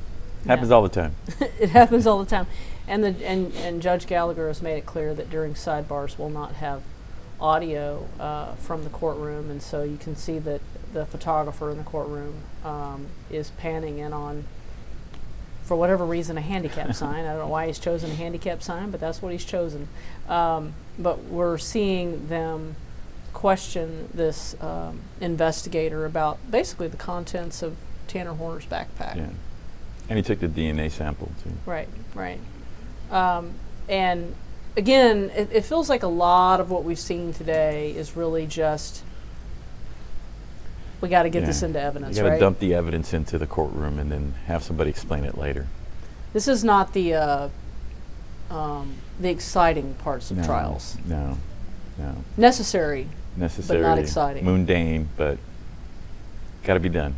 No, absolutely. You know, and that's the thing, is that the first 3 days of the trial were, I hate to use the word exciting because there's nothing really exciting about the death of a child at all, but you know, we had a lot more in that first 3 days of the trial. There was just, you know, you had that first day, you had testimony from their teacher, and then you had her stepmom, and then we began to walk through all the different interviews he gave the cops, and all the varieties of stories that he told. So, and then today is just a little drier. Okay, we've got sound back. There are 2 shoes. There are 4 sides to each shoe. And I tried to represent the full spectrum of photographs were taken to be looked at by the people that were going to look at them into the future, including the tread at the bottom of the shoes, but also the sides in the front of each of the shoes and the back of each of the shoes. And that's what these shoes represent. I just asked the court to review those with the applicable case law in Texas. That would be Young v. State. Relevant factors in determining whether probative value is outweighed by a danger of unfair prejudice include the detail of their size, whether they are color black and white, whether they're close-up, as well as the availability of other means of proof and the unique circumstances of each case. Also, I think that's probably an applicable category, John.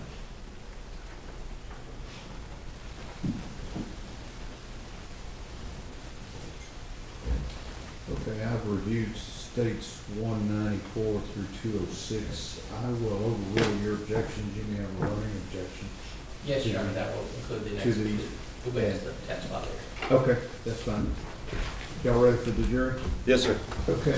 Yes, Your Honor.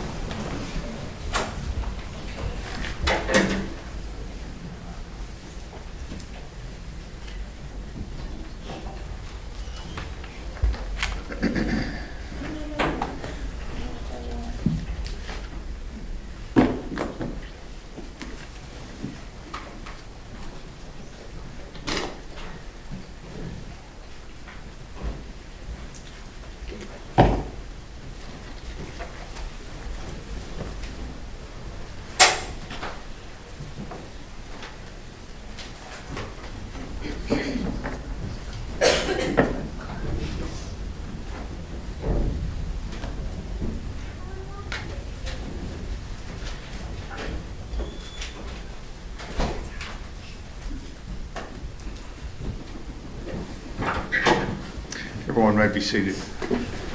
Mr. Berry. Before I approach, Sergeant Yaro, you kind of explained to the jury. I noticed when you put on your glasses, can you kind of tell the jury why you're wearing dark glasses in the courtroom? Yeah, so respectfully, they're not sunglasses. I had an eye injury on a motorcycle. I had a grasshopper at too fast, and it detached my retina. When they repaired my eye, it causes sensitivity to light, and so my prescription glasses are darker than normal. They are regular prescription glasses that transition, but they're just pretty dark. So I get this a lot. That's why they're on. Okay. They're not Oakleys. I just didn't want, I wanted the jury to understand why you're wearing your glasses before. So Yes, feel sir. free to do that. Thank you. Yes. Can I approach, Your Honor? Yes, sir. That's funny. I'm going to show you what has been marked as State's Exhibit number 194, 195, 196, 197, 198, 199, 200, 201, 202, 203, 204, 205, and 206. Do you recognize the items in those photographs? Yes, sir. Where did the items in those photographs come from? The arrest van, I believe, sir. Did they come from the defendant himself? Yes. He said, Yes. okay. Yes. Okay. I will offer into evidence State's Exhibit number 194. Any additional objections? No further objections, Your Honor. Okay, those are, remain overruled and the exhibits are admitted 194 through 206. May I publish, Your Honor? Yes, sir. And members of the jury, I'm trying to find out why this is so loud. So if you can't hear, let me know, okay?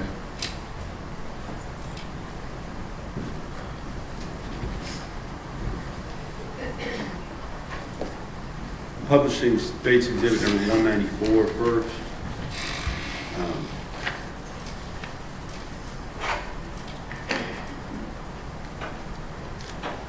What are we looking at here?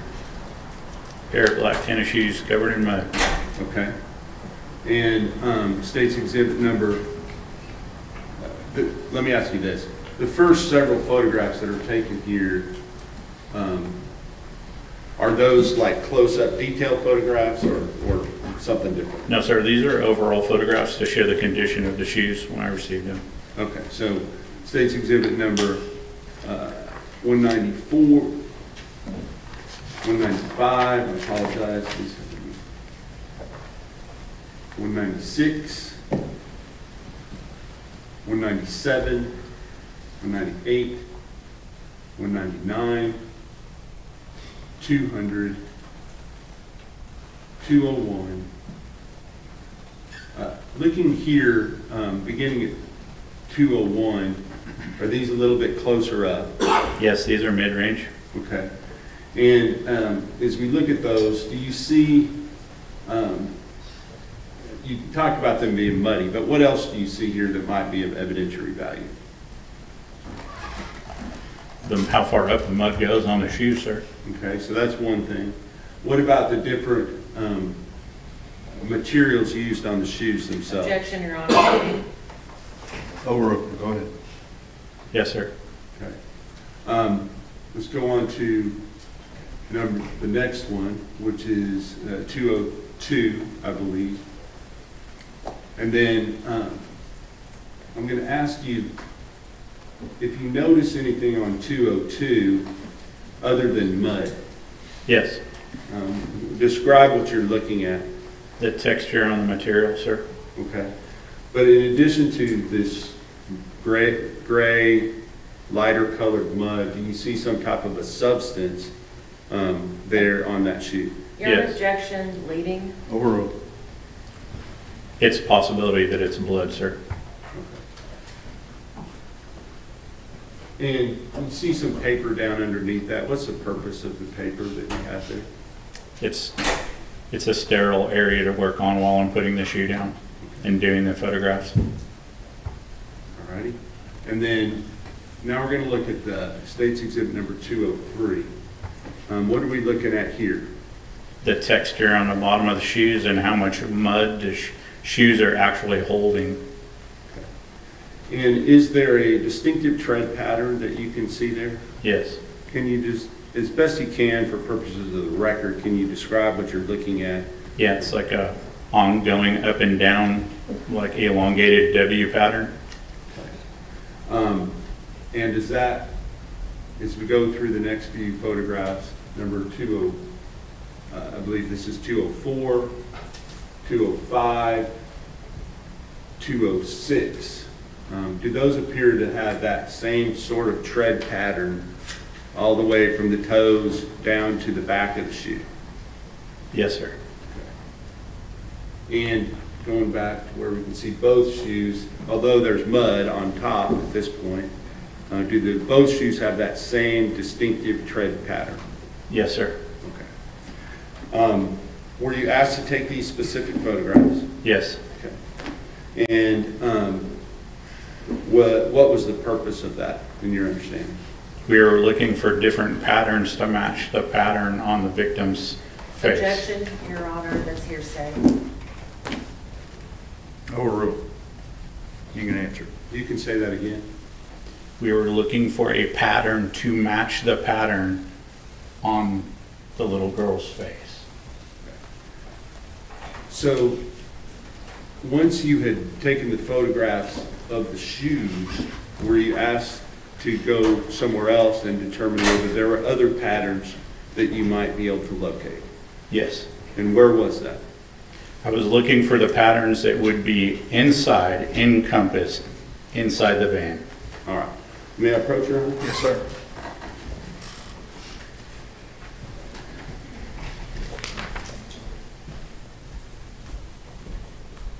I'm now going to show you what has been marked as State's Exhibit number 207, 208, 209, 210, and 211. Do you recognize those? Yes, sir. Where did those photographs come from? Within the van, sir. And who took those photographs? I took those photographs. And do they fairly and accurately represent what we're seeing there? Yes. I will offer into evidence State's Exhibits number 207, 208, 209, 210, and 211.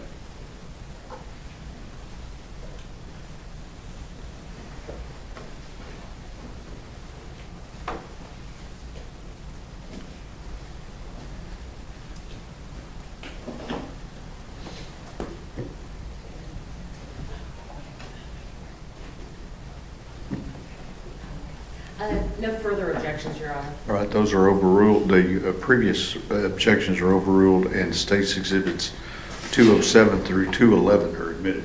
May I publish those, Your Honor? Yes, sir.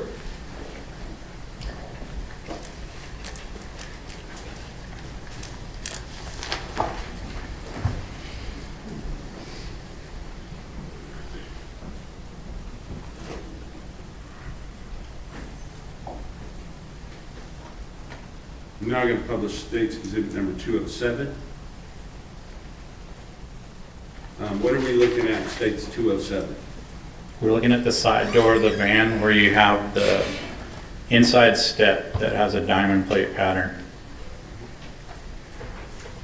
Now we're going to, is that the same thing that we're looking at, just closer up? Yes. Now we're looking at, let me get out of this part. We can see the exhibit number. Looking at State's Exhibit number 209, underneath the box there, as you're looking down, where are we looking at in the photograph? This is the area between the seats and the cab that has a texture on the rubber floor. Okay.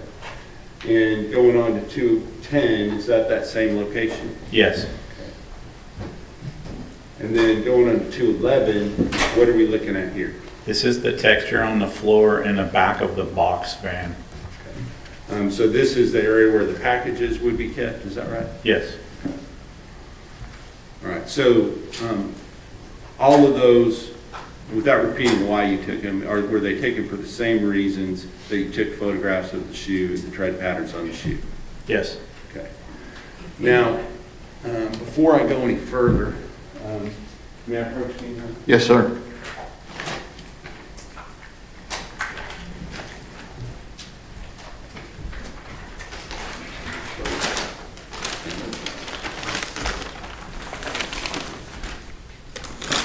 I'm going to show you two exhibits.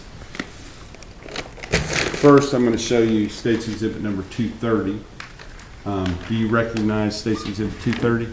Yes, sir. Okay, and what is State's Exhibit 230? These are going to be my buccal swabs from the suspect, sir. All right. And other than having been opened by the lab, does it appear to have been tampered with in any way? No. I will offer State's Exhibit number 230 into evidence. And no further objections, Your Honor. Those objections remain overruled, and State's Exhibit 230 is admitted. I realize this just ripped as I was holding it, but State's Exhibit number 225, do you know what State's Exhibit number 225 is? Yes. And what is it? The evidence bag contains the shoes. Okay. Now, are these the same shoes that you took photographs of that were just admitted into evidence? Yes, sir. These are the actual shoes that were recovered from the defendant? Yes, sir. I will offer into evidence State's Exhibit 225.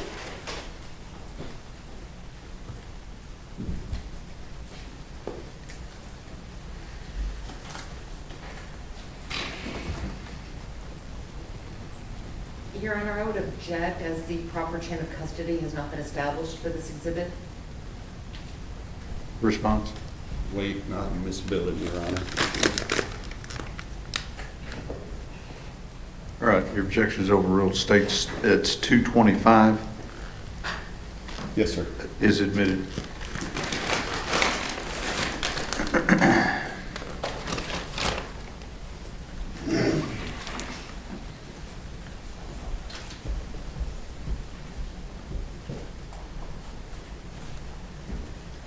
Next, I want to talk to you about other clothes that were worn by the defendant at the time that he was arrested.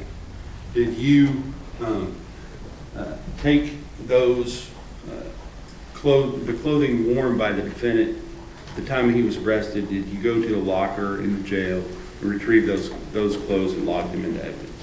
Yes, I did. And at the time that you did that, were there more further photographs taken of those clothing items? Yes.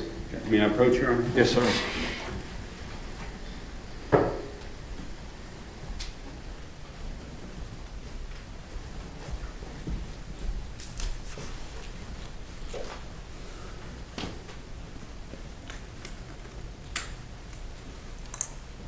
Give me a collection here.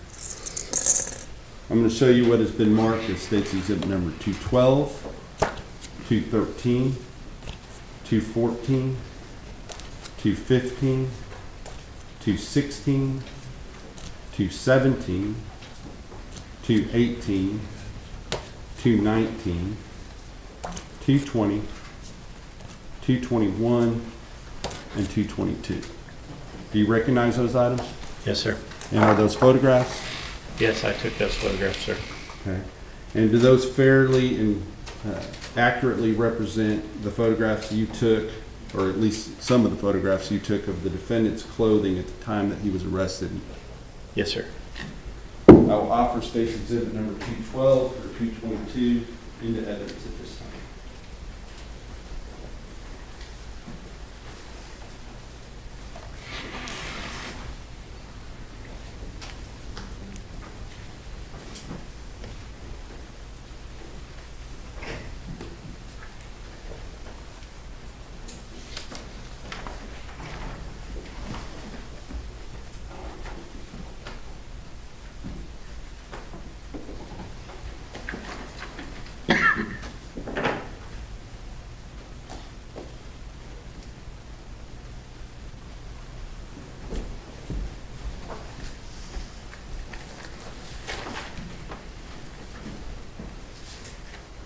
No further objections. Okay, the previous objections remain overruled and State's Exhibits 212 through 222 are admitted. May I publish those, Your Honor? Yes, sir. Thank you.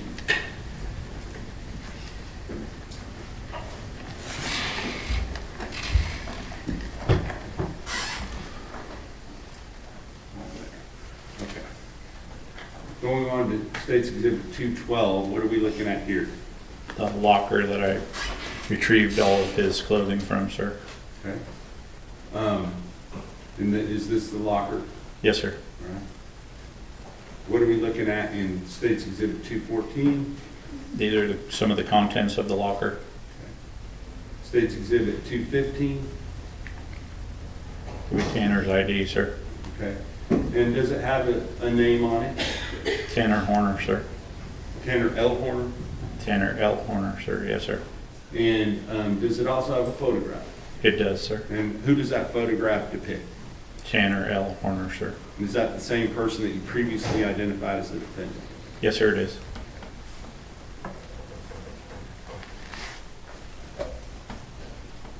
$216, what are we looking at? A pair of his Hanes underwear, sir. Okay. And $217, what are we looking at here? We're looking at the inside of the underwear with a scale that I was using to show the seminal fluid that's in the front of the underwear. Objection, Your Honor, that calls for speculation. Sustained. And Your Honor, may we approach? Okay.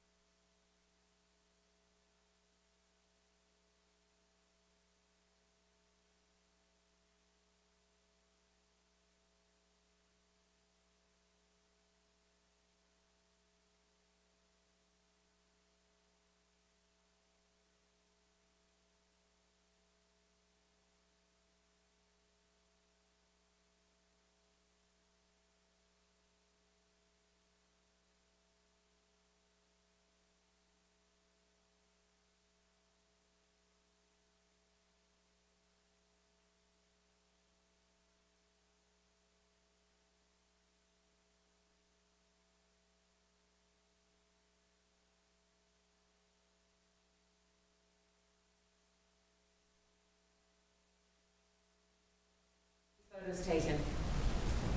What does the date say, ma'am? And you're the one who took the photos. I've worked 200 cases since then. Wait a minute, we're not gonna play this game. If you know the answer, give the answer. If you don't know the answer, say, I don't know. Yes, sir. We're not gonna go back and forth. I do not know the date, ma'am. It was done after he was arrested, correct? Yes. The items in the photos, hold on, let me make sure I have the correct. In State's Exhibit number 212 through 222, those were all taken at the jail. Yes, ma'am. The incident in this case occurred on November the 30th, 2022. Do you recall that? Okay. And Tanner Horner was not arrested on November 30th of 2022, was he? I don't know, ma'am. I was out then at that time. When he was arrested on December the 2nd, 2022, correct? Okay. So if these photos were taken, you don't know for sure whether or not he was wearing these clothes on the day of the incident, do you? Well, I would think that he was wearing these clothes, ma'am, and the reason I say that is these were taken off him when he came into the jail at the time of his arrest. So if the time of the arrest occurred 2 days later, you don't know, you're guessing that he may have been wearing these on the day of the incident. Yeah, I didn't state that he was wearing those at the time of the incident. I said he was wearing them at the time of the arrest. Okay, so, Your Honor, I would object that all of this is irrelevant because unless they can tie it into any clothing that he may have been wearing at the time of the incident, then none of this is relevant. Your objection is overruled. I'm going to let it continue, and you may have a running objection. Y'all ready for the jury? Yes, sir. Let's go. Hey, Judge.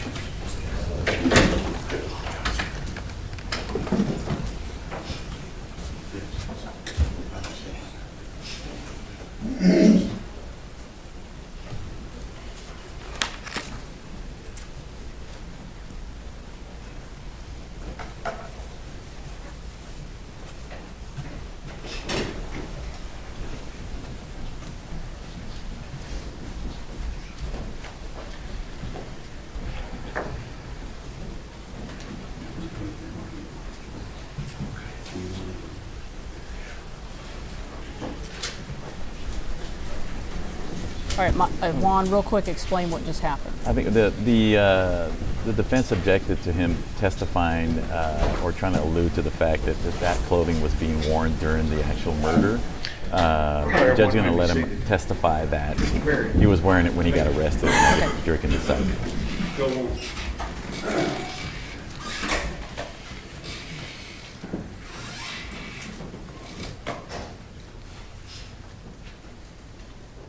Go on to State's Exhibit 219.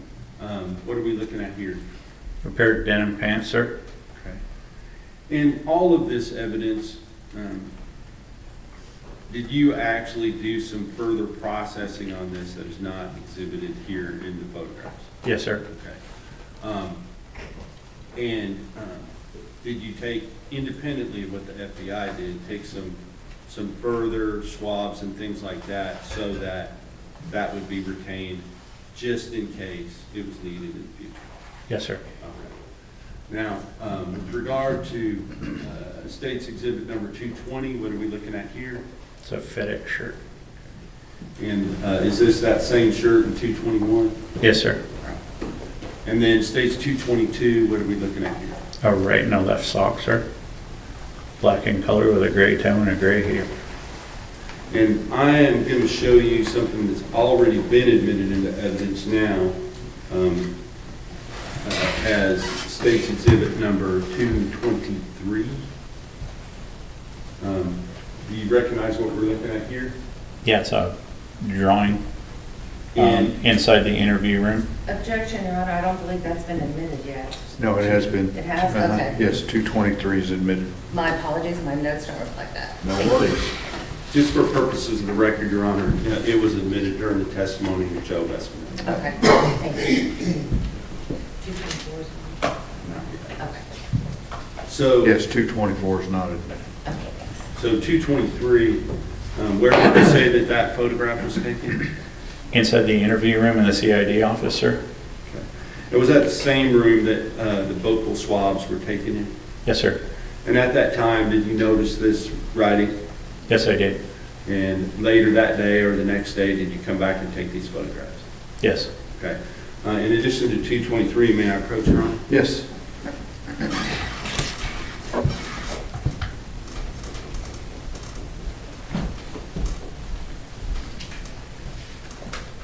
I'm going to show you 224. Do you recognize that? Yes, sir. Is that a photograph of essentially the same thing? Objection, Your Honor, pleading. Stay, don't Please read your tell web- us what that is. Sir, this is a map of the explanation of where the victim was located. With regard to this photograph, is it representative of the same thing in 223, but just a closer up, more definitive shot of the picture itself? Yes. I'll offer 224 into evidence. I'd object that it's cumulative. That objection's overruled. States 224 is admitted. May I publish, Your Honor? Yes, sir.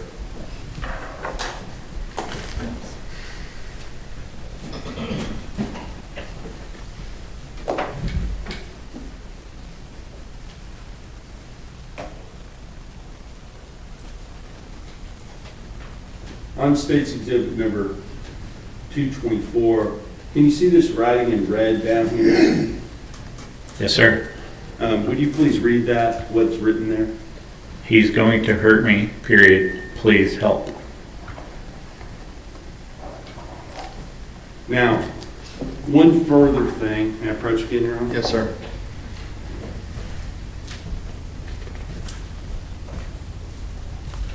Officer Amy, crime scene, did she take into evidence a box, a FedEx box containing, that was brought in later that pertained to this investigation?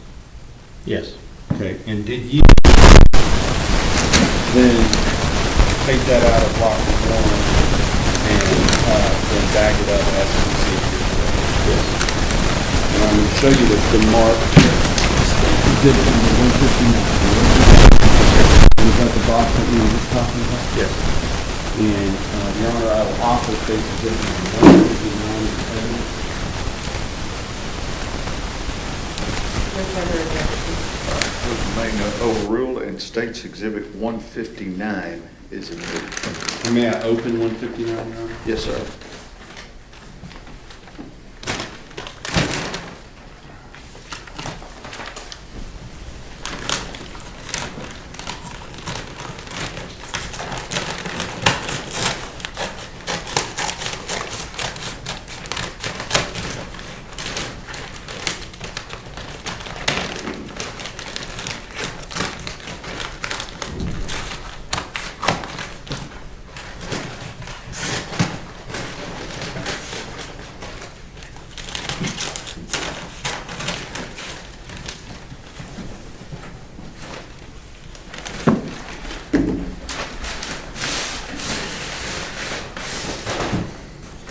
Is this the box that was contained inside of that? Yes, sir.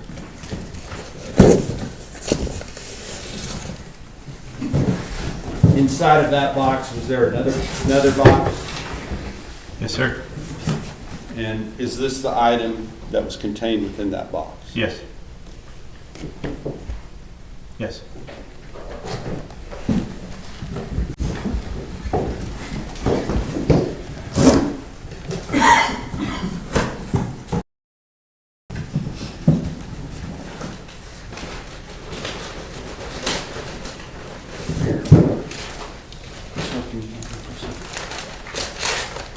We can do that, package it up after Yes, sir. we finish.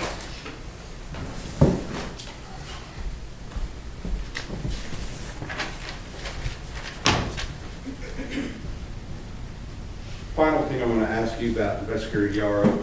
Sometime, can I have just a second? I need to look up a specific date. On,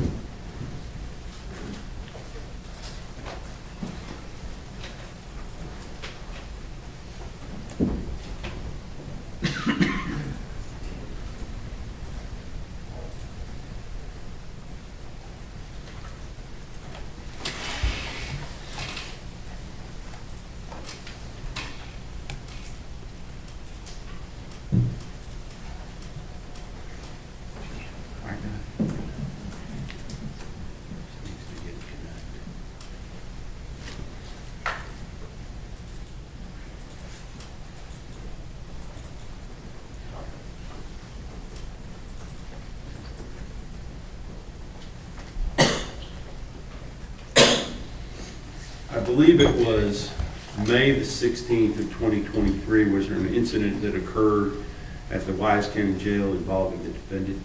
Yes, sir. Can you describe what that incident was, please? An attempted suicide within his jail cell.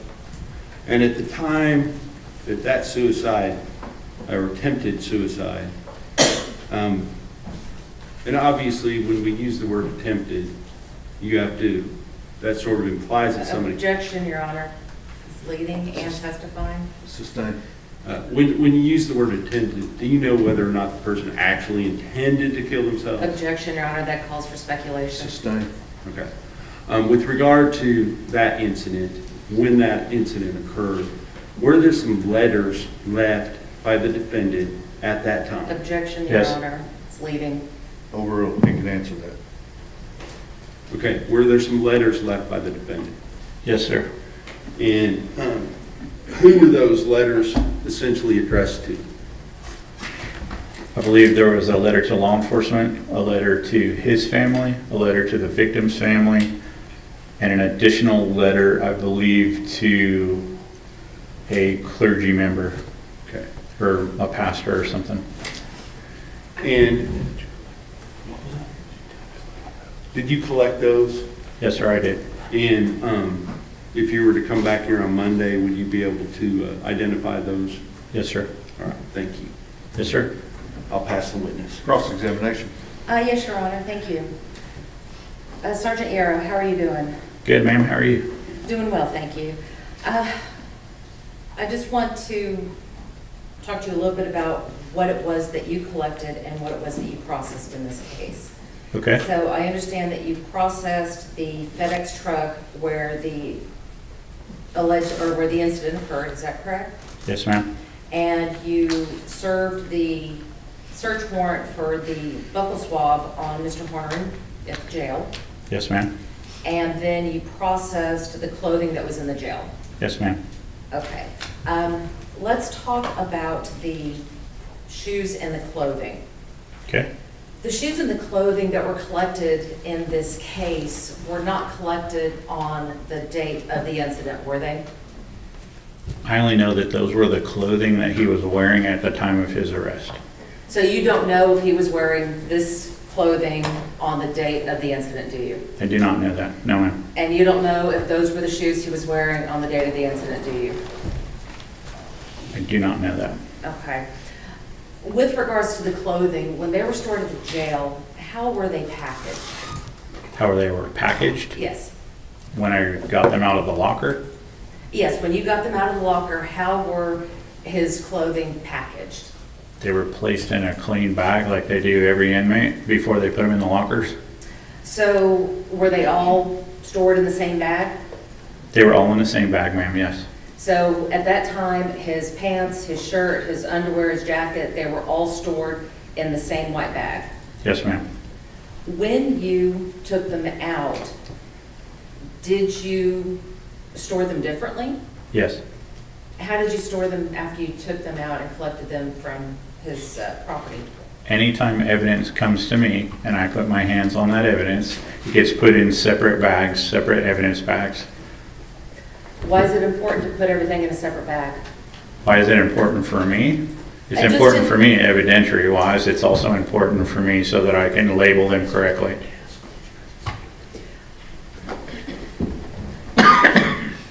Another important reason to put everything in separate bags is to avoid contamination, correct? Yes, ma'am.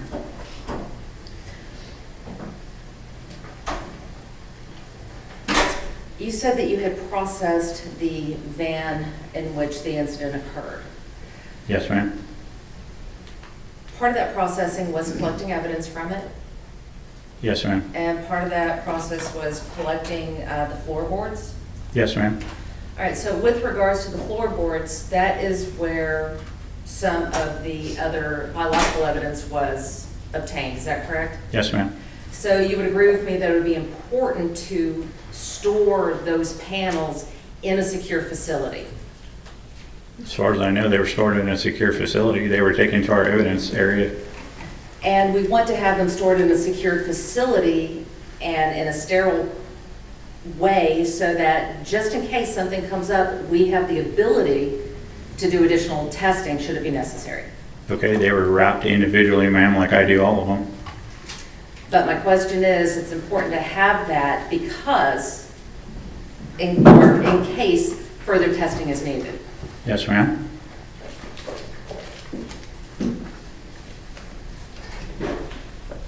May I approach, Your Honor? Yes, ma'am. Sergeant Yaro, I'm going to show you what has been marked as defense exhibits number 31 through 34. If you take a look at those for a moment. Yes, ma'am.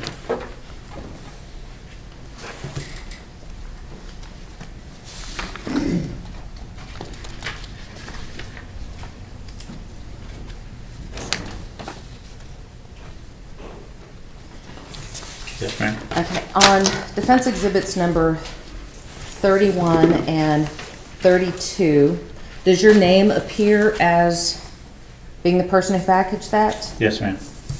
On defense exhibits number 33 and 34, are those your initials over the evidence tape? Yes, ma'am. What does that signify?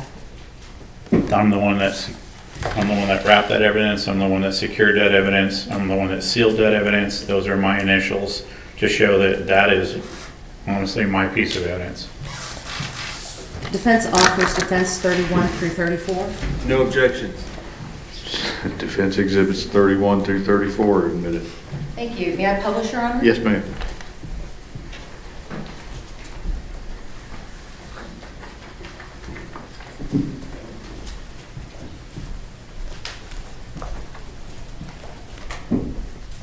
Sergeant Yaro, you would agree with me that there are some stains on the brown paper wrapping that exhibit, would you not? Yes, ma'am. In the photo, it looks like there is. Was the brown paper, or I would assume that the brown paper wasn't stained when you put it on, No, ma'am. and that something like that occurred while it was in storage? I guess.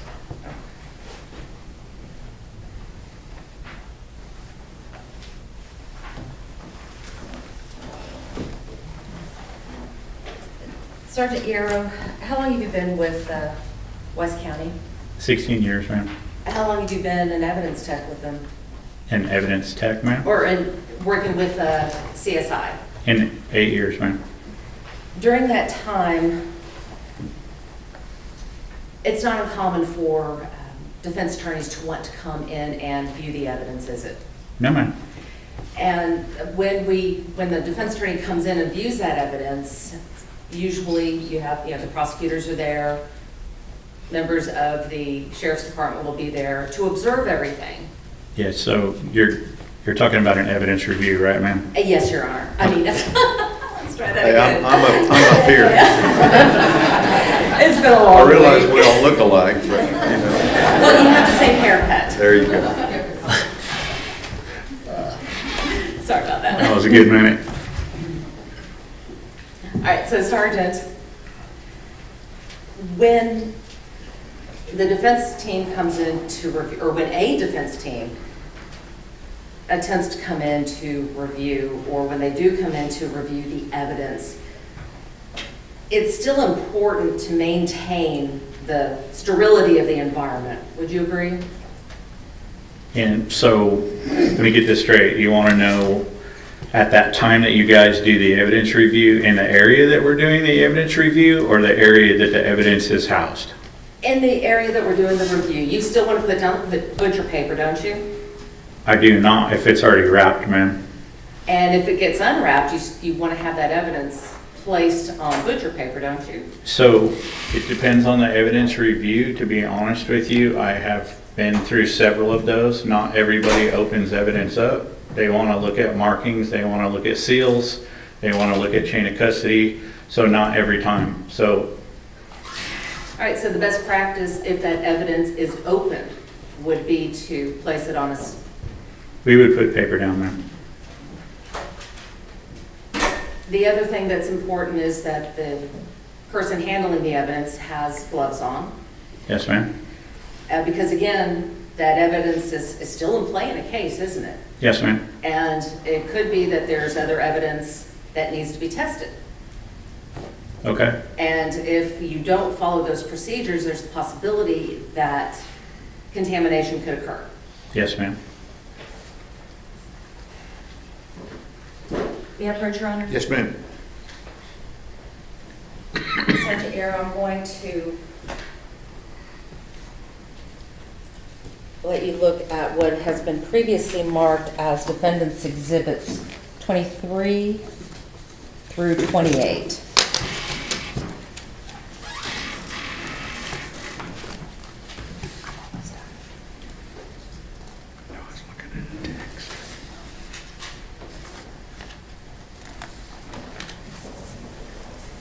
Your Honor, I'd ask the defense to specify exactly when these photographs were taken and under the circumstances that they were taken.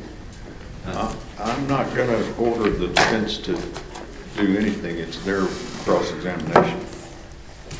All right, so Sergeant Yaro, you testified previously on direct that you had taken into custody a backpack that had Dragon Ball Z. Yes, ma'am. And defense exhibits number 21 through, or 23 through 28, does that appear to be the same backpack that you took into custody? Yes, ma'am, it does. Does it appear to have the same contents that you had taken? Yes, ma'am. We offer state, or defense 23 through 28. When were these taken? Your Honor, the evidence review in this case occurred March 27th. Your Honor.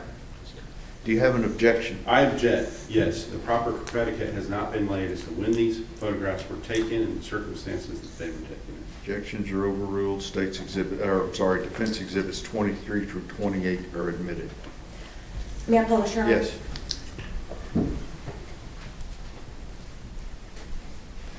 Your Honor, in defense, Sergeant Yaro, I keep calling you Your Honor.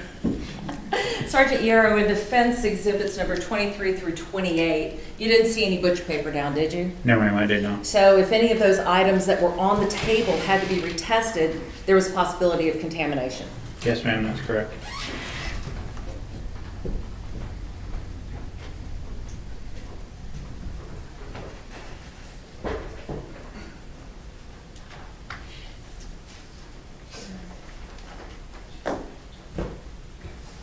May I have one moment, Your Honor? Yes, ma'am.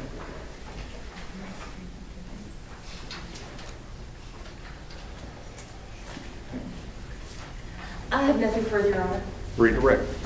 Investigator Yaro, since you're coming back on Monday anyway, would you check on the date? that the Objection, Your evidence- Honor. Leaving. Let me hear the question. Would you please check on the date that the evidence review took place in this case? Yes, sir. And will you also check and see if there's ever been any request to retest any of this evidence? Objection, Your Honor. Again, that's not a proper question at this time. Overruled. Will you do that? Check. You can Yes, answer. sir. Thank you. No further questions. Ms. Anderson, I have nothing further. may the witness be excused subject to any potential recall? Yes, Your Honor, we intend to recall him first thing Monday. Okay. Thank you. Thank you, sir. Let me see y'all.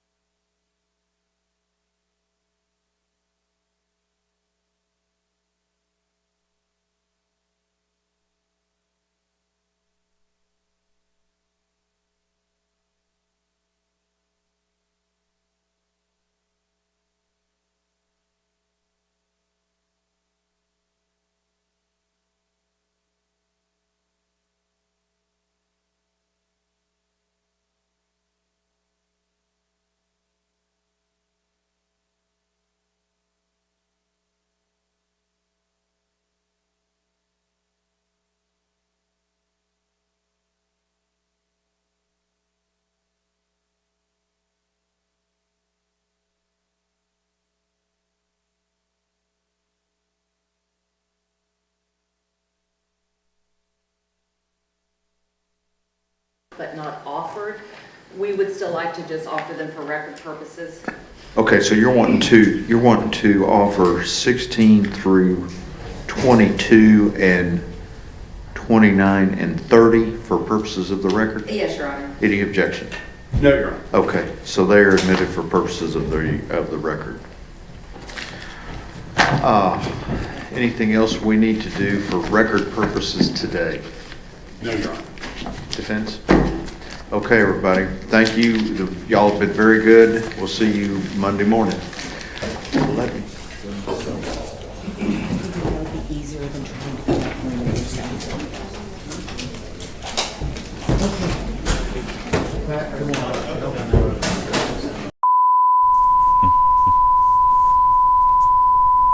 Okay. Oh, Zeke, can you kill that noise? Thank you. Whew, that was something in my It ears. woke me up.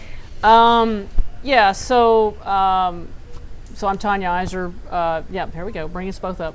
Tanya Iser, senior investigative reporter here at Channel 8. Of course, Juan Sanchez has been our legal analyst for the day, and we're done for the week. So we have ended week 1 of the Tanner Horner trial, and while today was somewhat dry, mostly CSI type evidence, and them getting in these pictures, these photos of this evidence, the strap, the shoes, the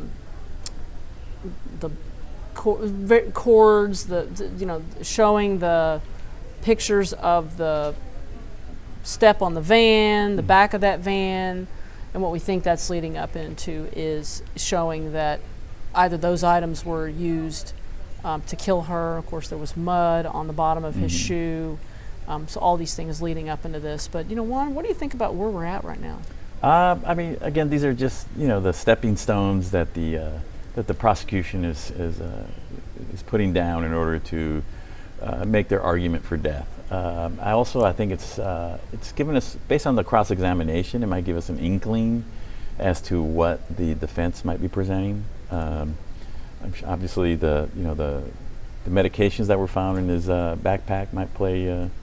I'm sure is going to play a part in telling the jury what kind of conditions he was suffering of, and whether they contributed to him acting the way he did and doing what he did, and some type of mitigating evidence. Also, I think it's just based on the cross-examination, I think the defense may be starting to argue to the jury that there was no sexual assault in this killing, because the government is alluding to that fact already through their presentation. And so I think a lot of the cross-examination that you saw by Ms. Anderson is going to have her argue that if there is any evidence of his DNA in parts there shouldn't be, that it may have got there through cross-contamination, or not being careful with the evidence, or the person who was collecting the evidence wasn't doing their job correctly. Right, that's why they were making a big deal about the butcher paper not being down on the table, that sort of thing. Correct. And the drugs that they found in his backpack, one of them was Prozac, and one of them was ADHD medication, which is a pretty common medications. And so, and people are asking about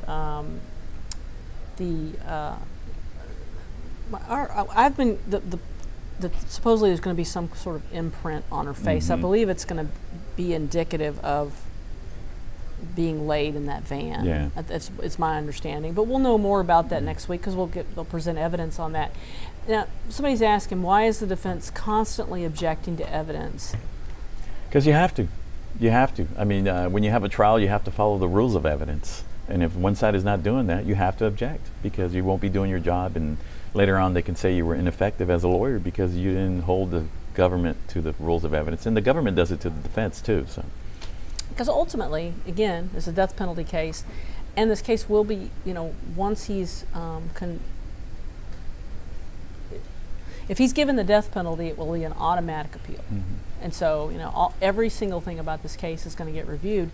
So these lawyers are doing exactly what they're supposed to do. We may not, some of you people out there may not like it, but that's the reality of our system. And if Juan was defending Tanner Horner, he would be doing some version of the same thing. And you have to object when the other side doesn't do it correctly. You have to. I mean, that's why you have to follow rules during a trial.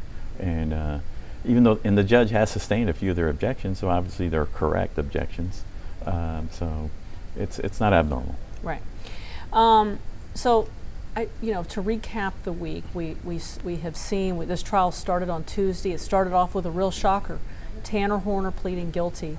That certainly not something that I expected. And then we spent about a day and a half. Well, first of all, we saw the first witness. I don't know if she was the first witness. Maybe she was the second witness. First or second witness. It all escapes me now. Was the teacher, Athena Strand's teacher, and such compelling testimony about what that did and how that affected the family. And then we saw Athena Strand's stepmom and just her heart, how her heart was broken. And then the sheriff and how his heart was broken. I mean, all those first few witnesses were all, let's tug at the heartstrings, and it certainly was effective because I was affected. And then, of course, we saw that picture. Yeah. Her in that van, that delivery van with Tanner Horner. That's the first time we'd seen that. Yeah, I had never seen that before. We knew that this existed, right? We knew there was video from inside the van, but that had never been seen before. So it was difficult to see because you just know these are the final moments of her life. And then, of course, we had about a day and a half of hearing these videos of Tanner Horner's interactions with law enforcement. As the prosecutor said in his opening statement, lie upon lie upon lie, and going all the way around the world, and then, of course, making up this persona of zero, and ultimately leading them to to Athena Strand's body, and then having it's hard to explain, the idea that he's going to ask Texas Rangers to come back in, and I'm going to cut a deal, right? They're going to let me out for Christmas with my kid, and in exchange for me giving all the details. It was pretty stunning stuff. So I don't know. Juan, any sense on how much longer this might go, or where we might be headed next? I mean, it's still a ways to go. I mean, the state hasn't even stopped putting witnesses on. So I heard 19 witnesses they had? Well, what we heard was that 19 witnesses for the defense. Oh, yeah. So, and that's the number that Rebecca Lopez had heard, and I don't know, you know this. Yeah. The decision about how many witnesses they'll actually put on the stand, those get made later in the game, so to speak. As you go. Well, I mean, it's gonna take a while, and we don't know how it's gonna end up, just because so far it looks bad for the defense. But I don't know how many cases I've seen or been involved in where it's just looking terrible for one side, and then next thing you know, there's these witnesses that testify that could change everything. I mean, I don't know what they have. They might have something compelling, maybe not. But at this point, it doesn't look good for the defendant. I mean, when you get into an interview with law enforcement and you talk about that you snatched a little girl, you lie about the circumstances of it, and then you talk about how you turned her around and you tried to break her neck, and then when that didn't work, you strangled her, and then you mimic Mike Tyson. Yeah, that's... I mean... like I said, those are things to overcome that are going to be very difficult. I have a hard time... I know after that testimony, after seeing that, those videos the course of Wednesday and Thursday, I was, as I went home, I don't know if physically ill is the right word, but just, it's just sheer evil. Yeah. And it's hard to see, and I talked to some of my friends about it, because if you're not in the courthouse and you don't cover these sorts of cases, you're not necessarily realize like the kind of the depth of the horrible things that people can do, and that's certainly, I think, what we've seen in this case. But again, I also think that we have seen some incredible police work. That Texas Ranger, I can't speak highly enough of him how he handled getting Tanner Horner to continue to talk. In general, Juan, is it a good idea to ever talk to investigators? No. No, and I think Tanner Horner proved that. So, Yeah. any other final thoughts you want to offer to folks? No, I mean, it's an interesting trial. I'm curious to see, my biggest curiosity is what the defense is going to put on in mitigation of what we've seen so far to be a very bad thing. Yeah, it's like, people are asking, will we see his former girlfriend? Will we see his mother? Will we see his grandmother? We may. Someone's going to have to get up there and say something good about him. Yeah, I mean, presumably there will Yeah. be somebody at some point who will do that, and who that will be at this point we don't know. The lawyers are under a gag order, so they can't tell us, exactly what's next. And when we do know from just what we heard at the end of court today, that sheriff's investigator will be back on the stand, and they'll be continuing to bring in sort of what I would call CSI type evidence, and then that could go all day because there could be a lot more. of stuff, yeah. We don't know how much more there is to get in. Oftentimes there's quite a bit, but we really appreciate everybody joining us. Thank you so much for spending time with us. Juan, thank you so thank you much for having me. It's a spending pleasure. all day with us. I cannot thank the legal guests who come on here enough. They do this. This is not, we don't pay them. They come on and they do an amazing job day in, day out, sitting up here with me, and it can get fairly long as we're watching this, but Juan and the other lawyers who've done this with me on this trial and also on prior trials do a great job, and I so much appreciate them. We will be back, I will be back, at 8:30 Monday morning, and then court will kick off at 9 a.m. Thank you for joining us.